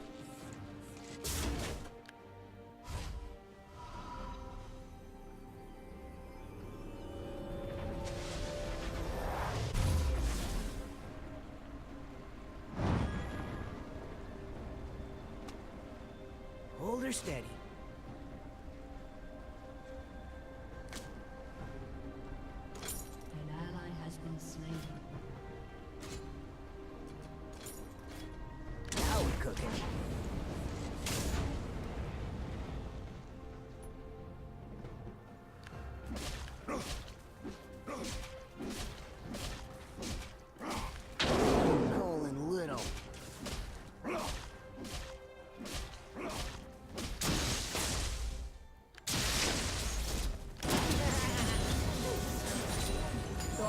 never asked.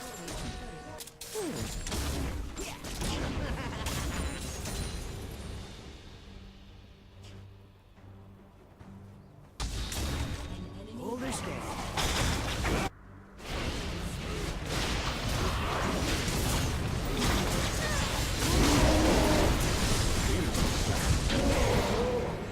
Ever looked up to a yordle?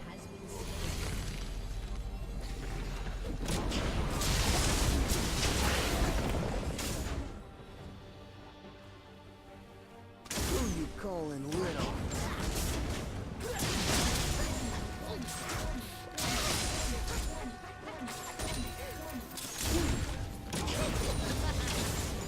All right, I'm going.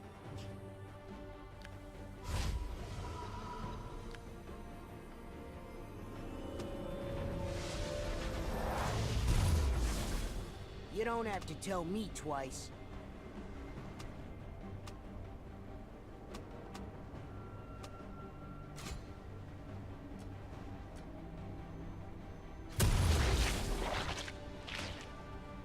Now we're cooking.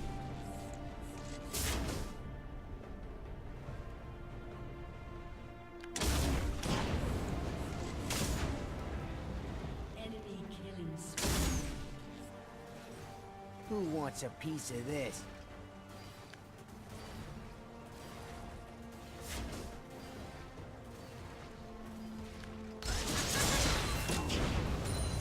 Please don't fail me now.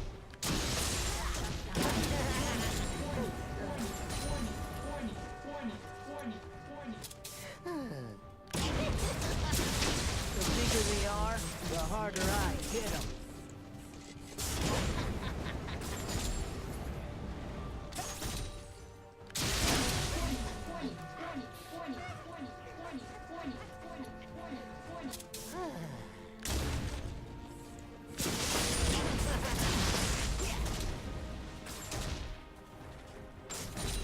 Ever look up to a yordle?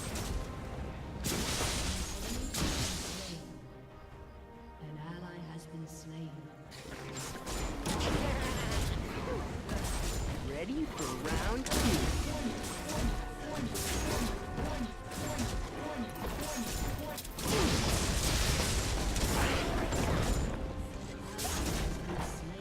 Who you calling little?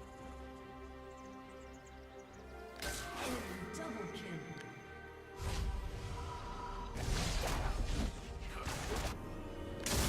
Revved up.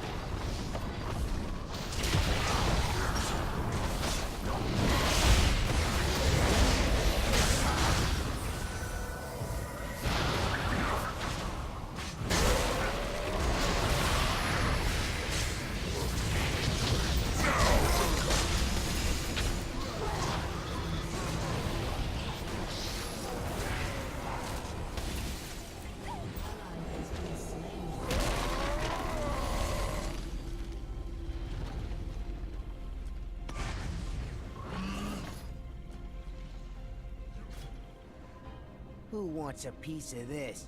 An ally has been slain.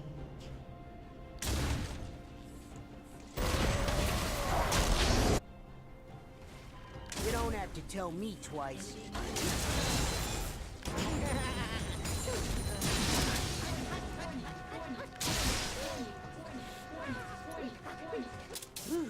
Ever looked up to a yordle?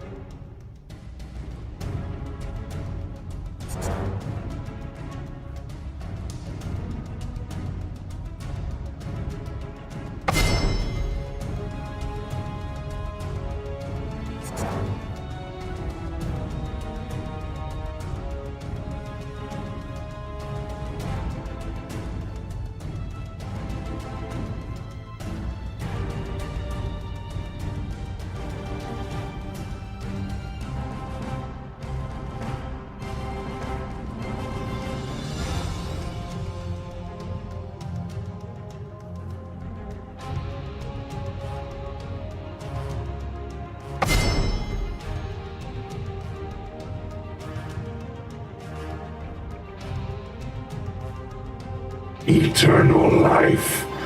Endless torture.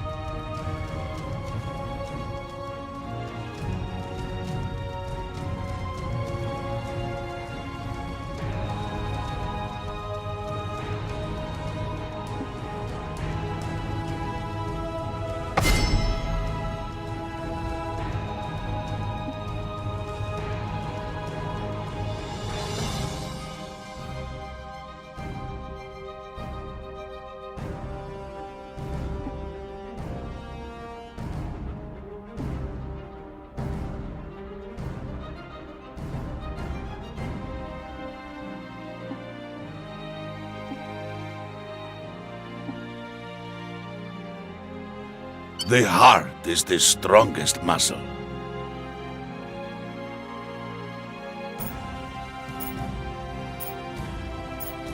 How about a drink?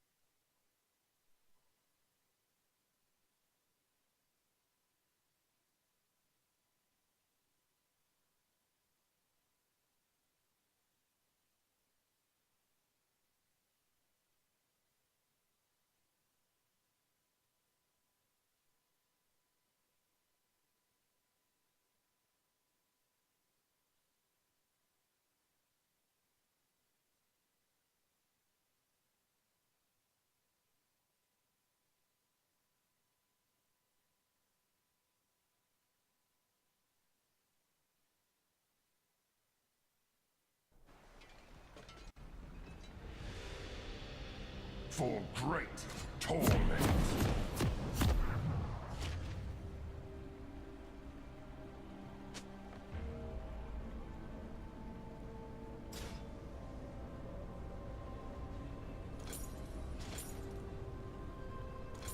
Misery loves company.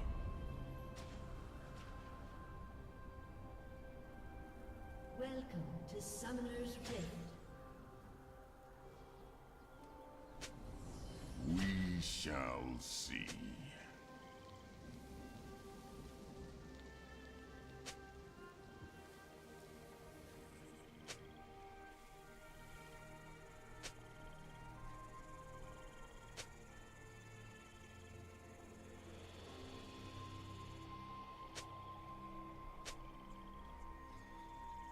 Seconds until minions spawn.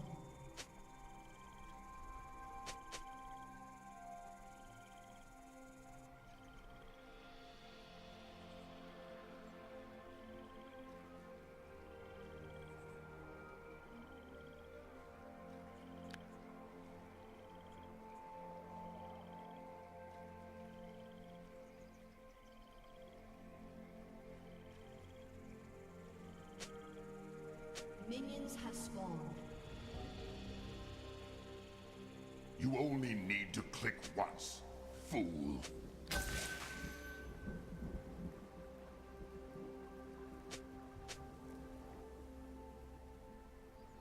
If I must.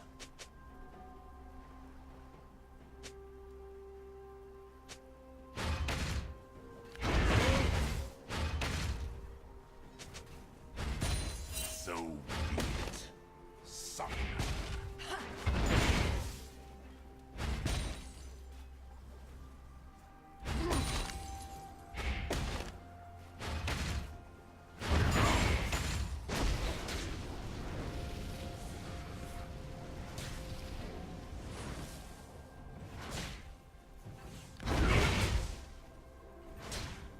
Desolation is coming.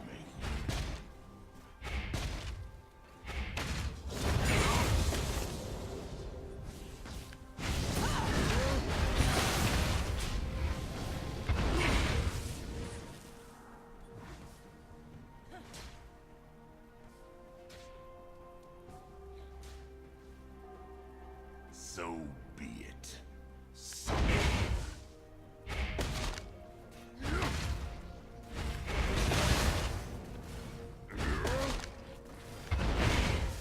You only need to pick one, fool.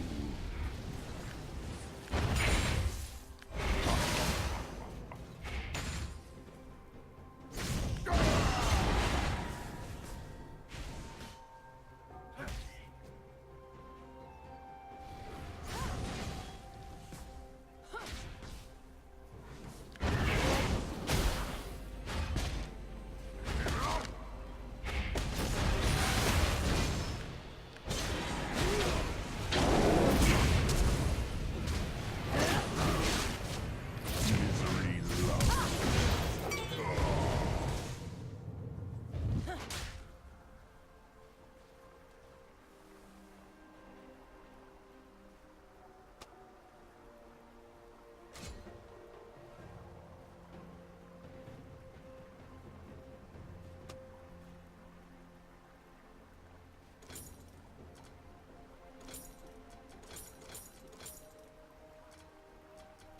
Desolation is coming.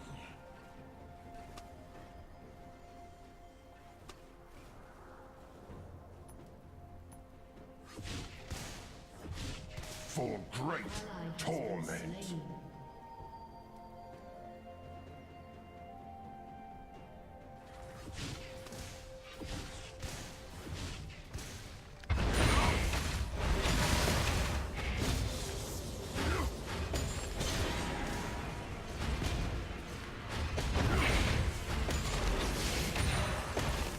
If I must.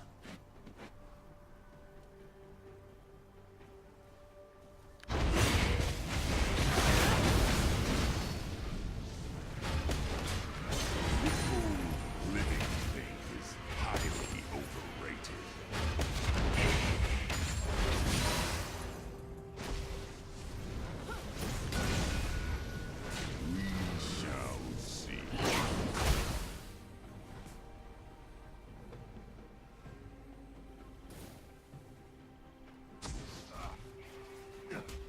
only need to click once, fool.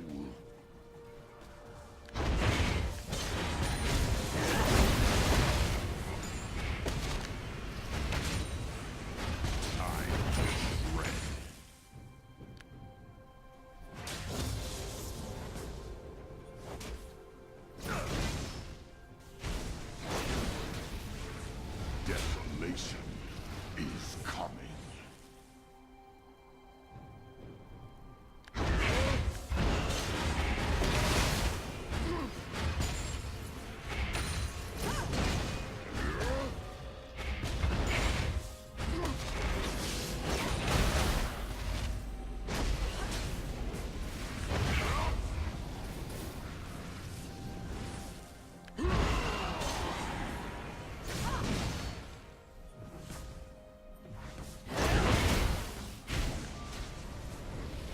Misery loves company.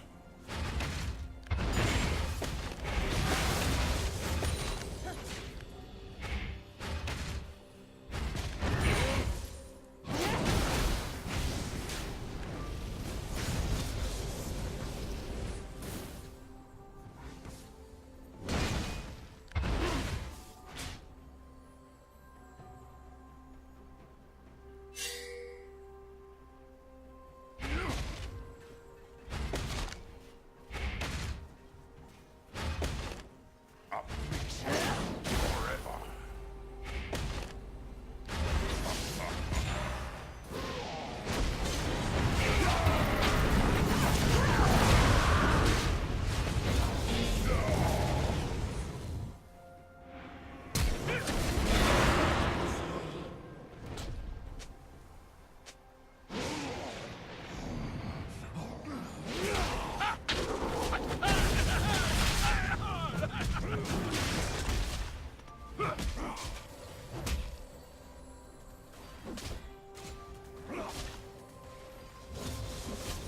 An ally has been slain. For great torment. An enemy has been slain.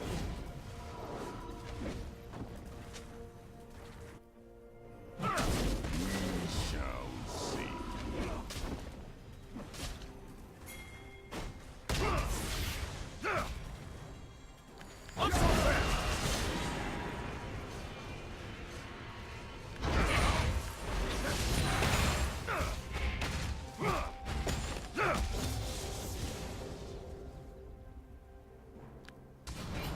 Your sickness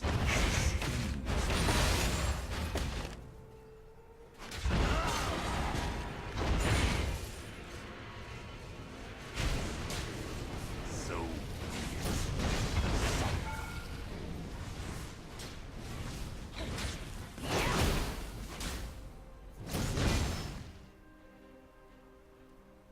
if I must.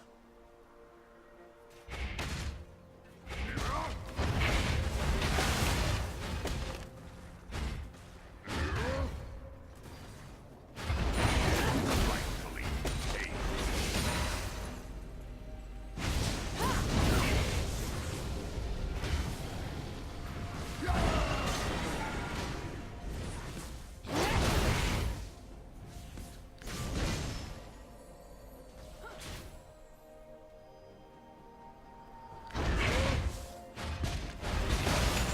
No pain, no pain.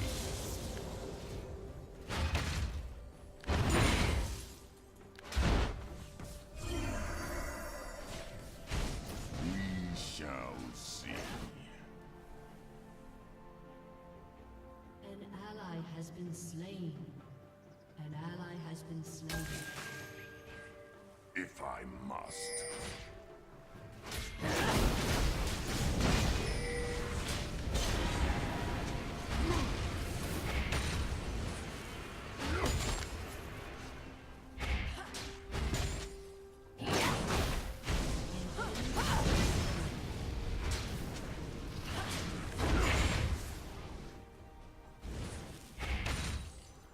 For great torment.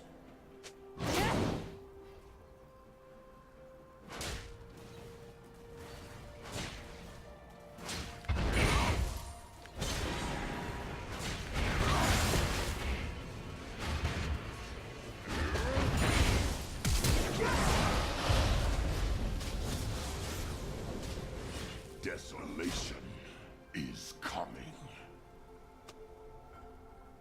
Killing spree.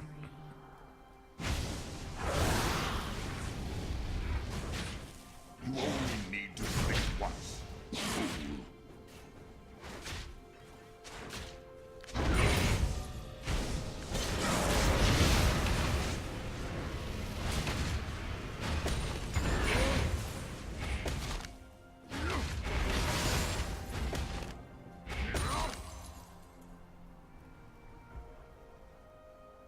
So be it, Summoner.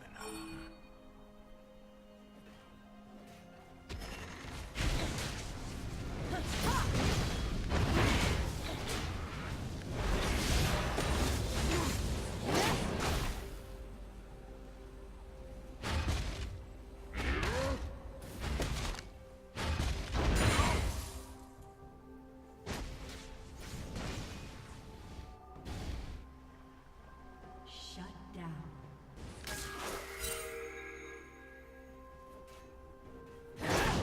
Misery loves company.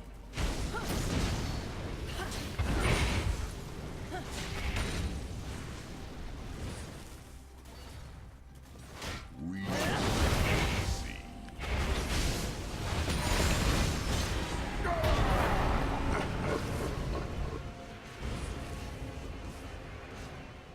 Carnage.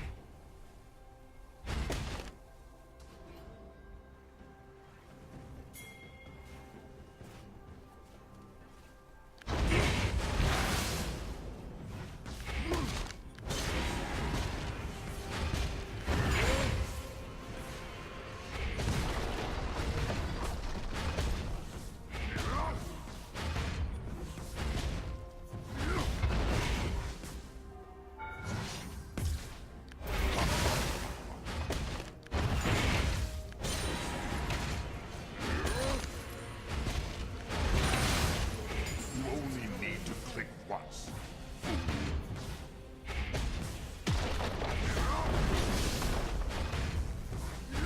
enemy has been slain. If I must.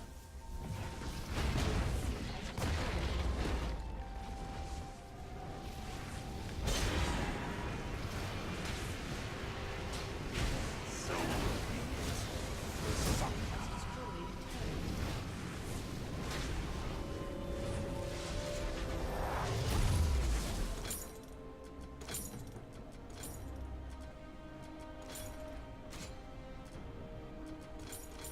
Desolation is coming.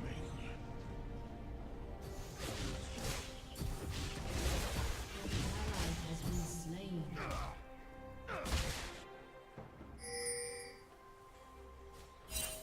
For great torment.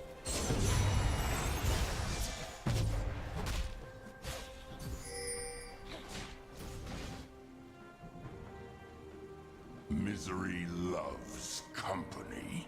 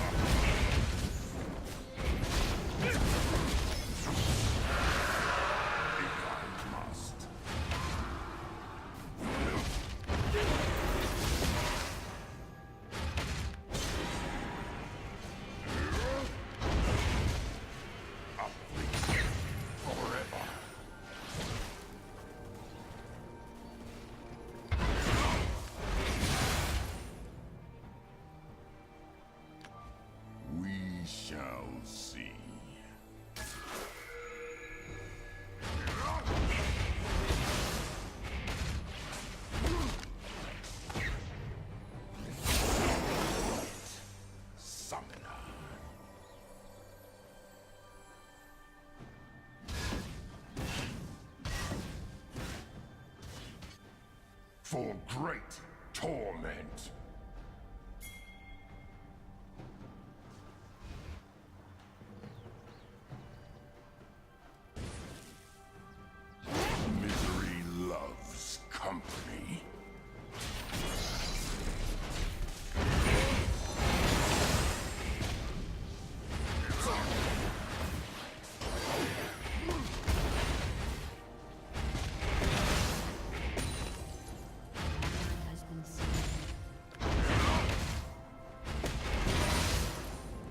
You only need to click once, fool.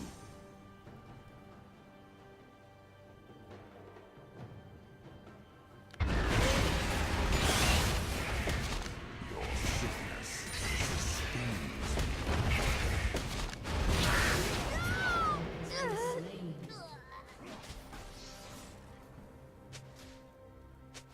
desolation is coming.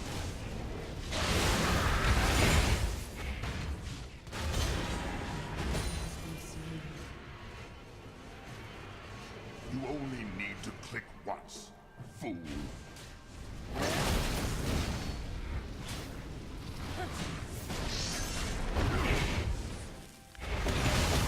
How delightfully painful.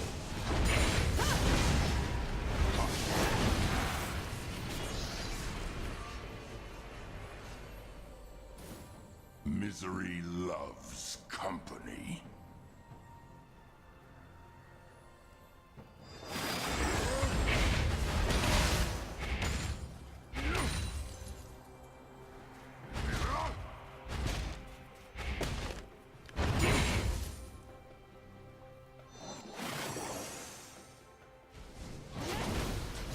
For great torment.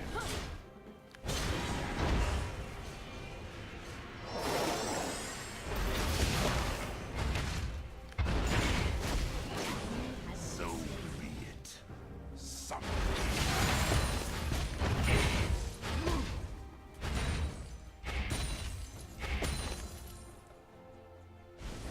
Desolation. Has been slain.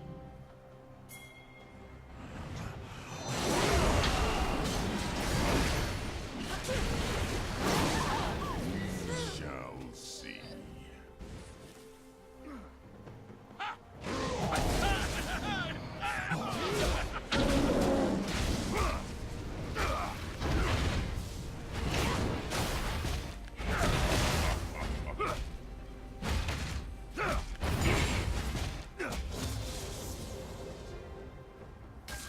If I must.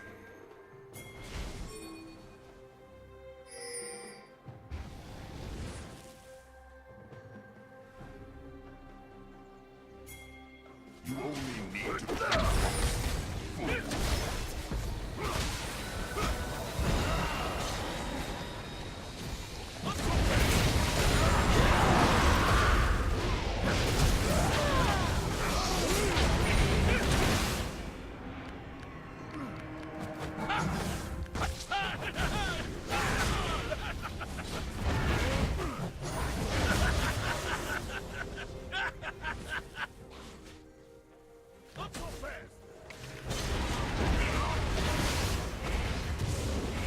Misery loves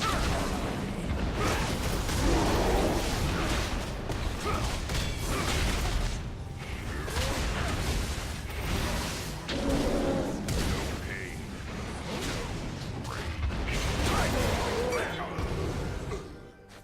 Enemy has been slain. Back I go.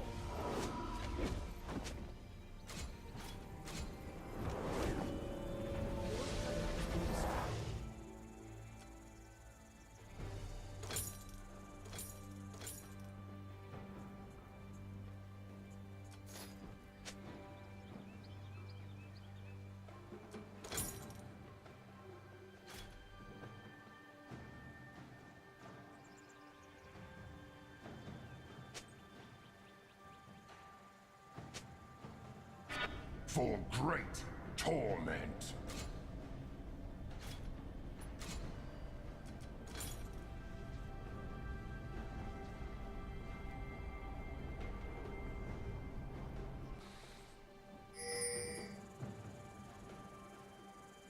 So be it, summoner.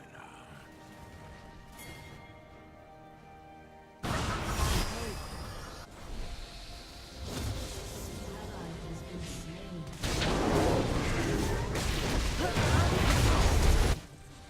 If I must. Kill.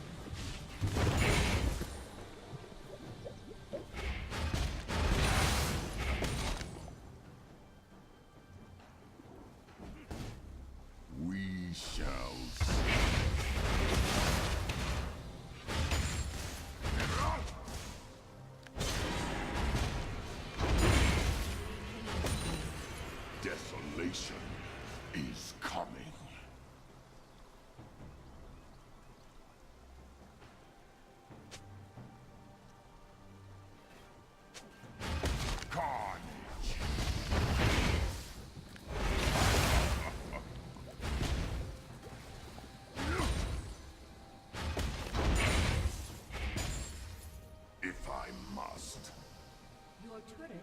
destroyed.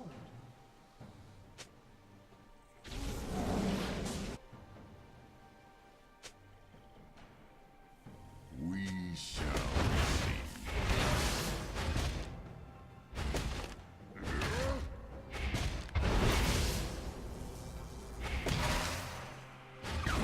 You only need to click once, fool.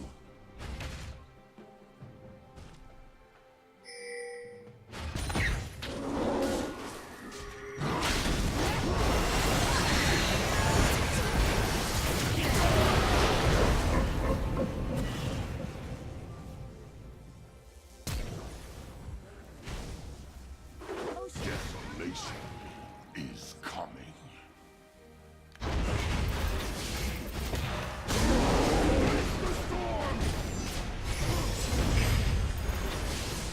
Misery loves company.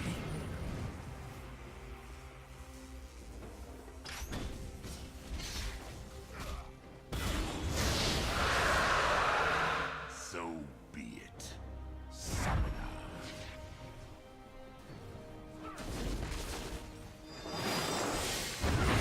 Enemy rampage.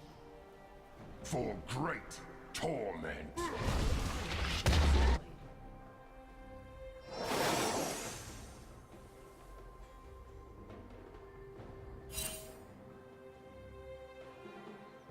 If I must.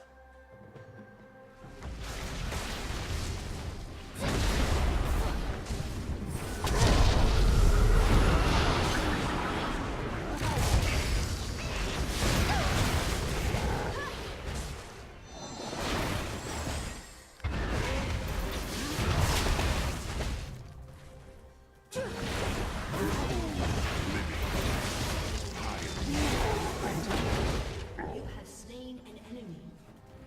Your turret has been destroyed.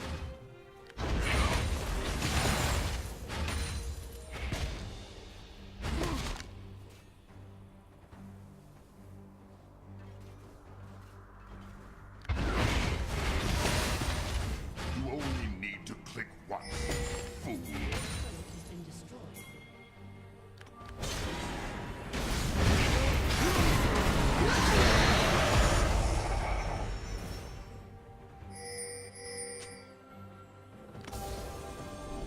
Not so fast!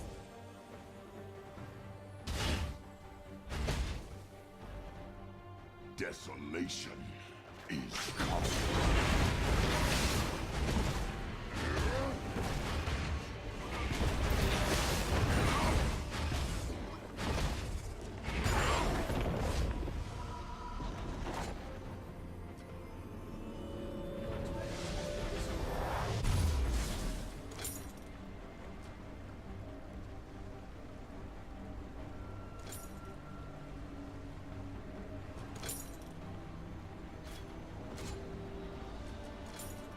For great torment.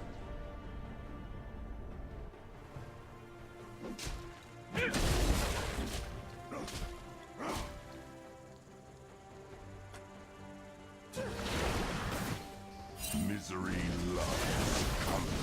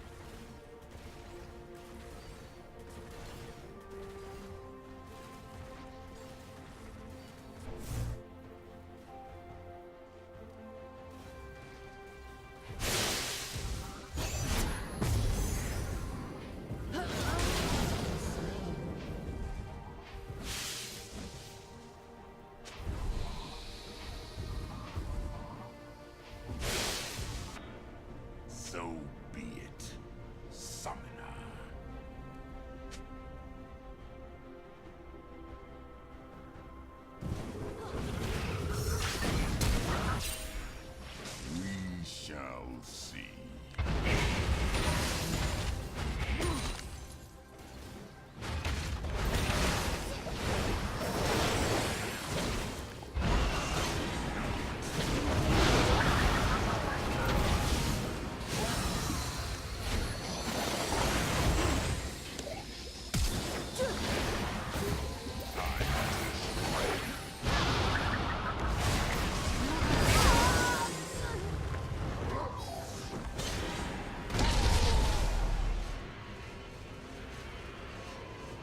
For great torment. An ally has been slain. We shall see.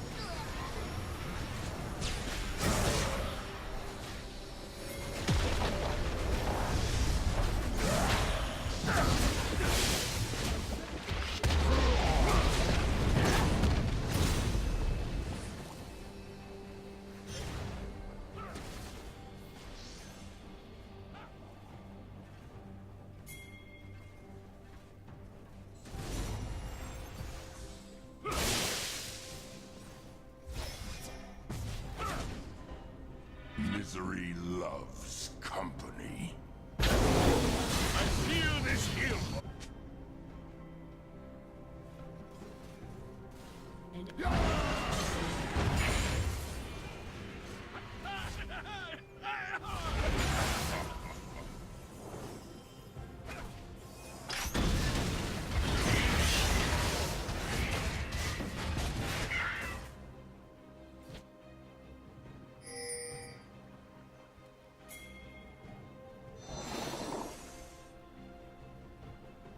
Desolation is coming.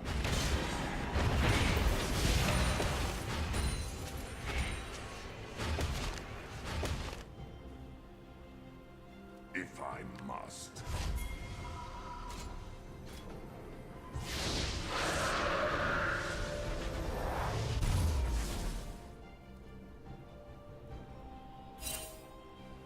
You only need to click once, fool.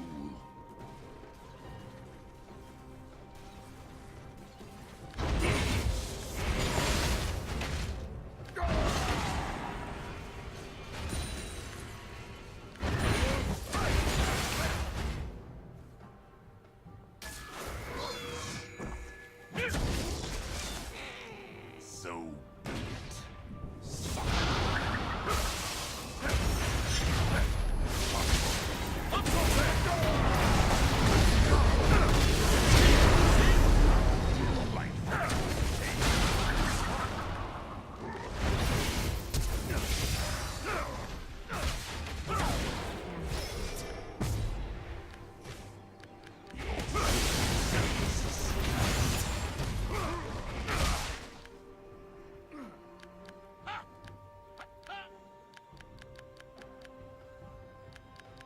For great torment.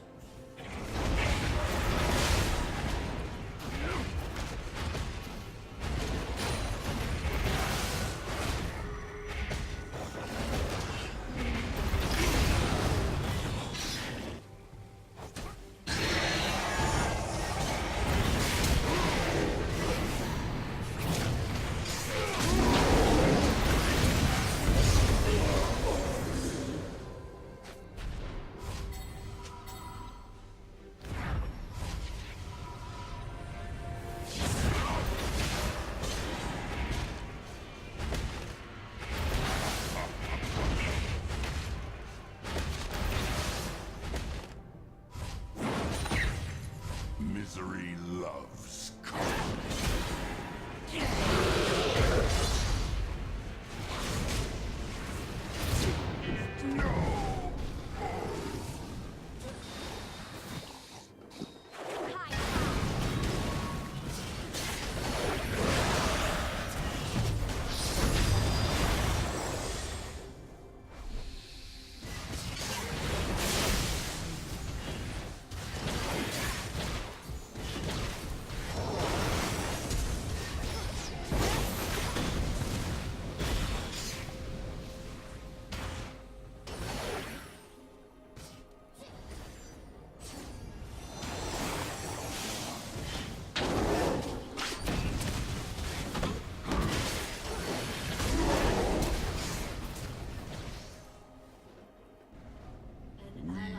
shall see. An enemy is godlike.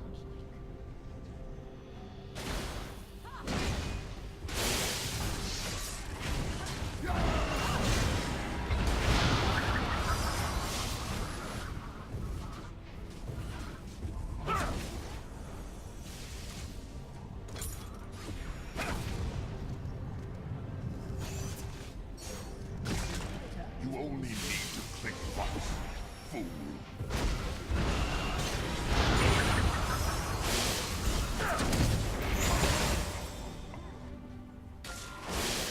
If I must.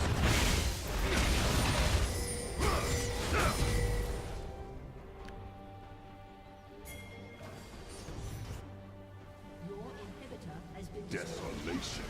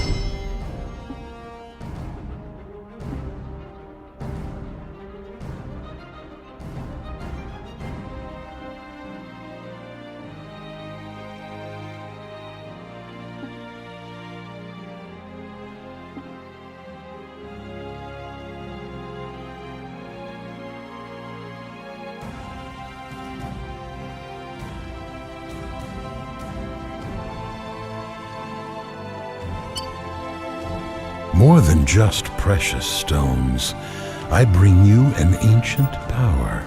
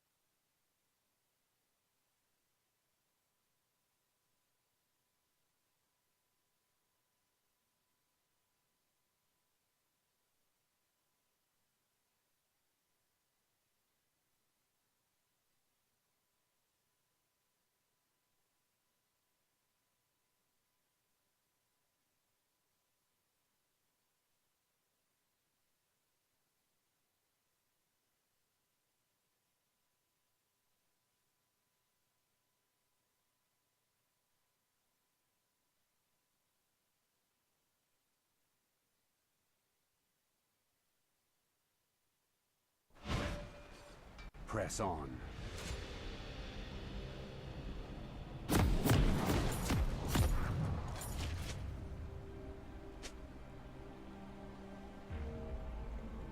Immediately.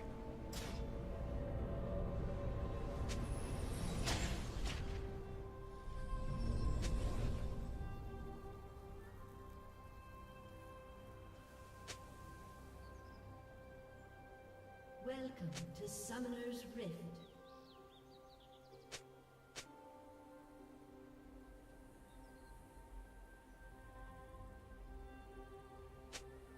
Tread carefully.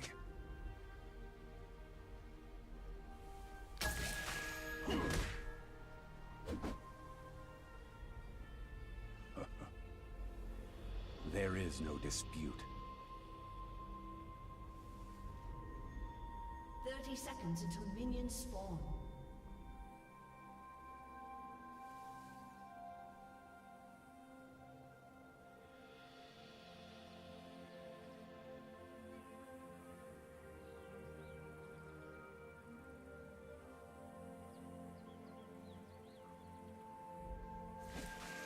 The shadows.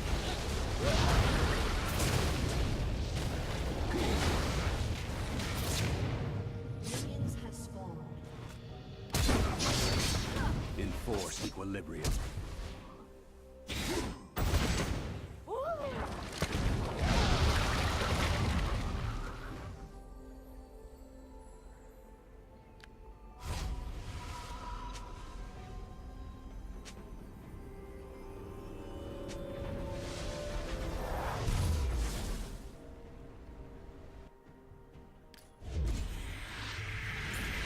With balanced steps.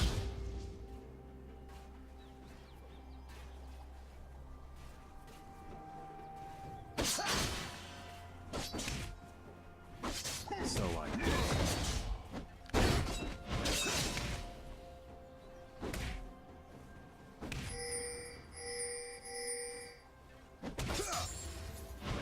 Our wills align.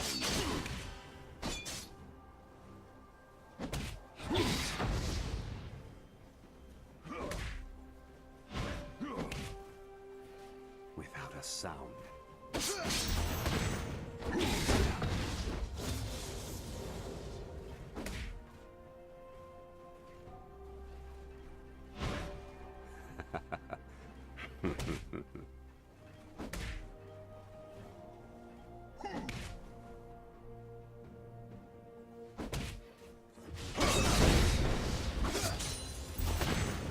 From the shadows.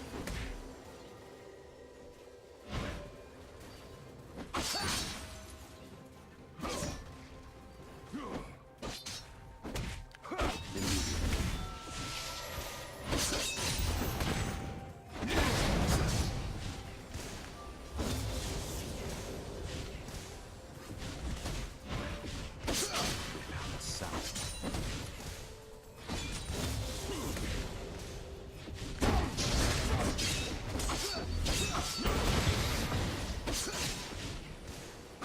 Tread carefully.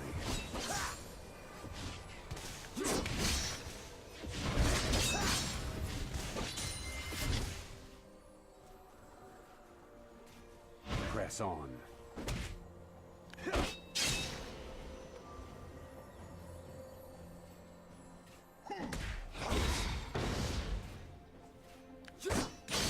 With balanced steps. An enemy has been slain.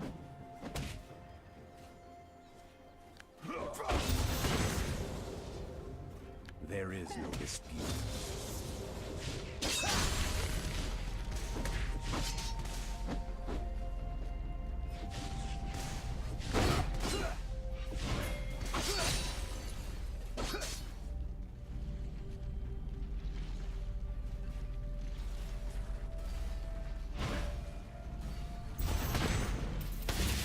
Our wills align.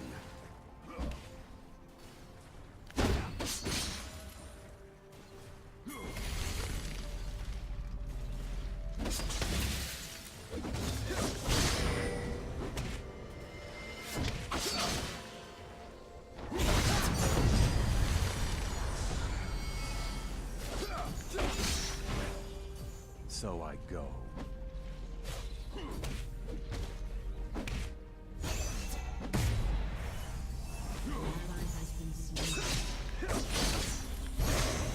With honor.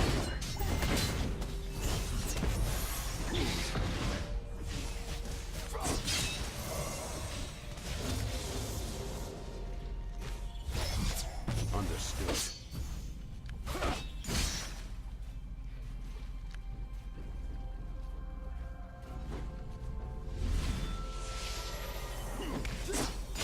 Tread carefully.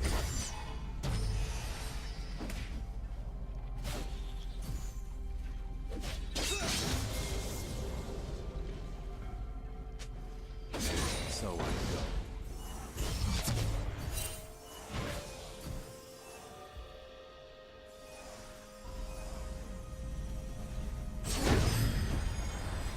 I find them unworthy.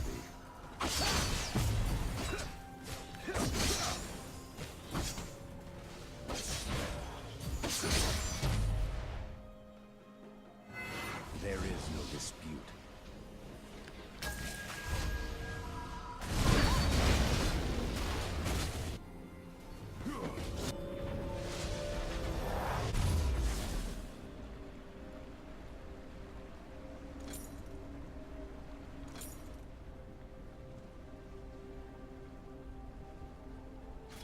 Immediately.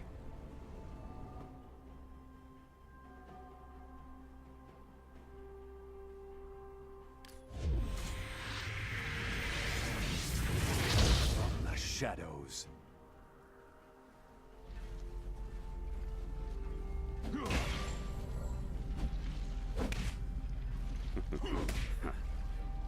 With balanced steps.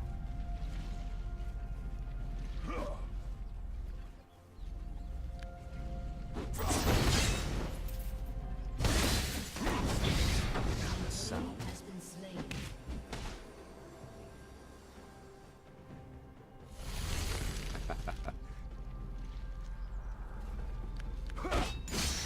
Press on.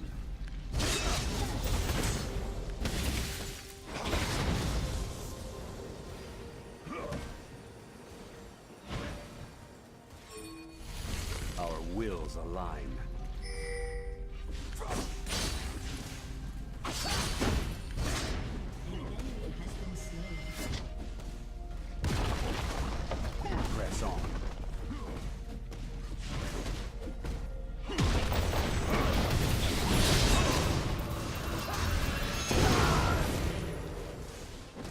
Your team has destroyed a turret.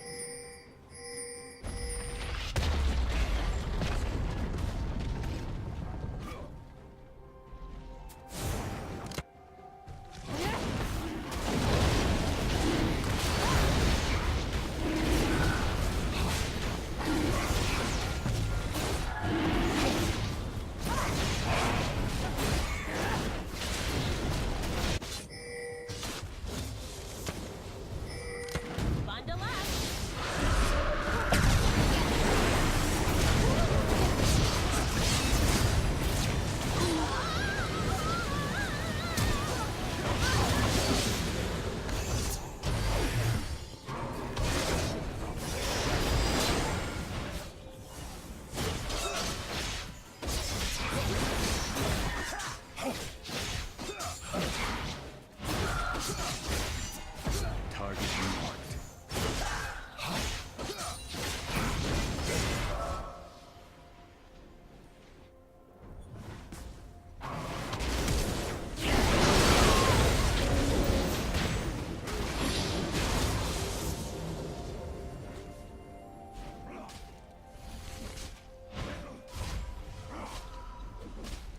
Without a sound.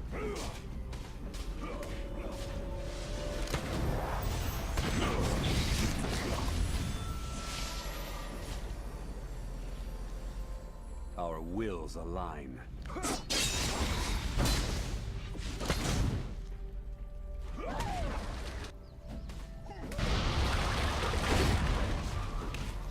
With balanced steps.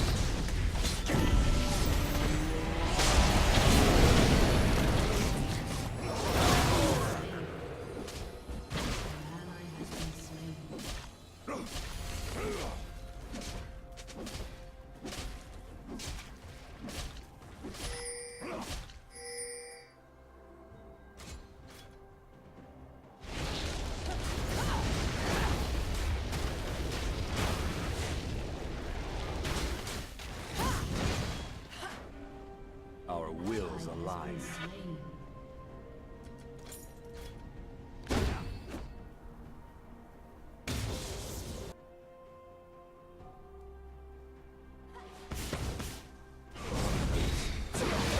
Shadows.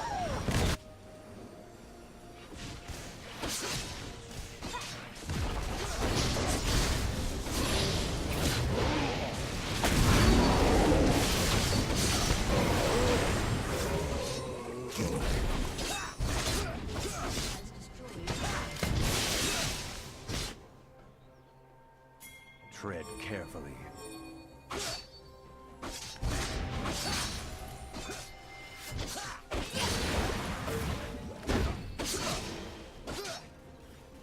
Target marked.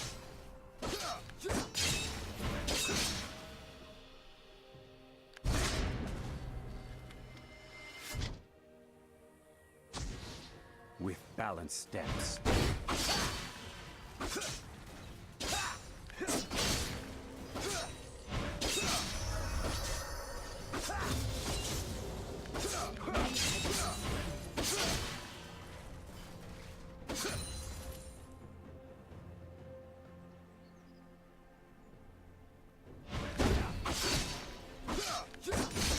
An enemy has been slain. Unstoppable.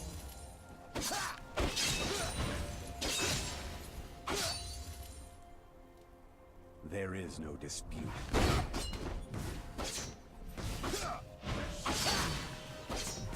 Killing spree.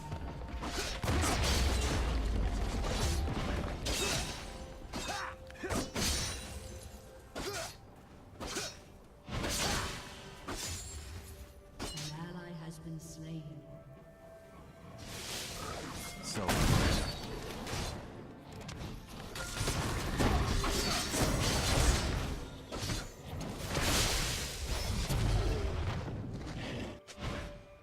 with balanced steps.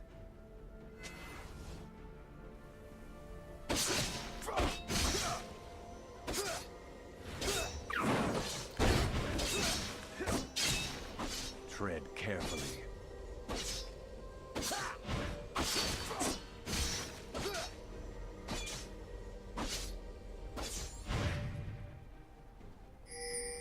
Without a sound.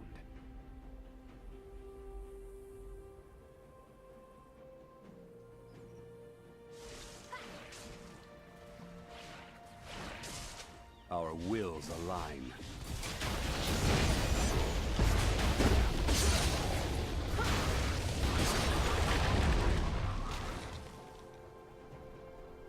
From the shadows.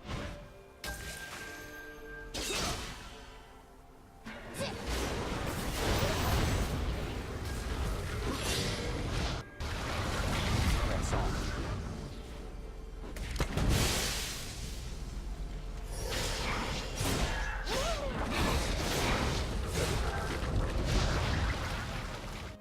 So I go.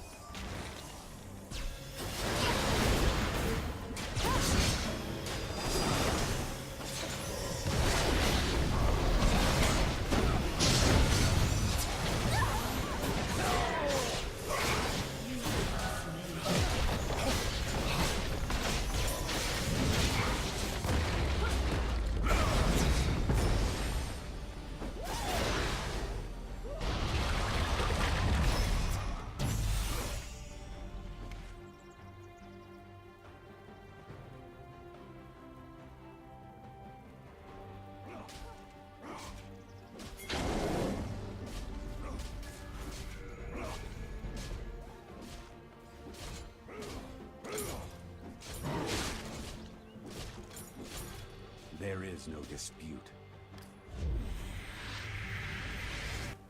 Killing spree.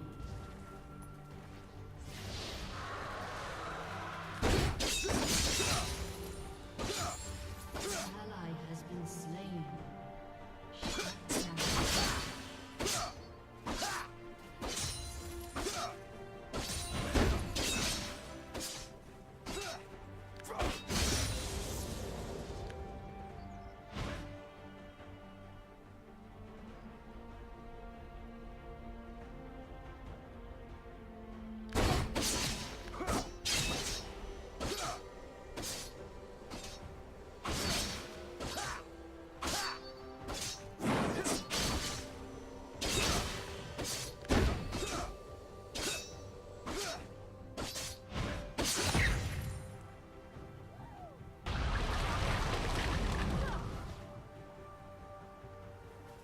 From the shadows.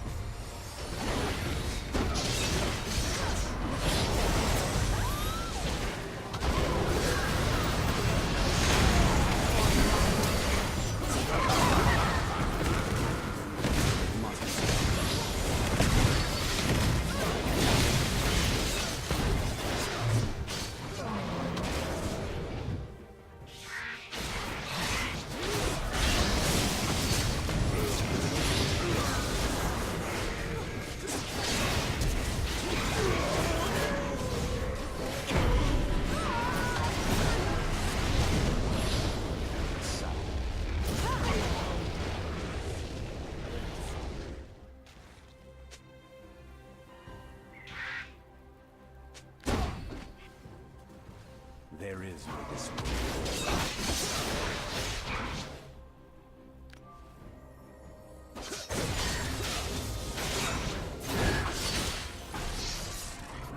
So I go.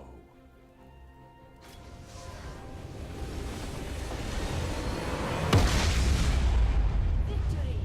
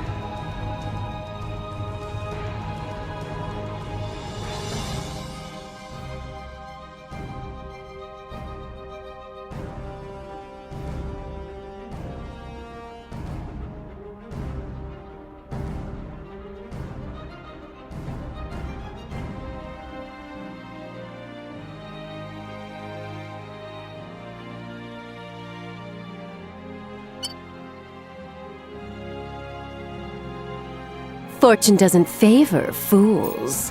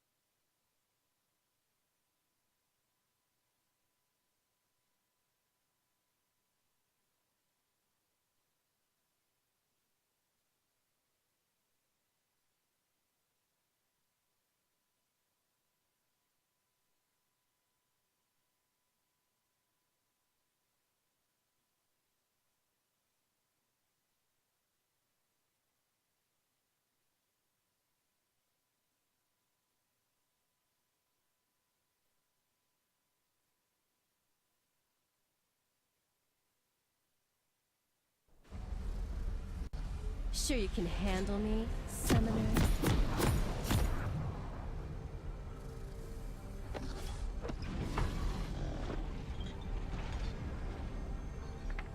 I've got a good feeling about this.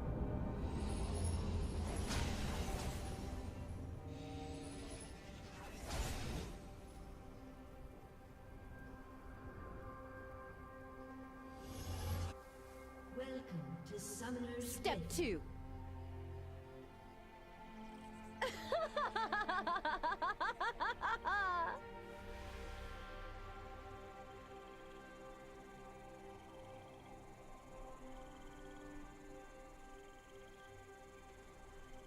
Set sail.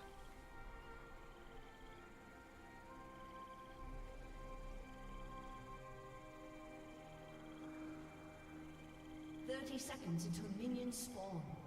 I know what I'm doing.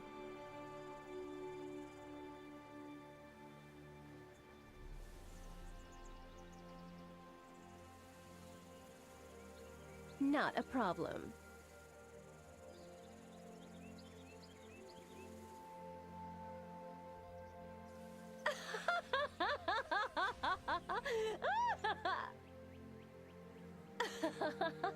Minions have spawned. Don't get cocky.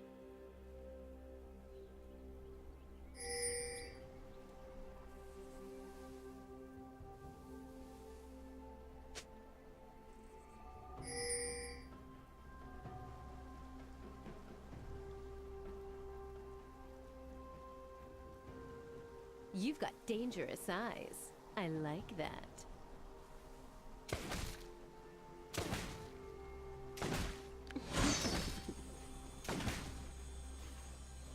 Don't get cocky.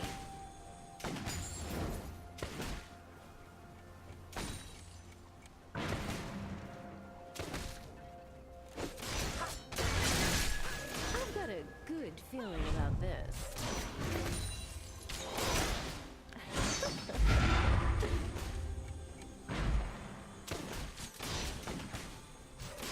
Step 2.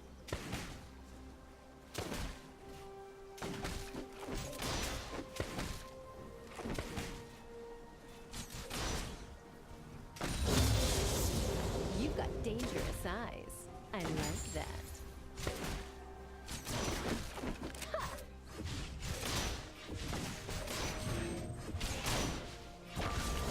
I always shoot first.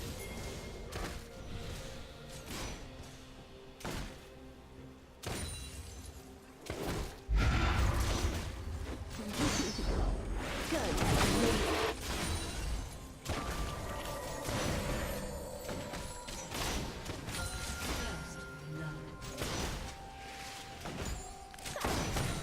Bang!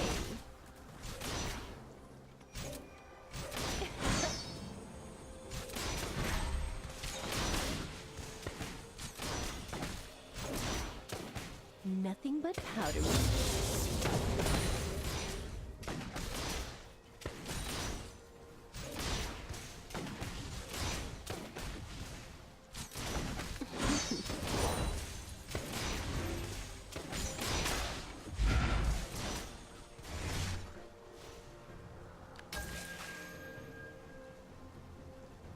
Not a problem.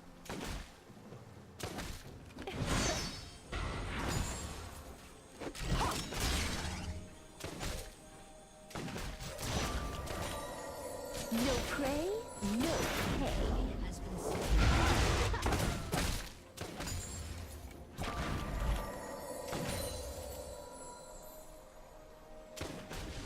Set sail.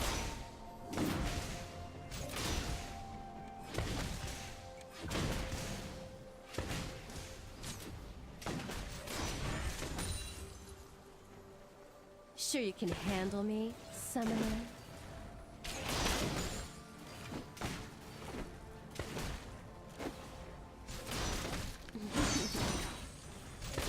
I know what I'm doing.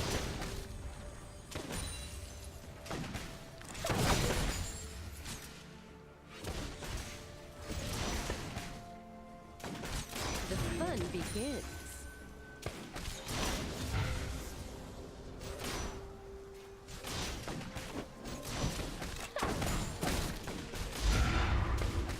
Bang!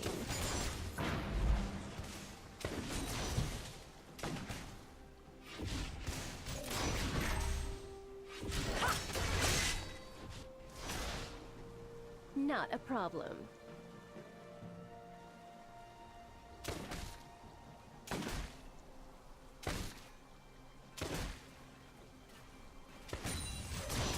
You've got dangerous eyes. I like that.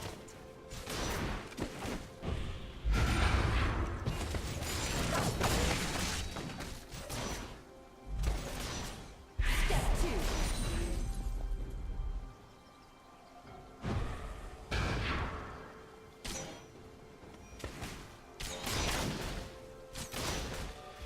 Don't get cocky.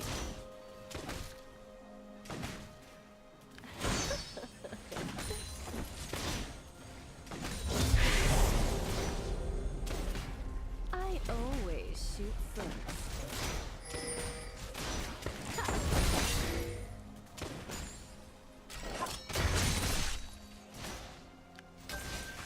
Set sail.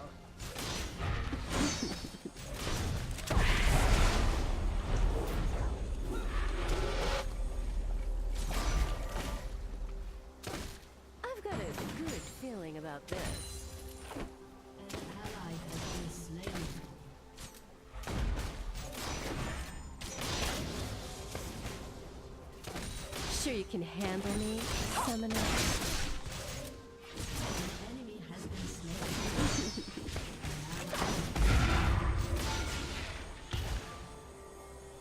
I know what I'm doing. Ha!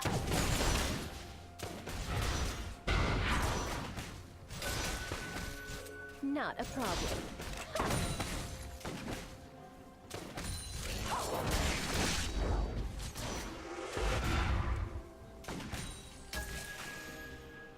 I know what I'm doing.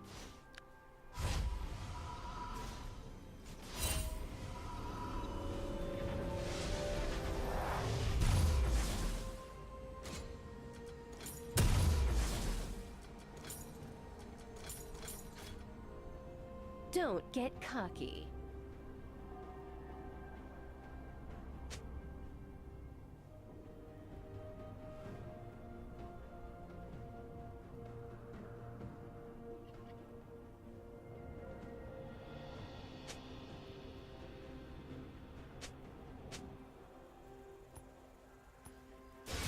I've got a good feeling about this.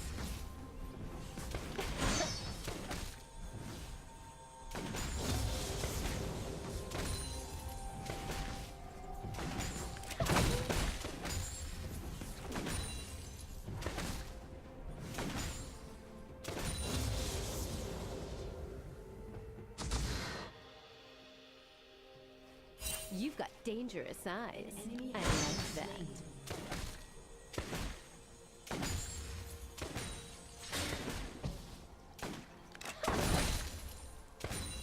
Nothing but powder monkeys.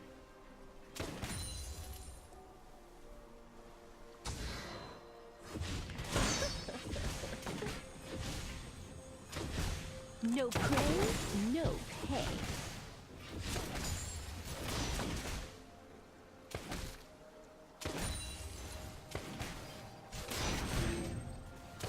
The fun begins.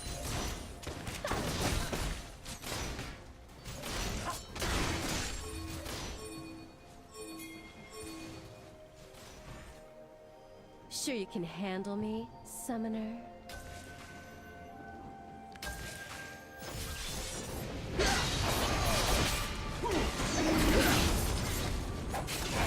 Step two.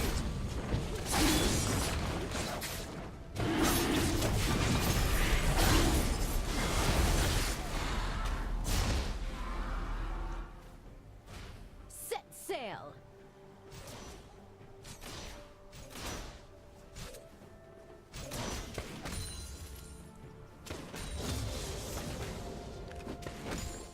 Guns blazing. An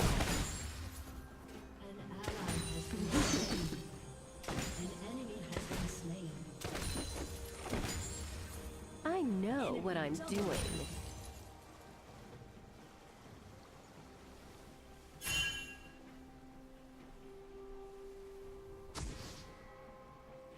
The fun begins.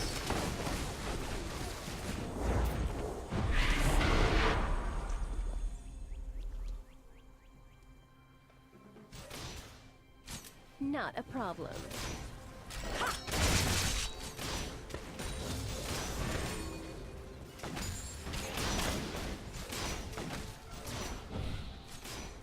Sure you can handle me, summoner?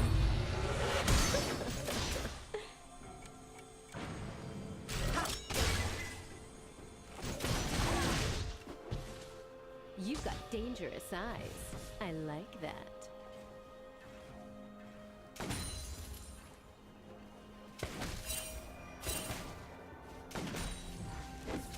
Don't get caught.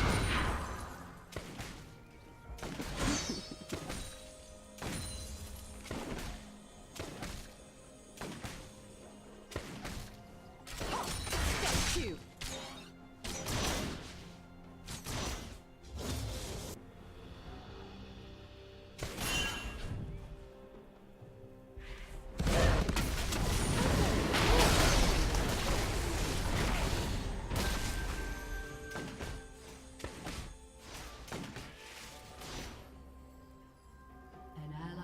been slain. Bang.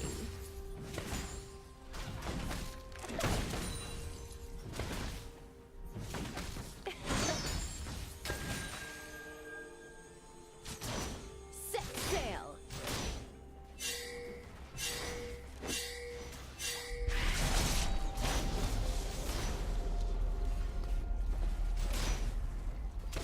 Step 2. An enemy has been slain.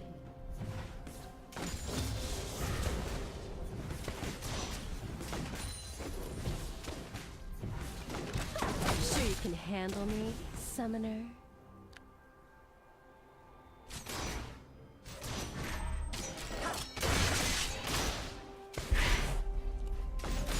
I always shoot first.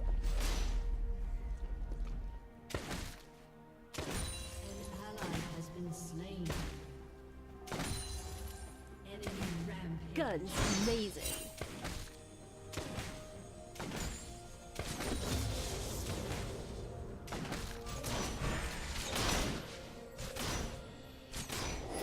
Set sail.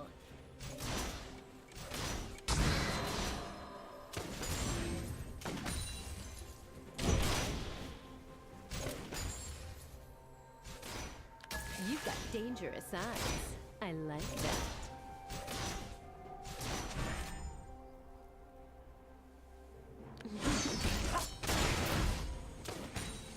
Not a problem.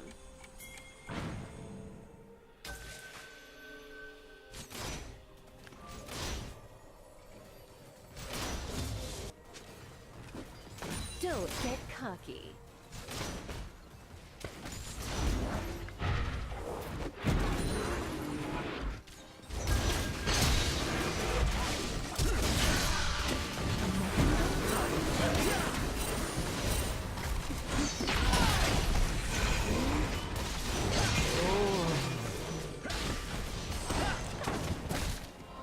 No praise, no pay.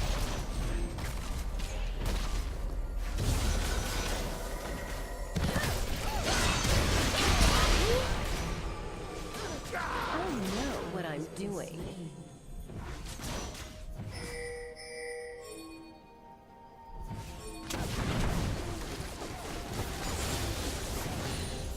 I've got a good feeling about this.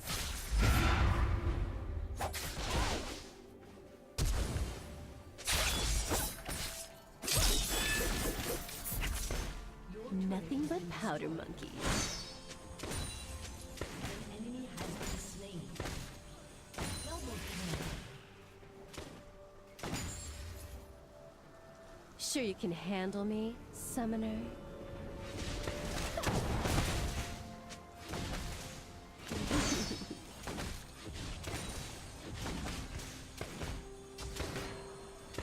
I always shoot first.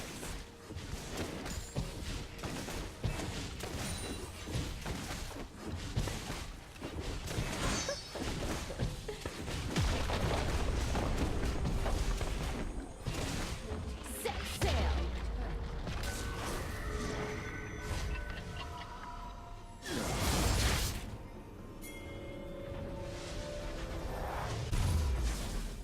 I know what I'm doing.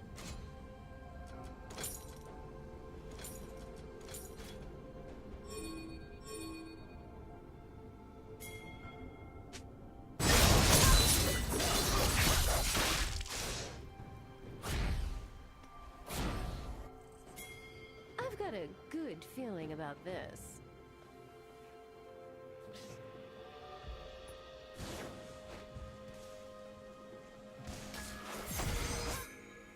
Step 2. Killing.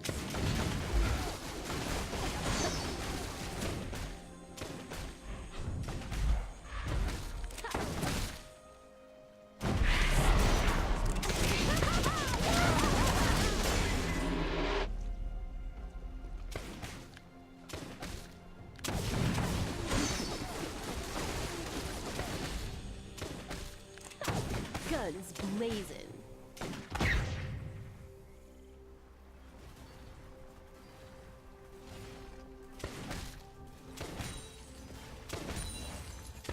You've got dangerous eyes. I like that.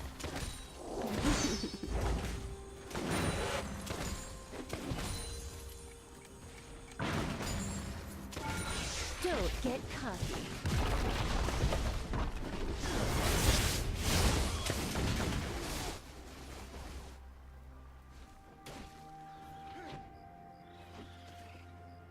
Not a problem.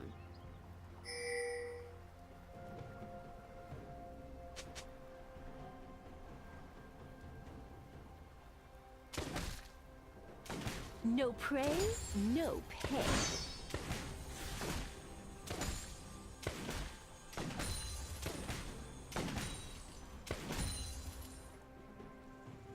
Sure you can handle me, summoner?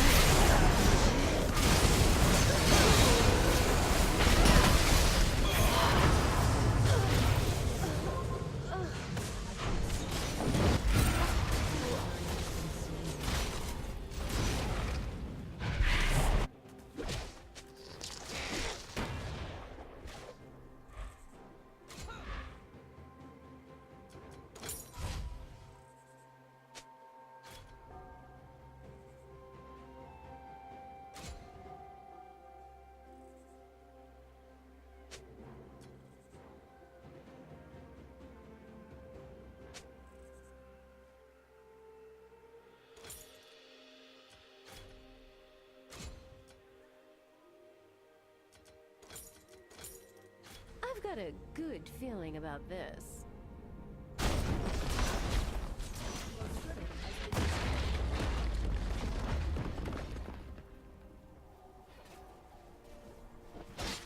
Your turret has been destroyed. Don't get cocky.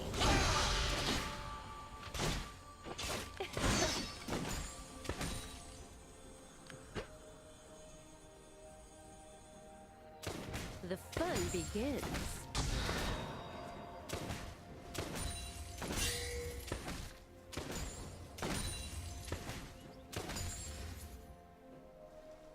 Set sail.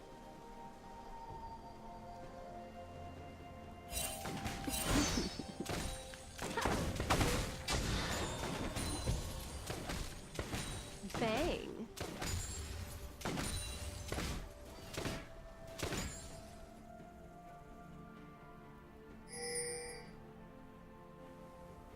An ally.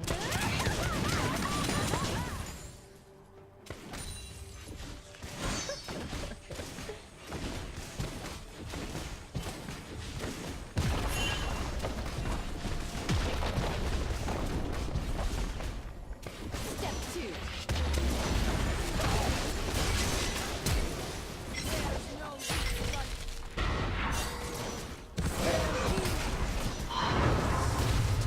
You got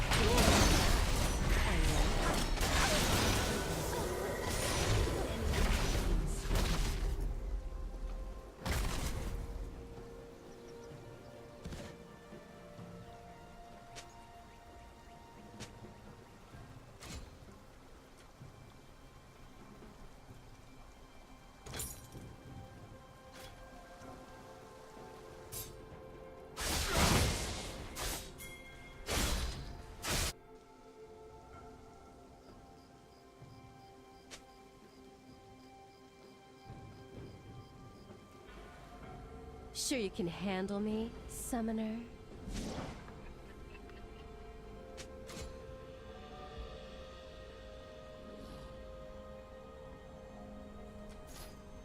An ally has been slain.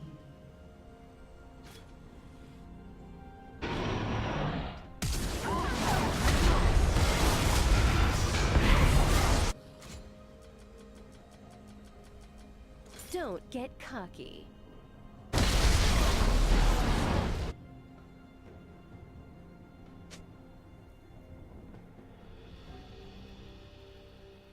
Not a problem. Double kill. Shut down.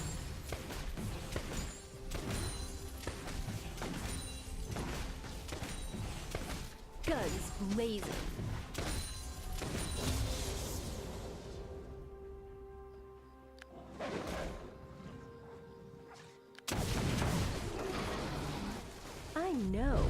doing.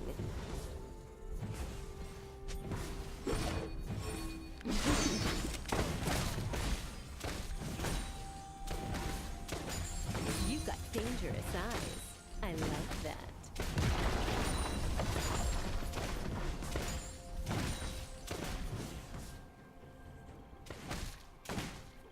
Step 2.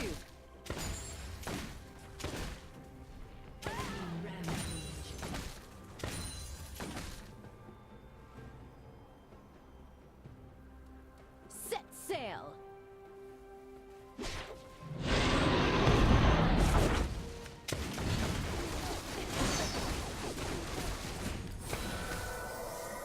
I've got it.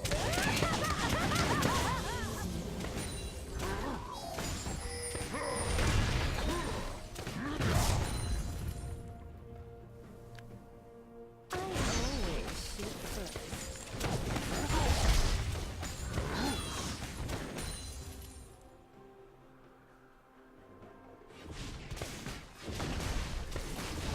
Don't get cocky.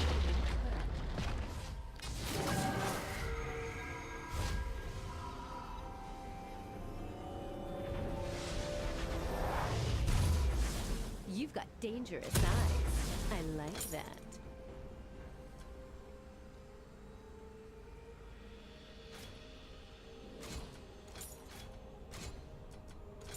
I know what I'm doing.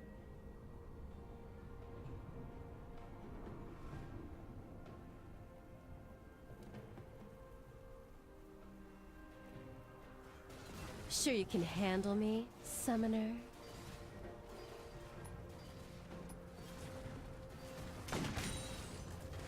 Ally has been slain.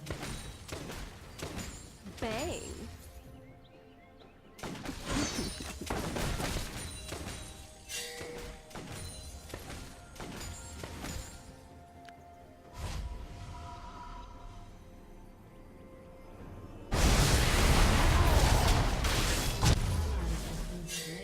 I've got a good feeling about this.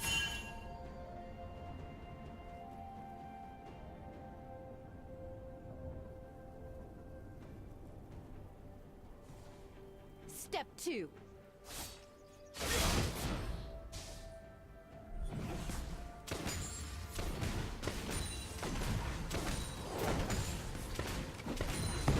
Not a problem.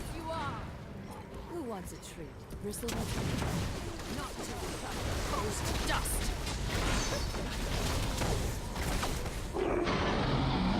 Set sail!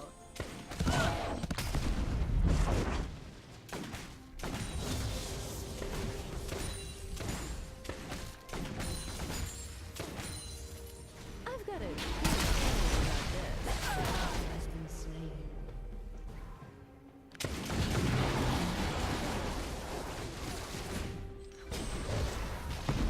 Set sail!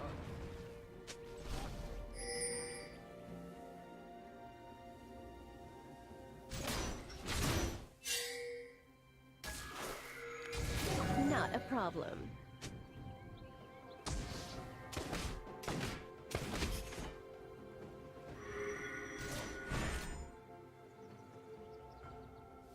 Sure you can handle me, summoner?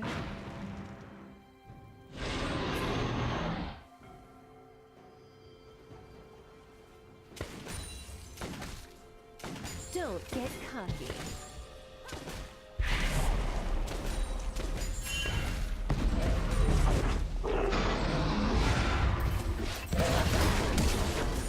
You've got dangerous eyes.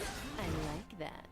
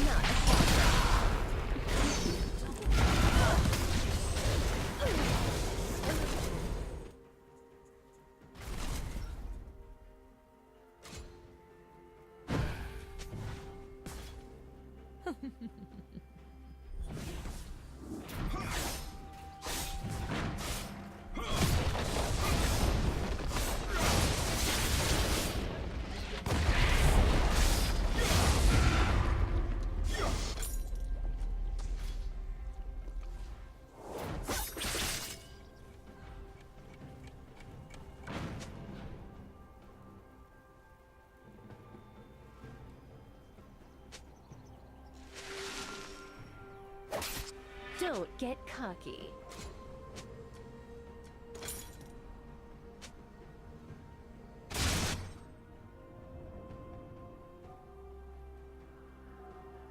Sure you can handle me, summoner?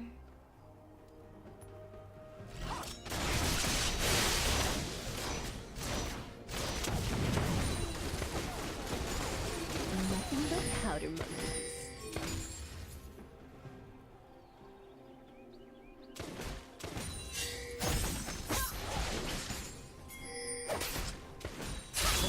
Begins.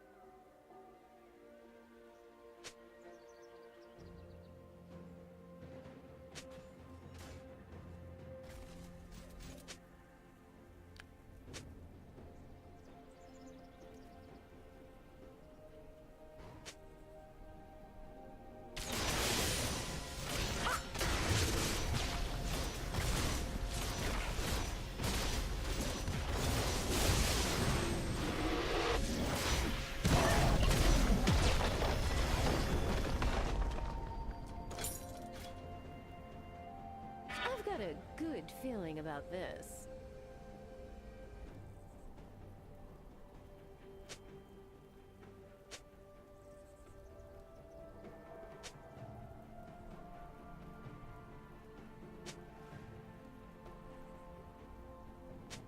No prey, no pay.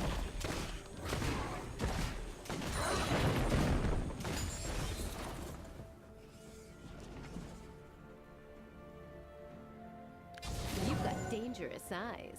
I like that.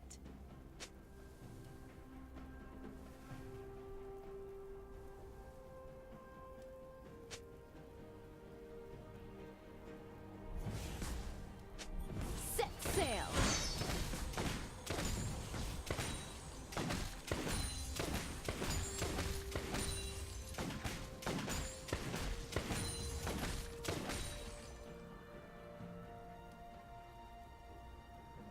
Don't get cocky.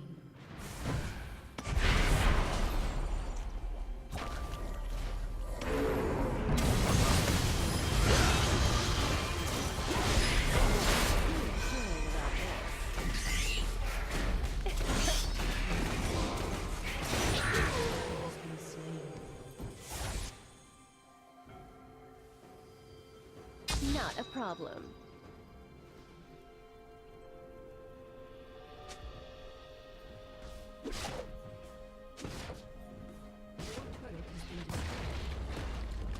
Sure you can handle me, summoner?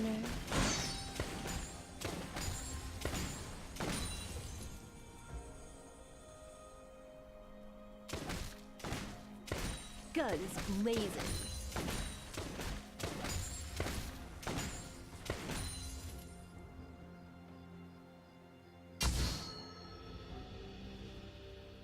Set sail!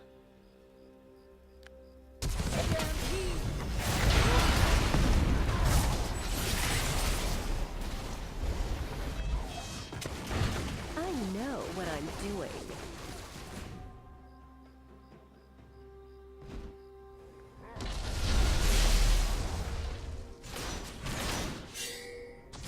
You've got dangerous eyes. I like that.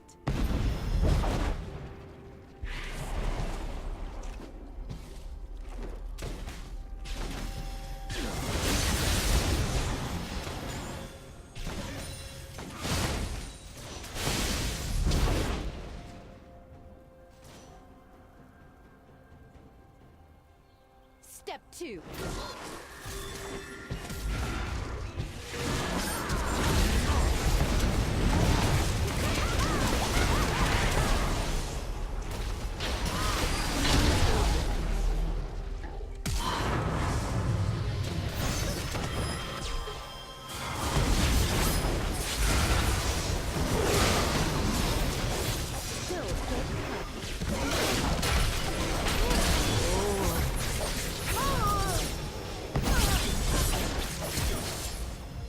An enemy has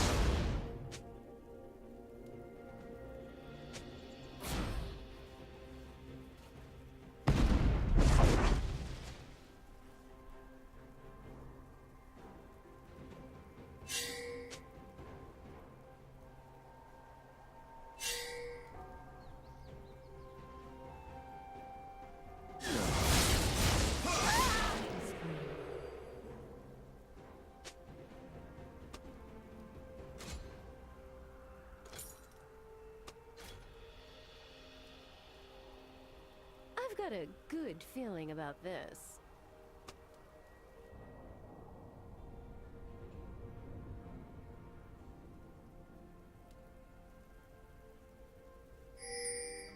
I know what I'm doing.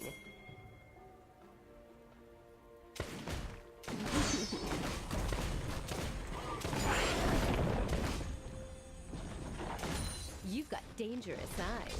I like that.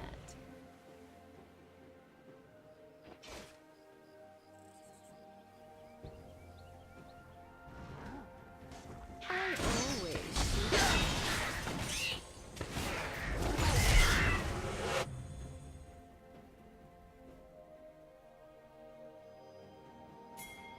sure you can handle me, Summoner?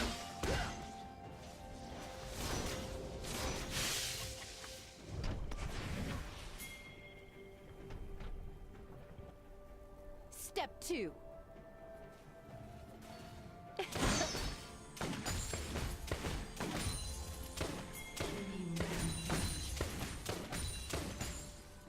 Set sail.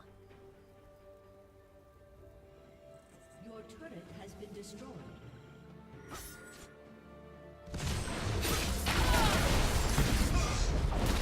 You've got danger.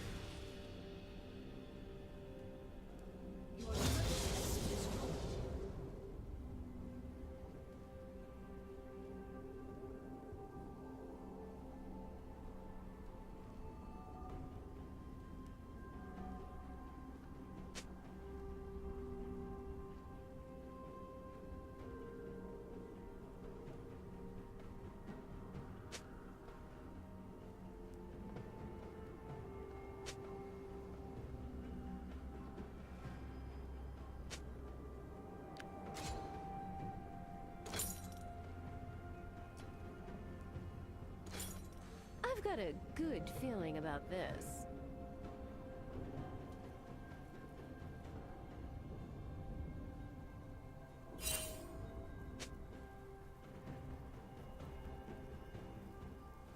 Don't get cocky.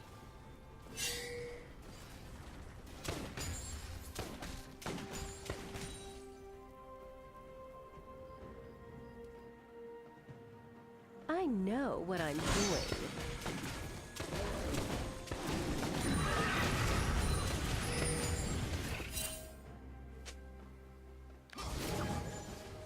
Not a problem.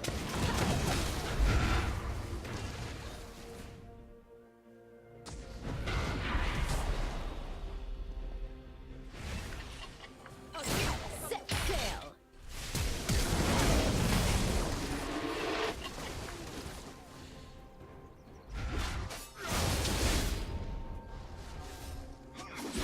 Sure you can handle me, summoner?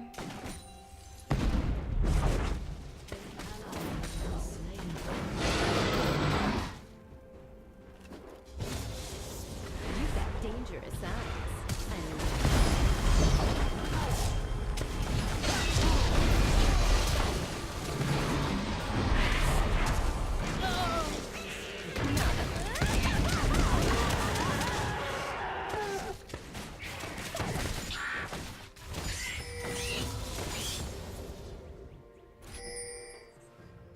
Set sail.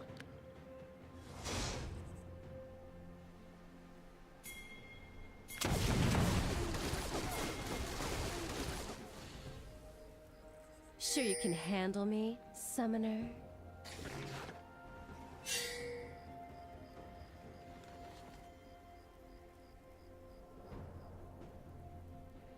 I've got a feeling about this.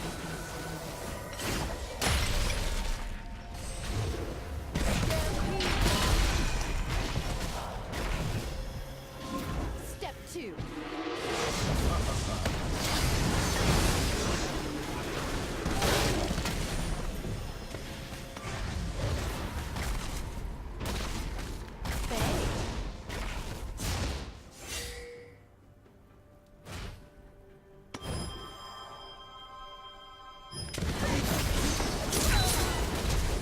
Don't get caught.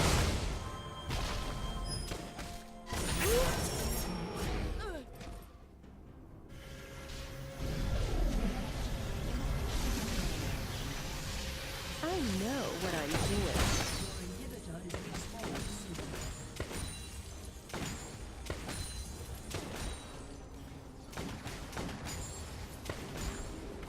Nothing but powder monkeys.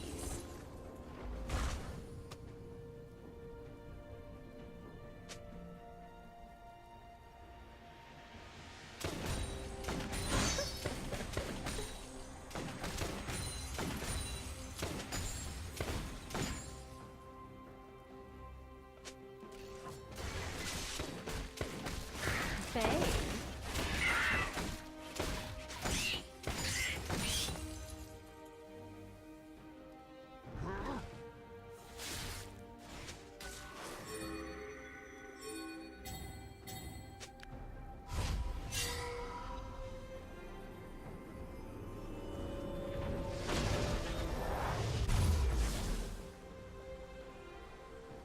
Don't get cocky.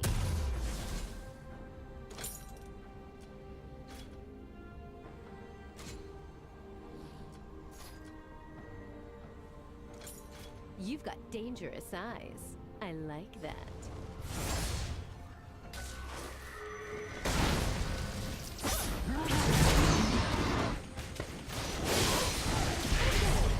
Feeling about this.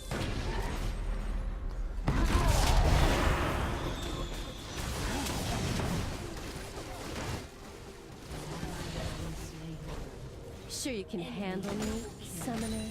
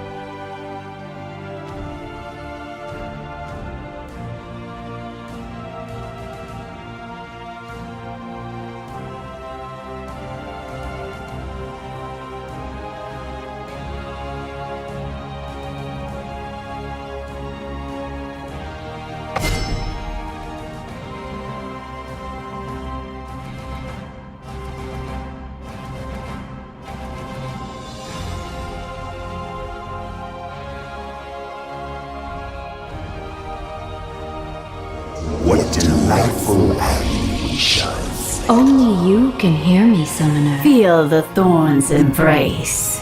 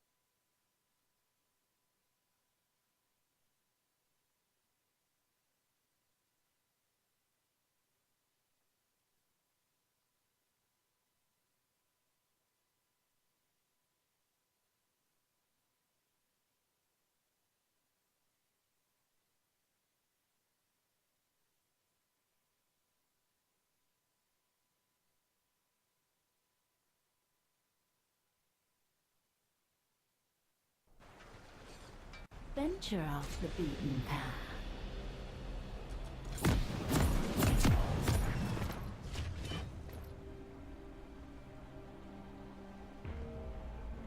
The forest holds many surprises.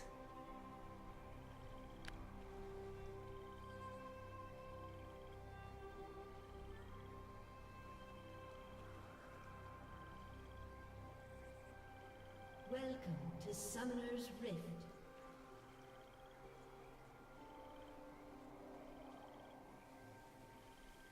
Come closer.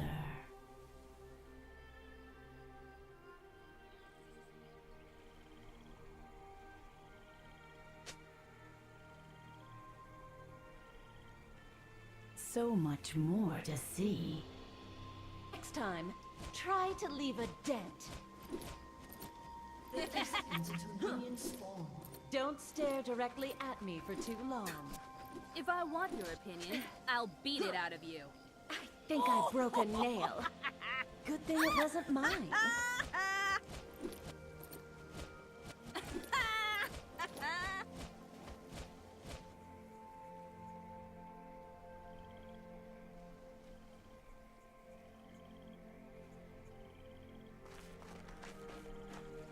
Minions have spawned. Take careful steps.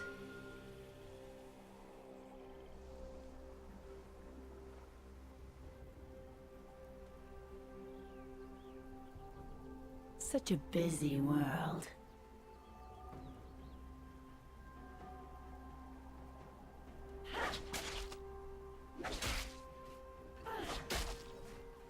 A promising garden.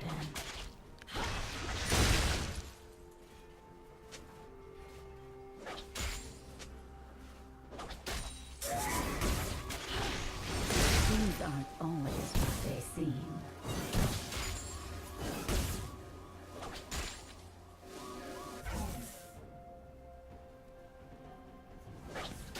What lurks beneath the soil?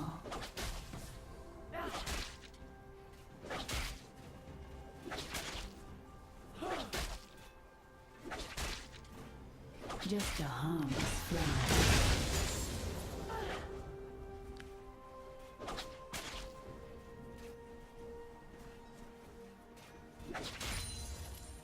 Wait until my seeds take root.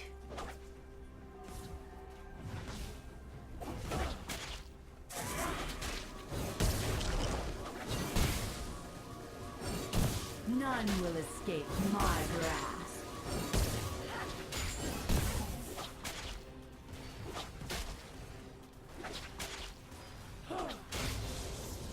Take careful steps.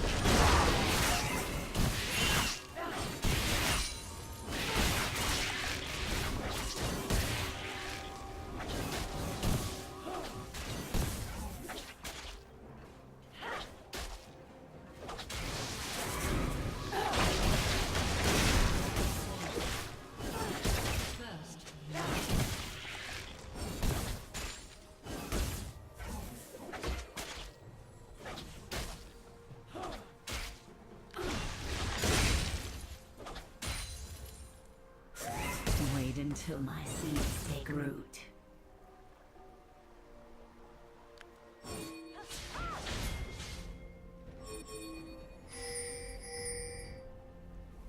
Choke the life from them.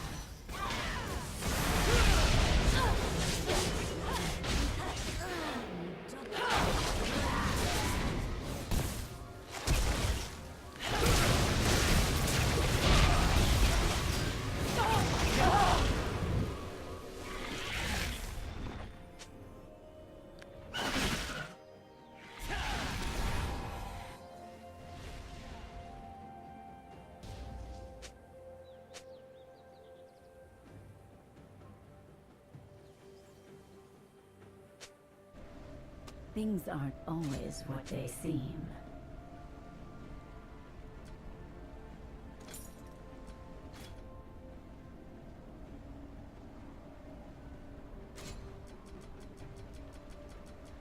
Such a busy world.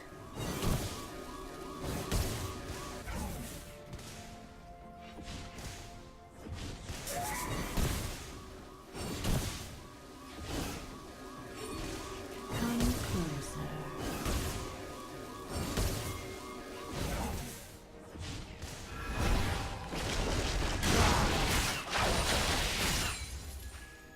Just a harmless flower.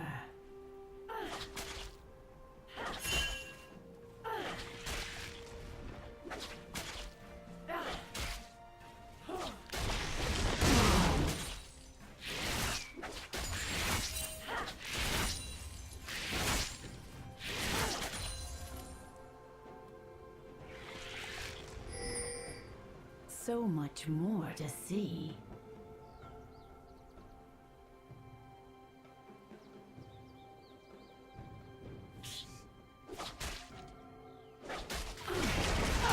My friend thinks it's so clever.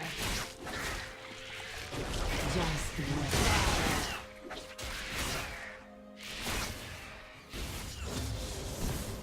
Venture off the beaten path.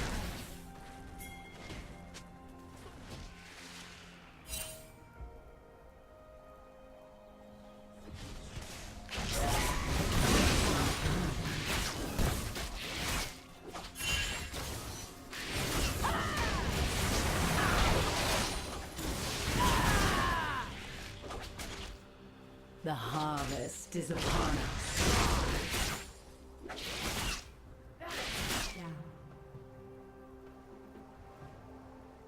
Double kill. The forest holds many surprises.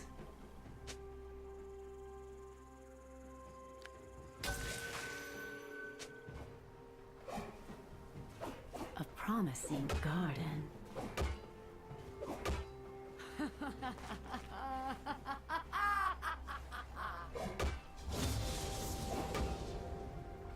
Death is in bloom.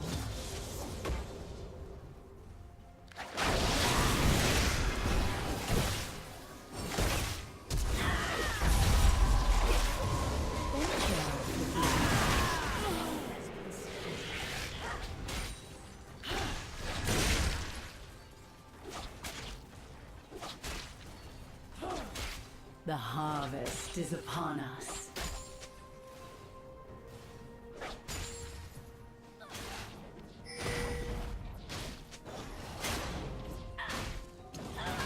None will escape my wrath.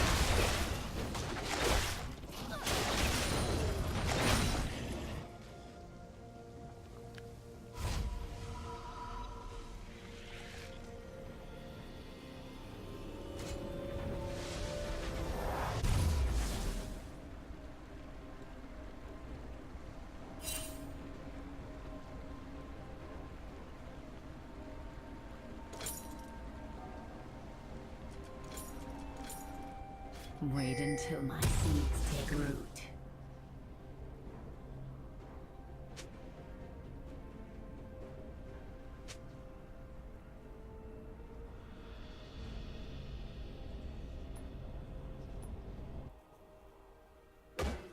Take careful steps.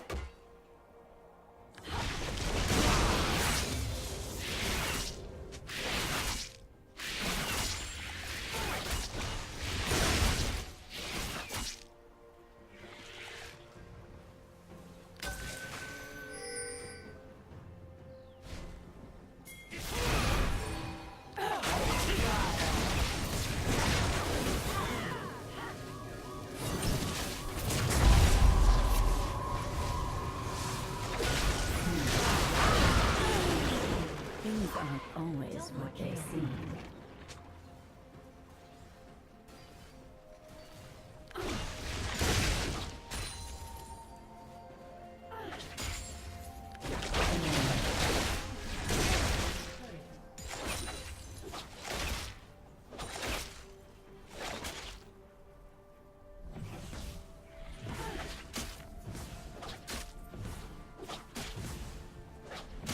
Just a harmless flower.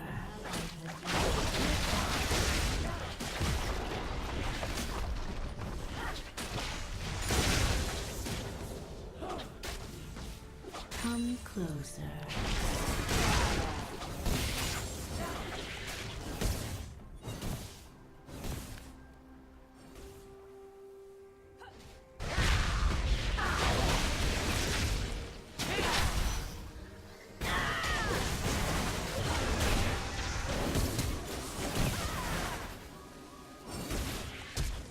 The forest holds many surprises.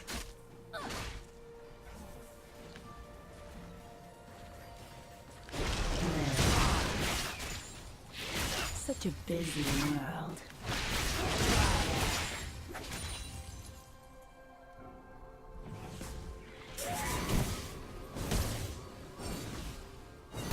forest holds many surprises.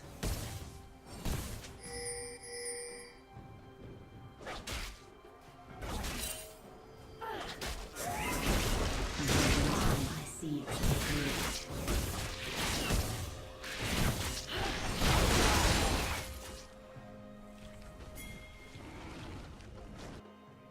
So much more to see.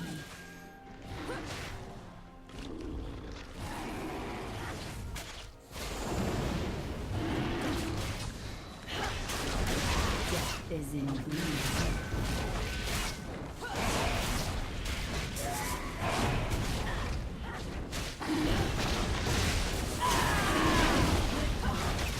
My friend thinks it's so.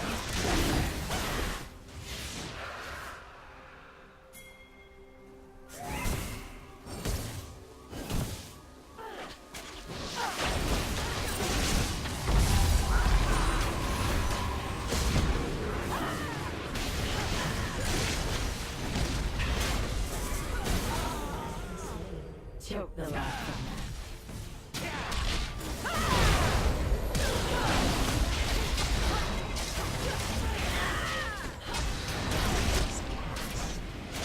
What lurks beneath the soil?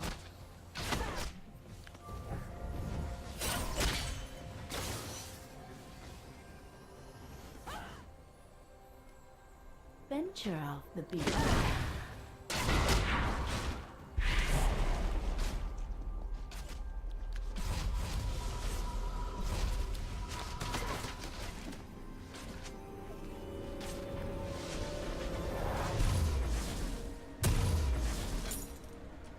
Such a busy world.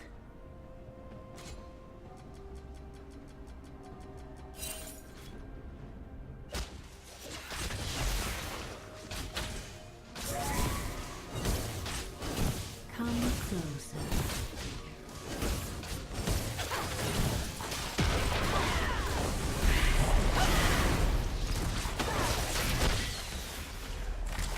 Just a harmless flower.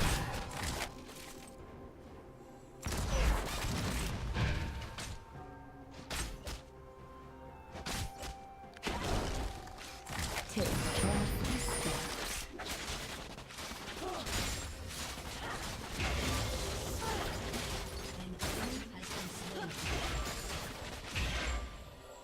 These aren't always what they seem.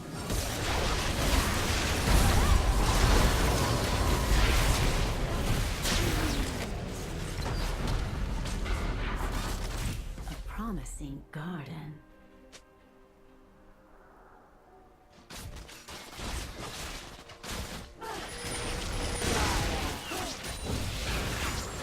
The forest holds many surprises. Your team has destroyed.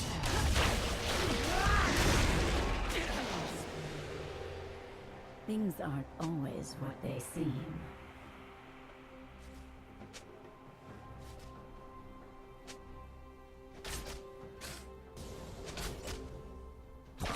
So much more to see.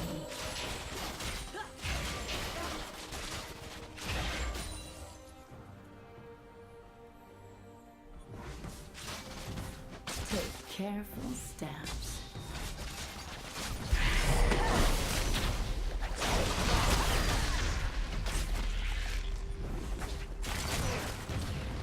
Just a harmless flower.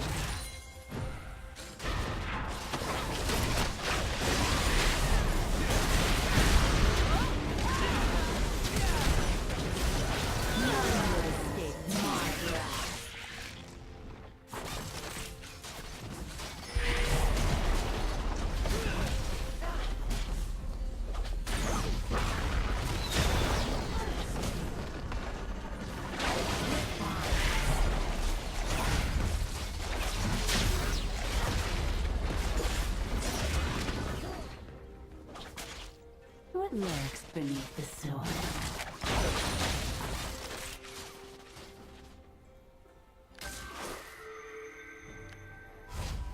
Your turret has been destroyed.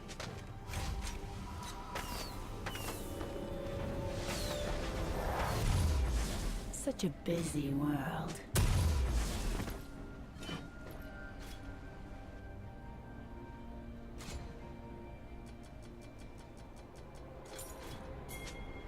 Come closer.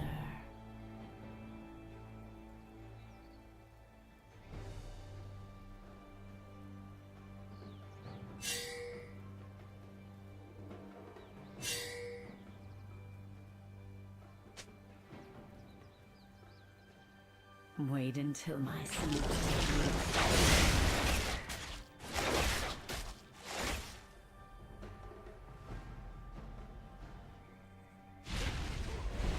venture off the beaten path.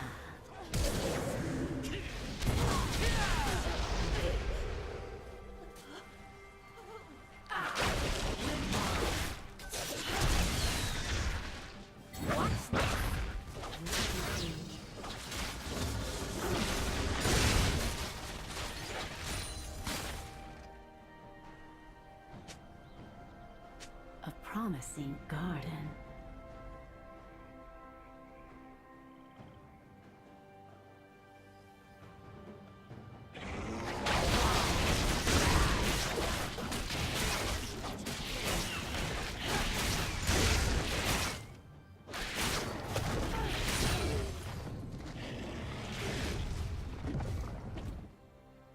Come closer.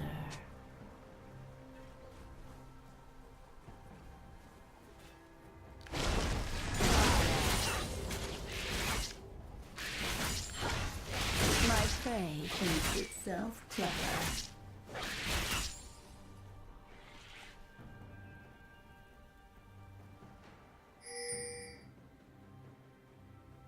Just a harmless flower.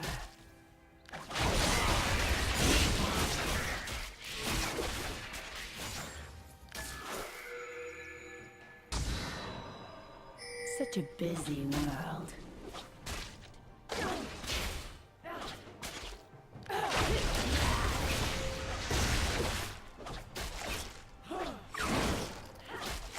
Take careful steps.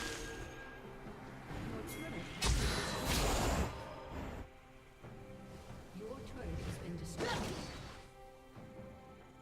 So much more to see.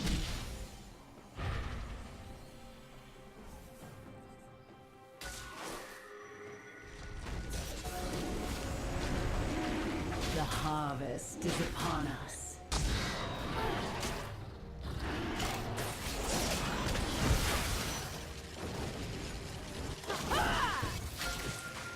A promising garden.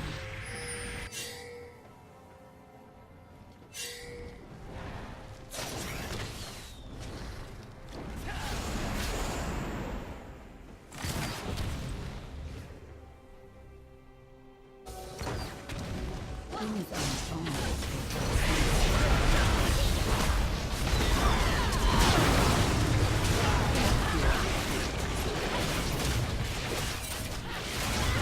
Venture off the beaten path.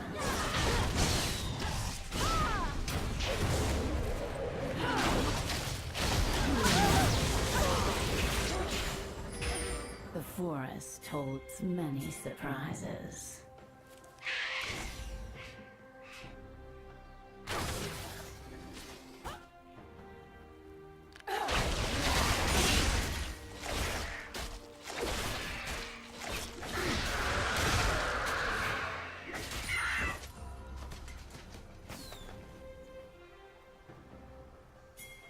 Wait until my seeds take root.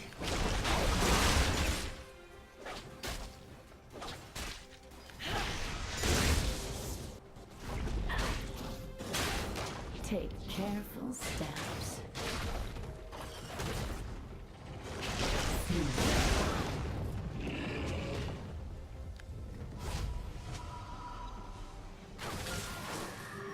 Just a harmless flower.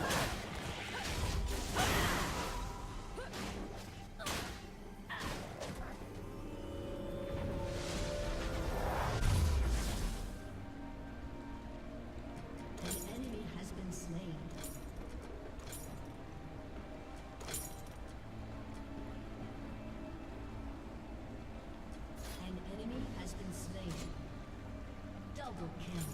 Things aren't always what they seem.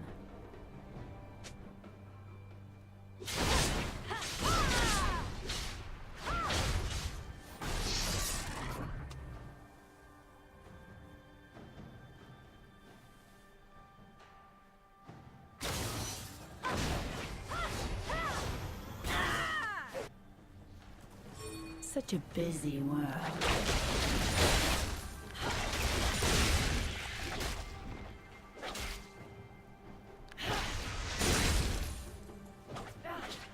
Choke the life from them.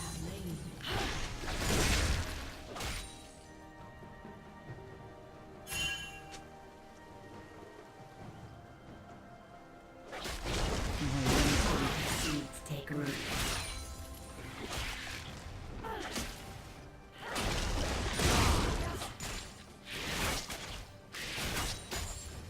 So much more to see.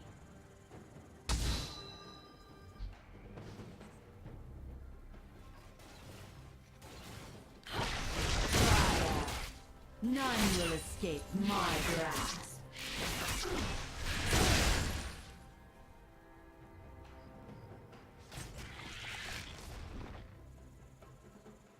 Come closer.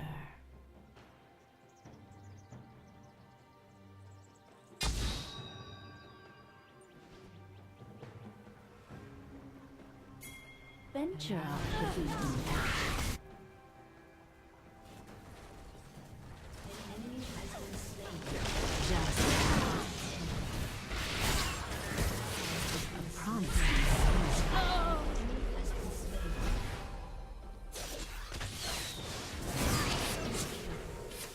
Enemy killing spree.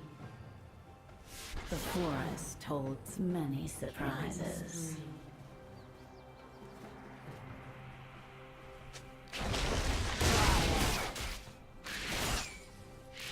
Just a harmless flower.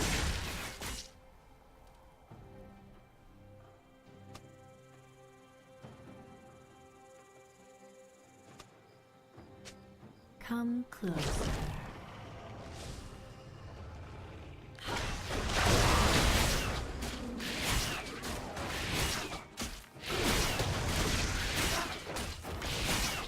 So much more to see.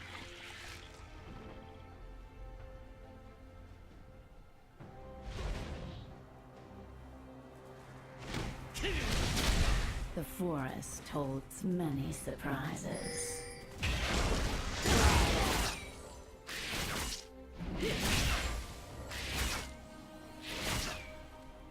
Take careful steps.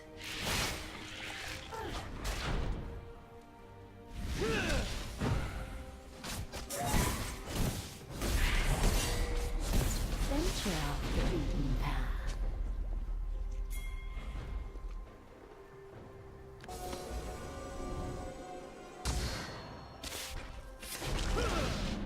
Wait until my seeds take root.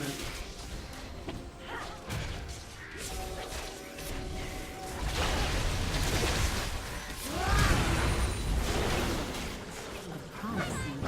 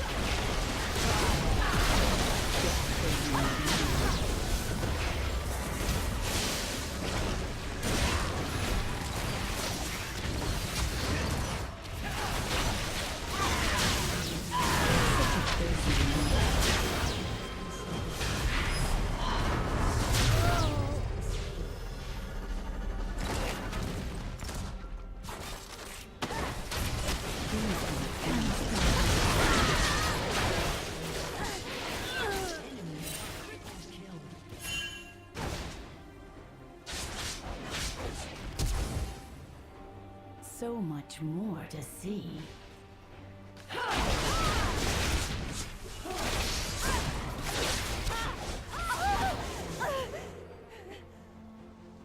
The forest holds many surprises.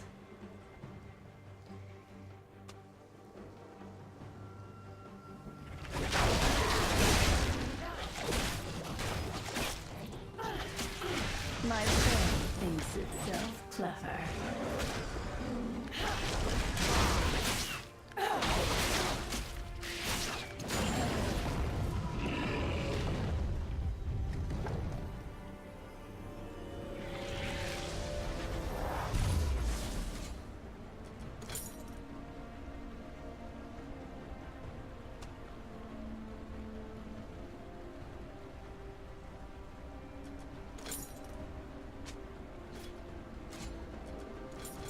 Things aren't always what they seem.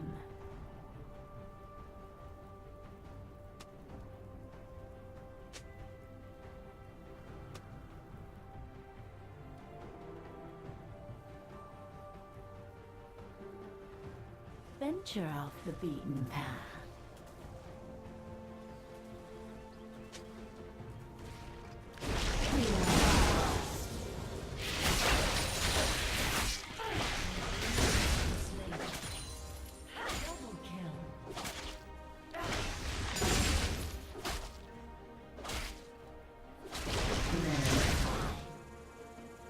Wait until my seeds take root.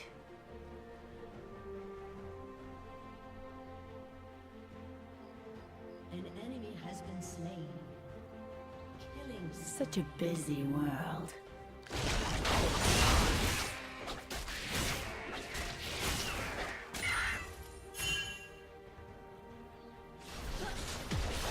Take care of yourself.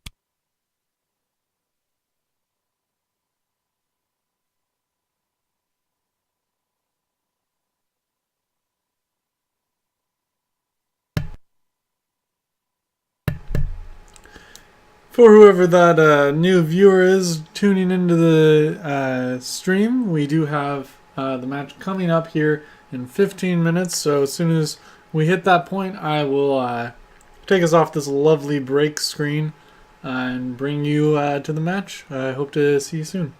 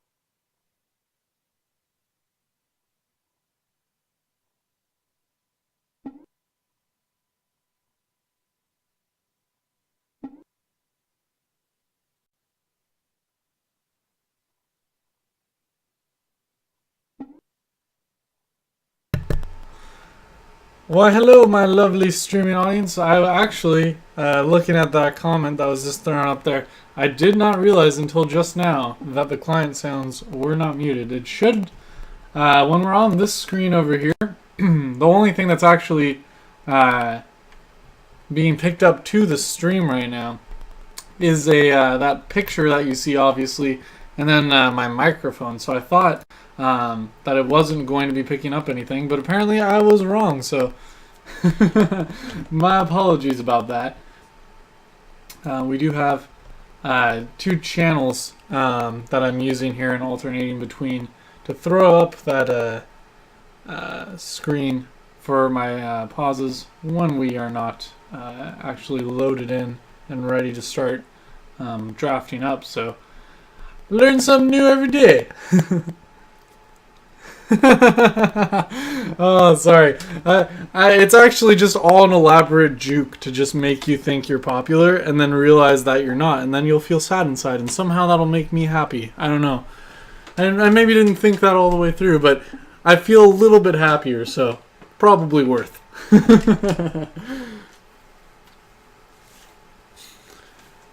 Yeah, you'll notice specifically before I swapped it over to this screen, I opened the store, and then I turned up the volume on my computer that I have the stream open on and listened, and then I heard the store like a minute later. Oh god, what have I done?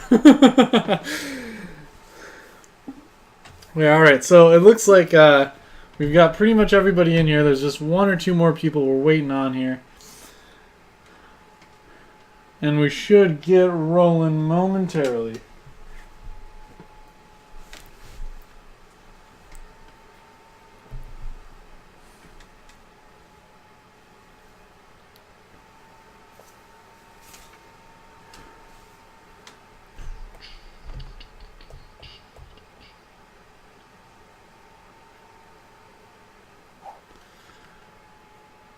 Get all my notes all pulled up and ready here. Do I actually have this? No, this is still from the Crunchyroll map. Or match, I should say. Microsoft One.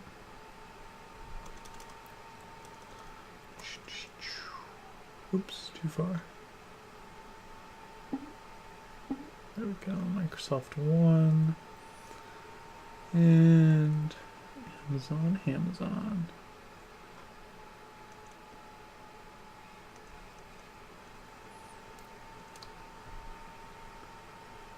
Boom. Alright, beautiful. Let's play. Okay.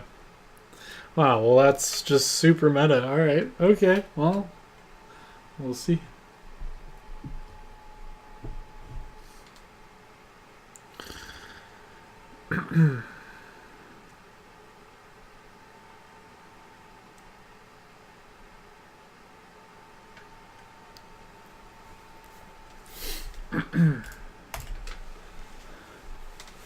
So we got one more person we're waiting on here, and we will be doing a standard, normal, non-chat pick band phase here, so you won't have to read that tiny chat box to see what the pick band order is. We will have the legit first time ever order streamed to you live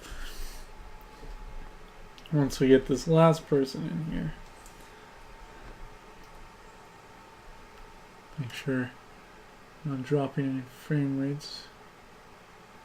No, I did drop a little bit. Probably when I was gaming in between. Shoot, I can't believe that I just had the stream open, and in between matches that I'm casting, I just did a couple games. So I can't imagine people just stumbling on the stream and seeing like the break thing. Like just this, and in the background there's like game noises. It's just probably looked absurd.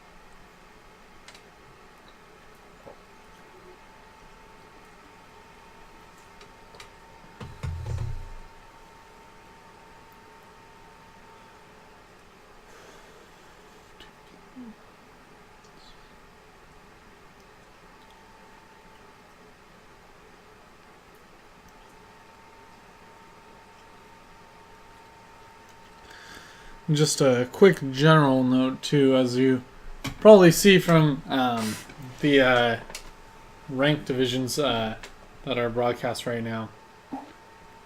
There is a slight advantage over to the blue side in this game.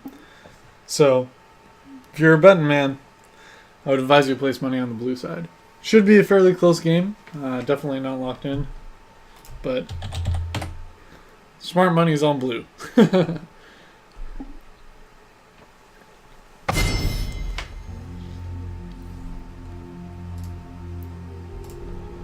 Hello everyone and welcome to the After Hours Gaming League. This is week 5 of the 2015 season and I am your caster for the match, Crick Chronic War Catalyst.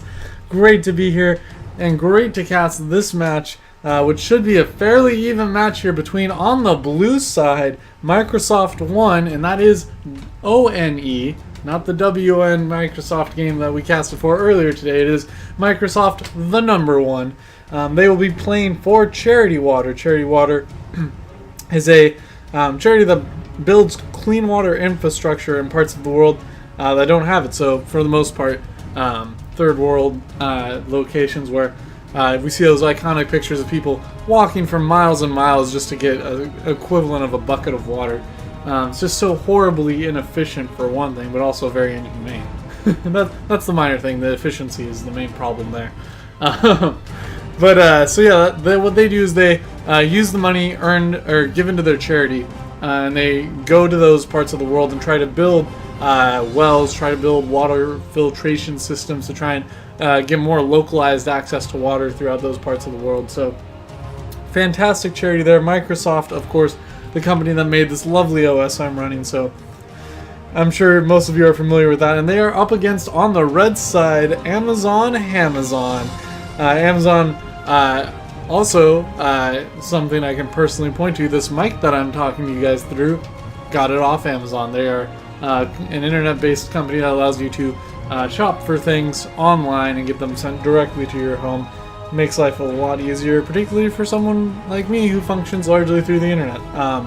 And the charity that they are playing for is Child's Play. Child's Play is a charity that brings children who are in domestic violence shelters and hospitals in general, tries to bring them the gift of gaming.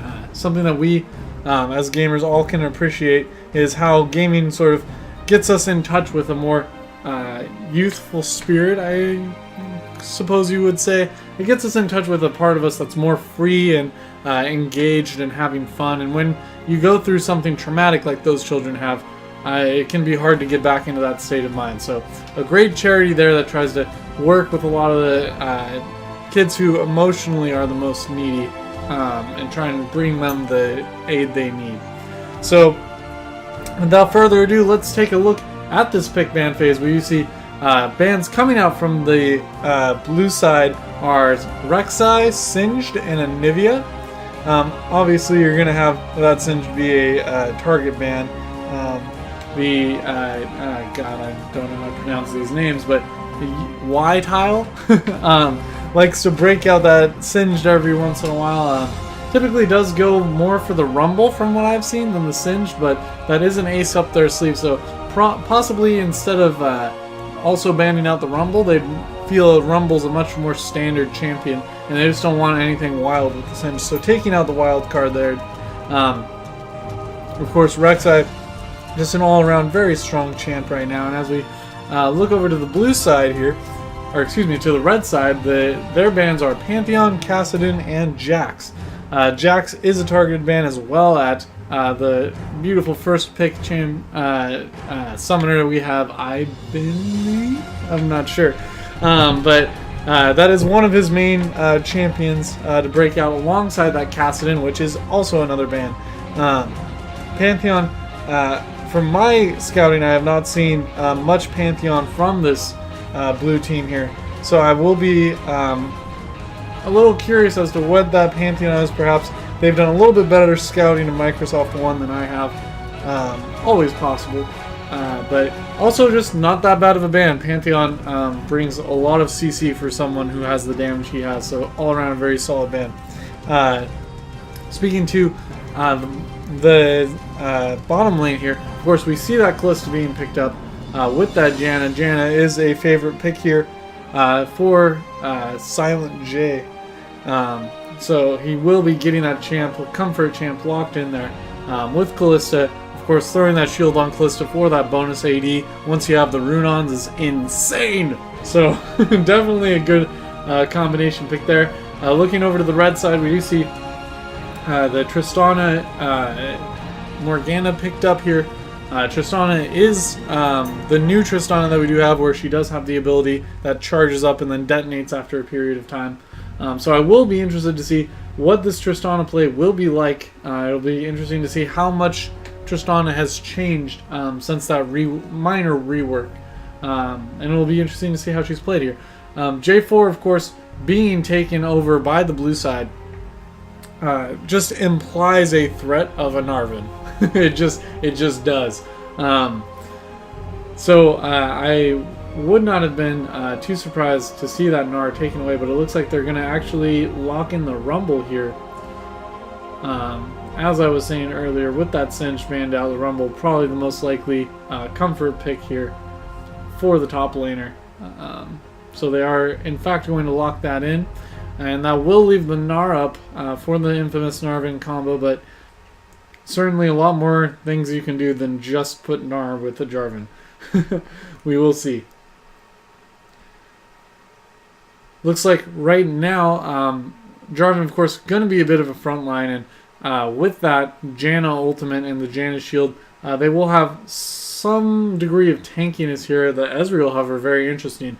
They will have some degree of tankiness here with that strong disengage that Janna provides, to where if they didn't want to go with someone too tank heavy in the top lane, they wanted to go with somebody a bit more damagey flavor, that would certainly be possible. But it looks like the Maokai hover is going to be what they end up going with here, if they do choose to lock that in. But perhaps more importantly, we might be seeing a blue Ezreal here coming out in the mid.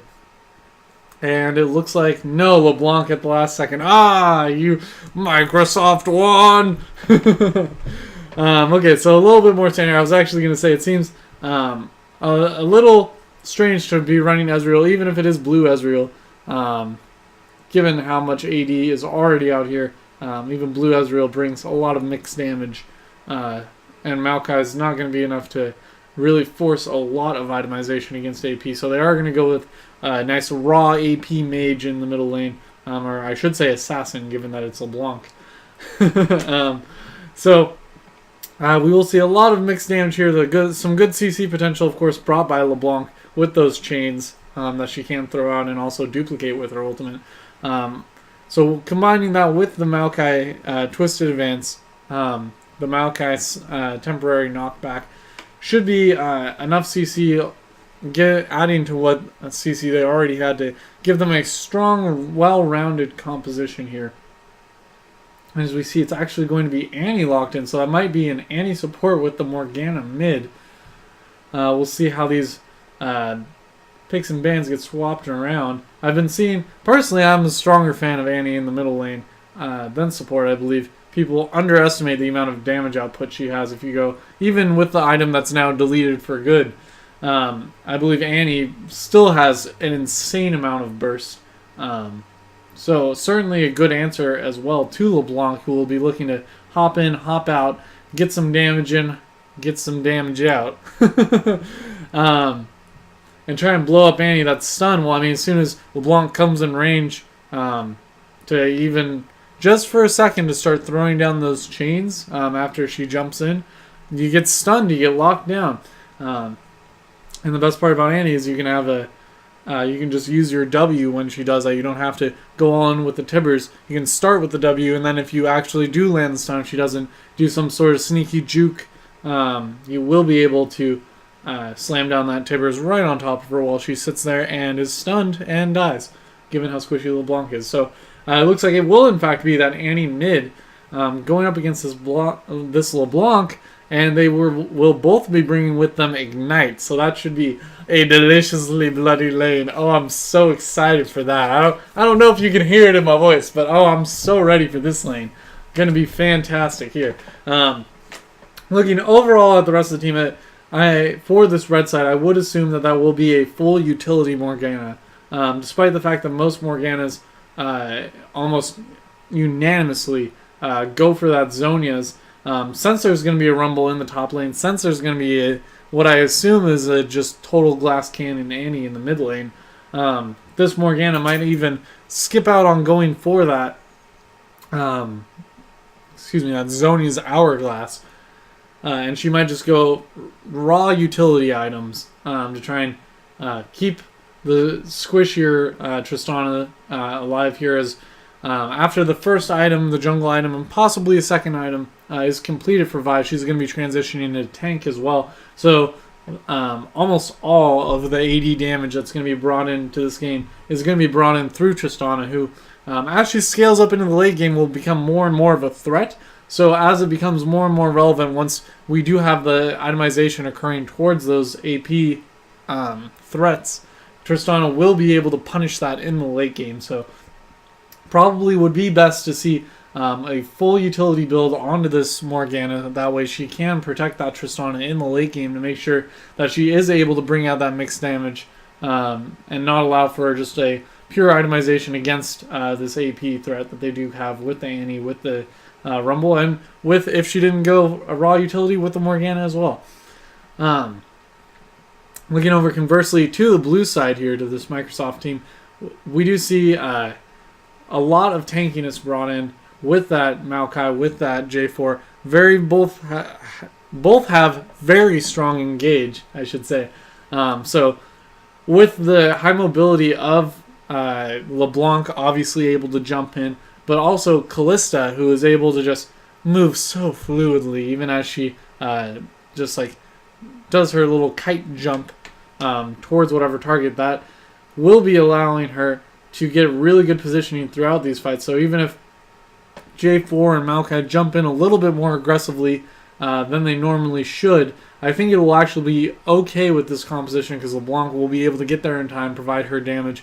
Callista, sped up by the Janna passive especially, will be able to get there in time and kite around that fight effectively. And with that Ren slow, people obviously always focus on the damage from Ren because, oh, the damage is so good. But something that is neglected somewhat frequently is the actual slow that Ren provides. So when she is taking out those Ren stacks to get kills, which Callista will inevitably do, she also provides a really soft CC for the rest of her team, on the rest of her team that have any Ren stacks in her.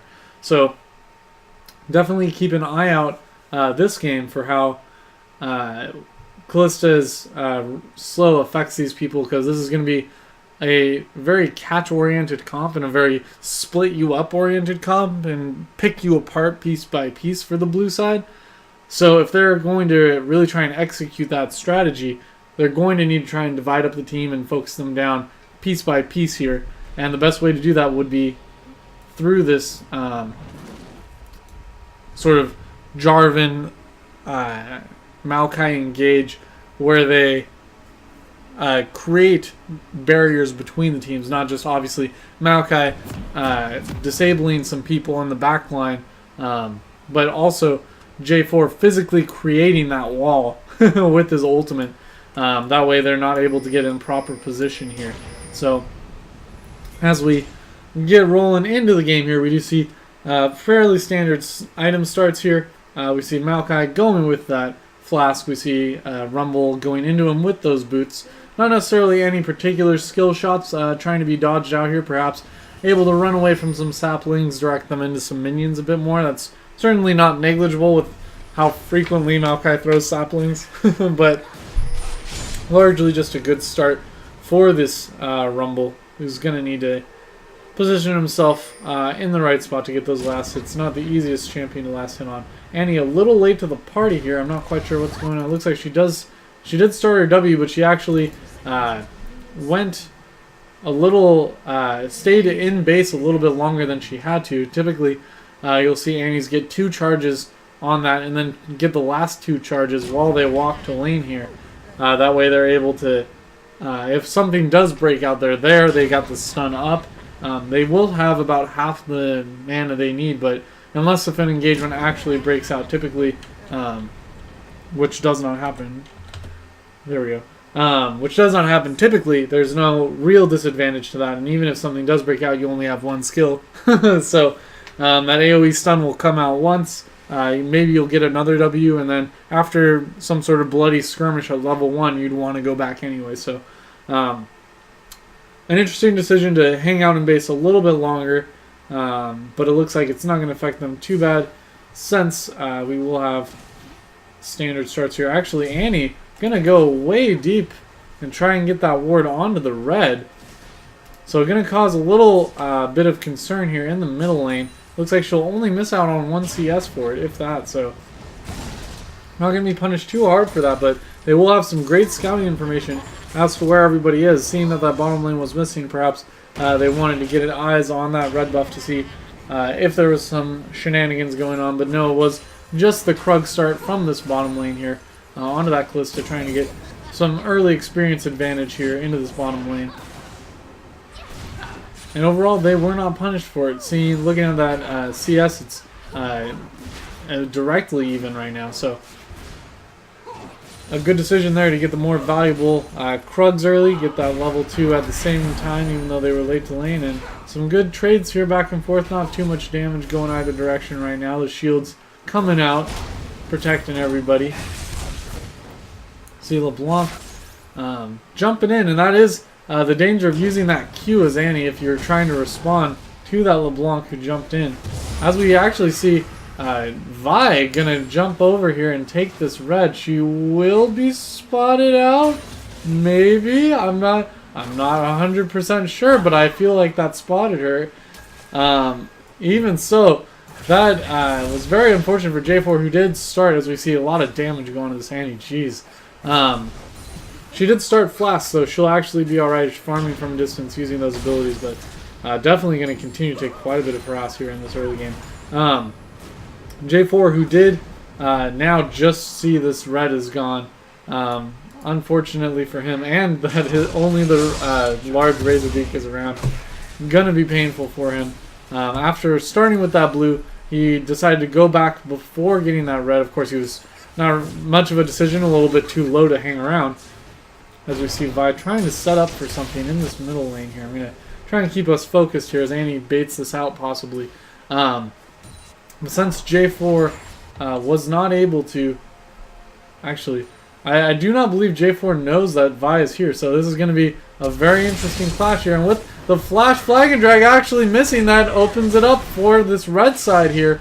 Annie just immediately leaving after the engagement started there, and she got her Q off onto LeBlanc, but overall not too much, but a free flash essentially from this J4, as we see a lot of damage in this bottom lane actually. Gonna be able to get that with the Q? No, not going to be able to, so Callista gonna be hopping around trying to get the damage, and she will. She came back a little bit too greedy, trying to finish off those kills, and gonna pay for it. The Janus shield barely protecting her from the minions. First blood onto Janna, with the assist going over to Callista, of course. So, not the worst things that could have happened from that engagement, where it was actually very much a toss-up there in that bottom lane. Both support and AD carry for the blue side taken so low from that. Essentially a toss-up of how that could have gone from any very minor changes in that battle plan that went out there. You see Annie throwing up that shield, trying to block out as much damage as possible, doing her best to farm under turret. Annie, of course, not the best champion to try and farm under turret with, but LeBlanc actually, despite creating a lot of this pressure, does not have a CS lead right now, so gonna try and get the kill if she, yes, with the ignite and the chain proc. That will be enough to get her in. Unfortunately, Vi missing that Q as well is not even going to be able to return a lot of damage. So that's 2 kills now over to this blue side. Onto LeBlanc as well. Definitely not what you wanted to see get going is a mid lane LeBlanc. That certainly is something that will cause a lot of headaches here if she can try and snowball that into some more kills as the game goes on. Those rums are so easy to do with that jump that she has. A lot of damage going onto that Rumble there, and actually not much at all getting returned to Maokai. So Rumble probably going to have to go back right now if the saplings don't stop him. And they actually will, as we see this fight going down in the bottom lane here. Some good Spell Thieves procs on both sides here, of course, being that former support main as I was, and probably still am, really. I just love watching those Spell Thieves edges just tick down every time there's a single auto going in. Oh, that 5 gold. Oh, give it to me.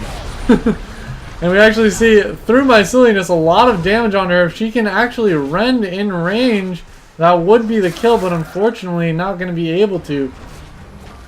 Then just barely survive in this bottom lane are both the Morgana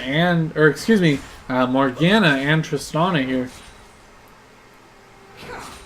And that will be will be a growing CS lead. Annie actually going to look to make her way down bottom, actually going to think wiser of it.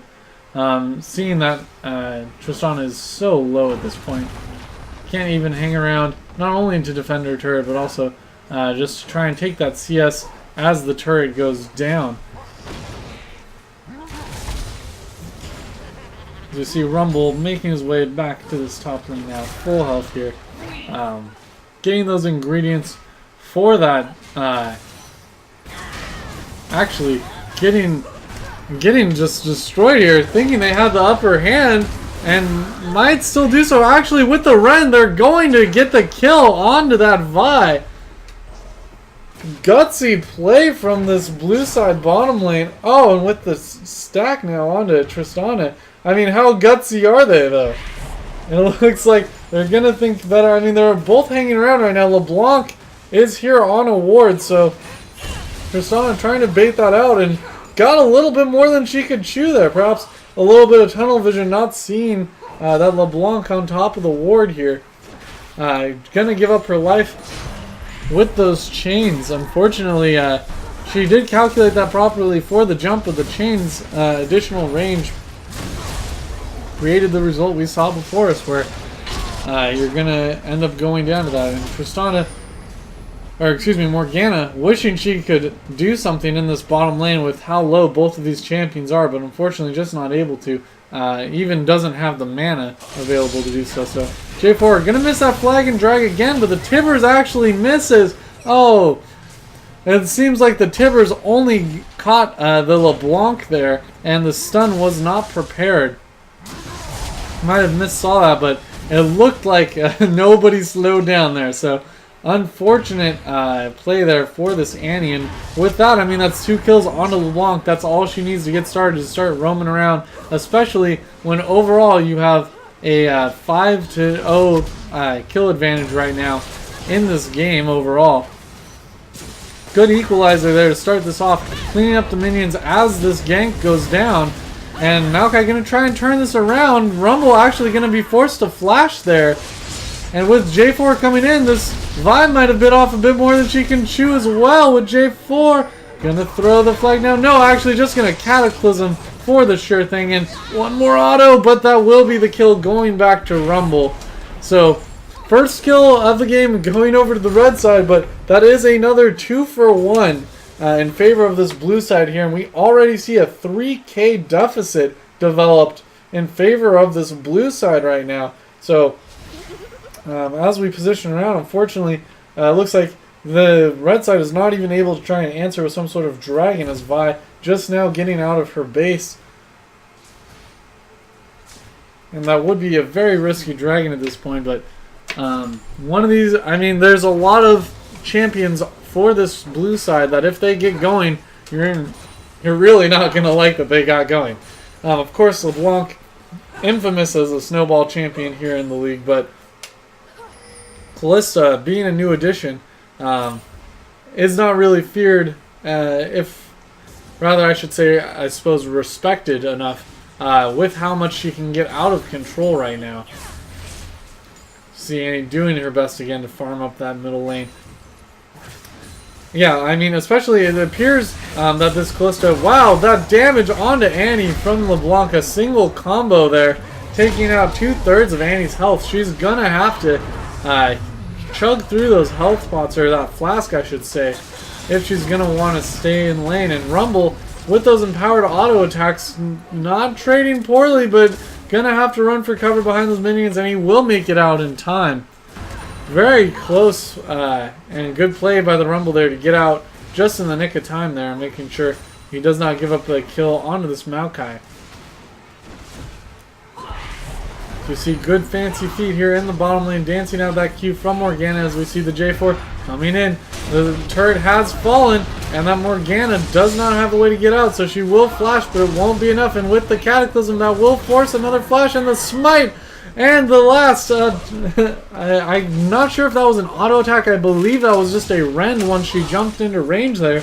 The combination between that and the smite going to be enough to take them down, and that's another 3 kills, including the Rumble in the top lane, going over to this red side here. And we will jump back just a moment, because I do believe that that Rumble should have gotten away there, unless if there was some sort of minion. We'll watch this under his turret here, trying to farm up what he can. Oh, I see what happened. LeBlanc came. Okay. And with that, did force her to use the Ignite, I suppose, to secure that, with how much shield he was given. But unfortunately, that's not going to be enough. Annie playing a little risky, walking into now 3-0-1 LeBlanc. Not necessarily the best decision there, but unfortunately LeBlanc gonna be sent back to the fountain before she can take advantage of that. But we do see this blue side now with the smite up on J4, with that heal coming in from Janna, with that hilarious animation as usual. The Ren stacks not going to be enough to finish that off timing wise, but she will get the last auto attack in, saving J4 that smite, so he can go smite a camp there and get a nice passive buff. And it looks like this rotation to the mid lane turret will just get them a middle turret for free here. Unfortunately, poor timing for this red team. Everyone just now getting back to lane was not able to defend that turret at all, and that will be 2 turrets to nothing right now in favor of this blue side. LeBlanc spotting out that pink ward, getting a couple shots and going to ping it out on the minimap for everybody. But not quite able to finish that off without too much of a risk, and I like that. I like that play. Despite being a fed LeBlanc, you do not hang out too long in the enemy jungle. You don't try and do anything too crazy, make too many plays. Just take a nice, easy, soft approach to the game. Continue to do your job. Continue to burst down people when you get a clean shot, and don't go absolutely ham with it. Very good play there. As we see, Tristan going to clean up this pink ward in the bottom lane really quickly, and LeBlanc finally making it back up to clean out that pink ward.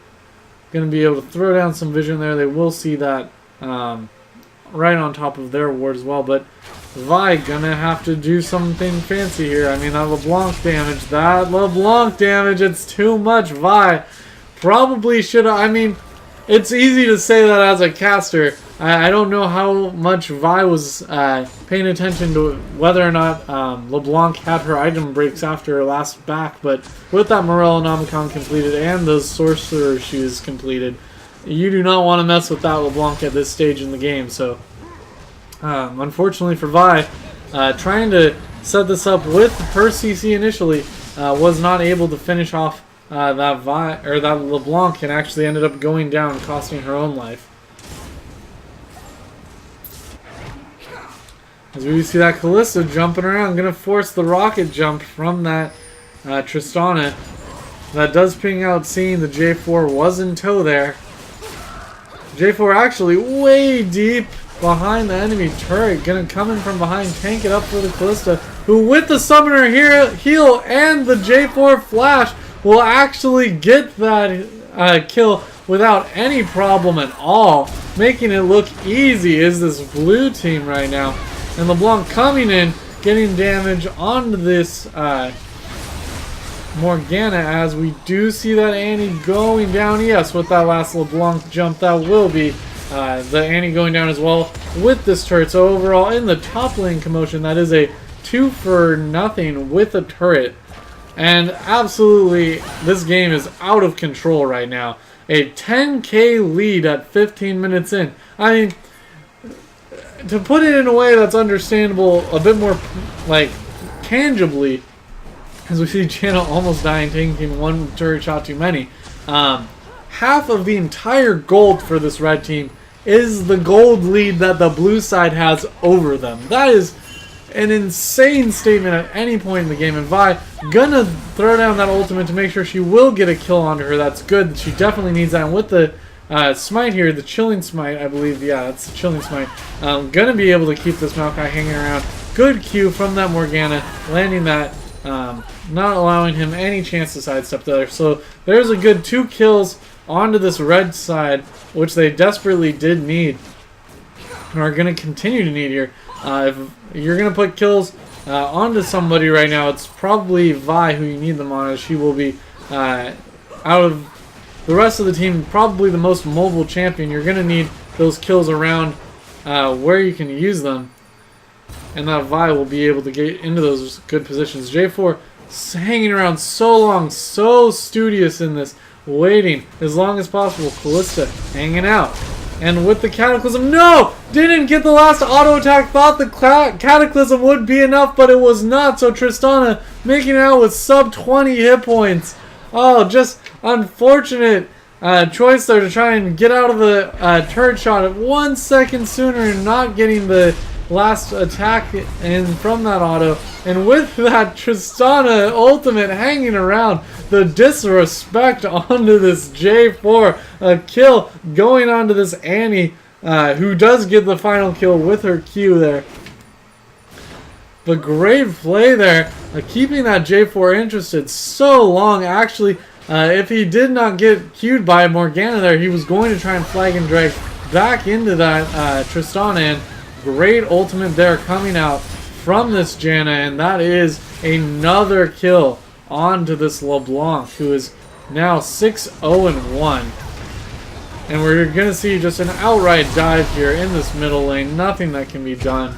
The equalizer thrown down.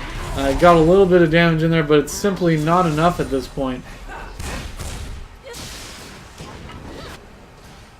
Gosh, I mean, when you've got a 4-0-2 AD carry and a 6-0-2 LeBlanc, disregarding the entire rest of the team, who was all positive substantially at this point, I cannot believe how much like this game has spiraled out of control. It is 18 minutes and we're seeing those kinds of stats right now.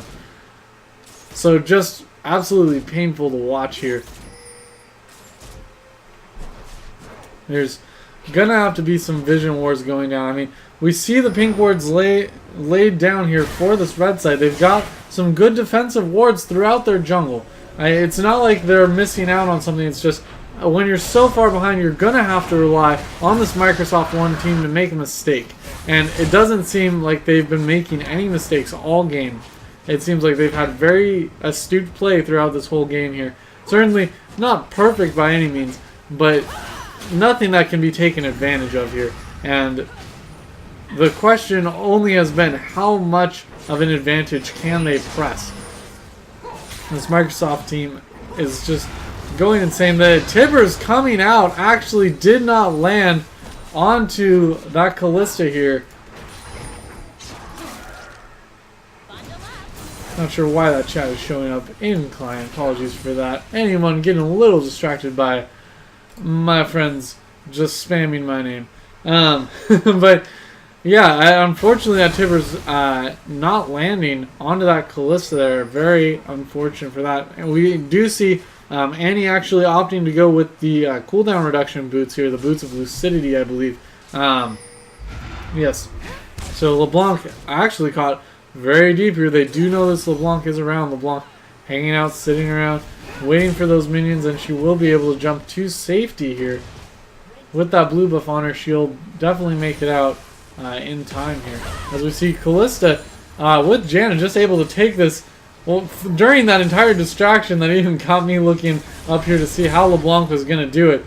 Callista, meanwhile, being the 4-0-2 Callista she is, just annihilating that inner mid turret. And that is Maokai caught out, but Maokai definitely not the one you want to fight here. And we see with the 4-1, not even going to risk LeBlanc being somewhere in the area. I'm going to just give that up here. We see actually catching her out. That is quite a bit of damage, and that will be Callista going down. And that is some shutdown gold desperately needed onto this red side team here. Great backing off there from the Morgana to actually get out with the blinking red health bar there. Not going to give it up. Another kill that is to this LeBlanc. And that is, again, that shutdown gold from killing that Callista is absolutely critical for this team. They're going to need that gold to try and get back into this game somehow. Again, I'm not sure how, like, you can really come back. You can plan to come back, but, I mean, trying to focus down people who will offer you that extra shutdown gold is definitely the way to do it in. It unfortunately is the hyper carries of the game, the Callista and the LeBlanc, so we'll see what they're able to make happen here on this red side. But some good farming there from Tristana. Just as a side note there, using that AoE explosion to get some good wave clear. Definitely something that Tristana did not have before, so having a little bit more wave clear is going to be definitely a boon for her. And Rumble actually taking out 2/3 of his health before he can even react from the flag and drag CC. Going to be going down there. And it's just not safe to even farm your lanes. Like, that was not past where even the inner turret should be. But absolutely just 100-0'd out there by J4. And there's not much you can do about that. And with the jumping in there of the Cataclysm combo, actually great sidestep on the Q there from Morgana. Going to try and turn his attention over to Annie with the Chilling Smite. But no, that will be J4 going down by trying to knock this Maokai under the turret. And does get a turret shot in for trouble, but taking down almost 2/3 of her health as well. Probably not going to be an exchange soul win against a Maokai even at this point. With that rod, I believe that rod is fully stacked at this point. Nearly fully stacked. Just 2 more minutes till that rod is absolute value town. And we see the Maokai able to finish off that top lane turret now. That he was left alone since Vi did have to go back. I'm going to try and be a pest here. Just a single auto. Good play there from Vi, trying to delay. I mean, doing what you can. Like, that buys you an extra few seconds here, forcing Maokai to hang around when he doesn't want to farm out an extra wave that might not be in the plan that the team was communicating amongst themselves. We'll see how this plays out. I mean, if you continue to try and do stuff like that, it's going to pay dividends at some point. But the question is whether or not those dividends are hefty enough to make a large difference at this point. And we see Callista actually opting to forego the Runon's Hurricane here for the Infinity Edge Blade of the Ruin King combo here. Just a lot of damage coming out of her. And it looks like she will continue to not go for that, possibly for some sort of Static Shiv, maybe Phantom Dancer as well. Coming out as their next item. So an interesting build from this Callista. Not trying to make use out of that passive rend. Gonna just go for raw damage. And perhaps a wise decision given that as something that's a little off meta right now is not something people are used to playing against. So, I mean, obviously it appears to be working out for this Callista. But yeah, when you're this far ahead, it's definitely a good investment to get that extra damage in to make sure any armor that's coming out is going to essentially be nullified just by that raw extra damage. And as we look around, we don't see any extra damage coming out. We do see, or any armor coming out. We see that Seeker's Arm Guard brought out for this Morgana here, who is 0-1-3, not doing too bad herself, but not going to be able to do much in this game, assuming that this Baron does go down here. We're seeing Callista getting quite a bit of stacks into there, and with red side so far away, being held back into their base by this Maokai, by this LeBlanc. I mean, they dare not even venture out into what is essentially blue side's jungle here. This is, looking at the minimap, this is a blue side's vision. absolutely disgusting vision control. And the red side, they can barely... I mean, look at that. You can barely get wards outside of the base wall. It's just disgusting vision control here. The blue side has put on a clinic, this Microsoft One team has. And that will be, I believe, the third dragon, excuse me, of the game, going over to this blue side here. As we see, people trying to rotate around. Maokai being a split pusher. I mean, with that Baron power that he can give to these minions here, and just wave clearing himself to clear the path for those Baroned up minions, he's able to split push in this way. And actually, let's jump around. I'm focusing too much here, arguably, on that Maokai, and I missed in a blink. This really squishy Morgana going with that Seeker's Arm Guard does not have any resistances aside from some armor, and stepped just a little bit too forward. That's an easy 1-2 combo there from this LeBlanc, and J4 looking for more, but actually gonna back away here after taking a little bit of that turret laser and seeing that Vi was able to back away. Great equalizer there, zoning people off that turret. Unfortunately, the turret's still going down. That little rain cloud gonna proc the passive on that item for this Vi. But in the meantime, just annihilated. Like, the amount of overkill on the damage to those champions just now was just too much. And this could be it here with those three champions now down. Only Vi and Morgana up. Morgana does not have any way to try and get that ultimate proc off, and the pile on to Vi. Gonna be too much. There she goes. I mean, the flash in, she will actually get the proc off, but the surrender gonna come in before she can get blown all the way up there. So that will be the game going over to this Microsoft One team. An absolute clinic put on by them.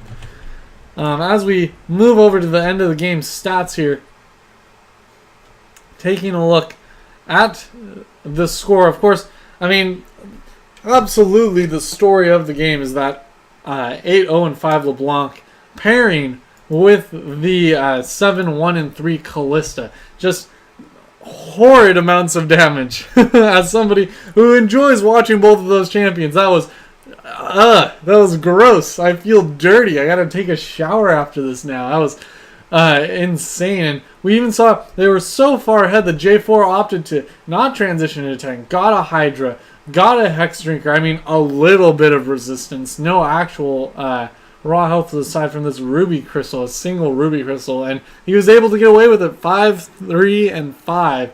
I mean, when you're able to go raw damage as J4 and not give up any kills like that, why do anything else?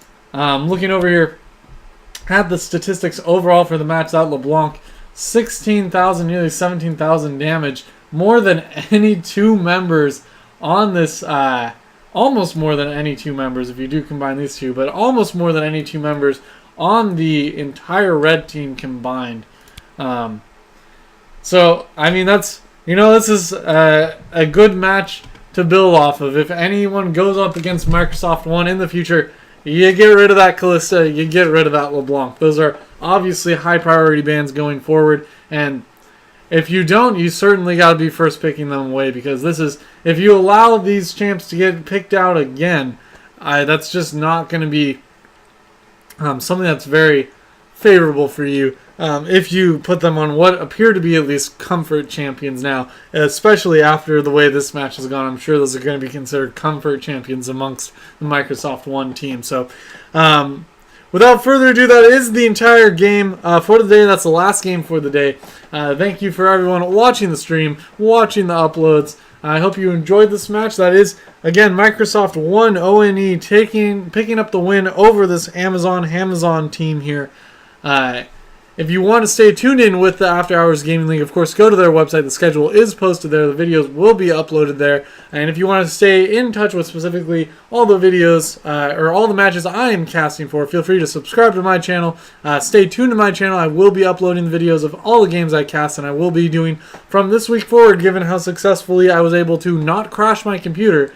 I will be doing streams of these events live as I cast. So, for any of you interested, please stay tuned, and I hope you guys enjoyed the show. Have a good rest of your evening.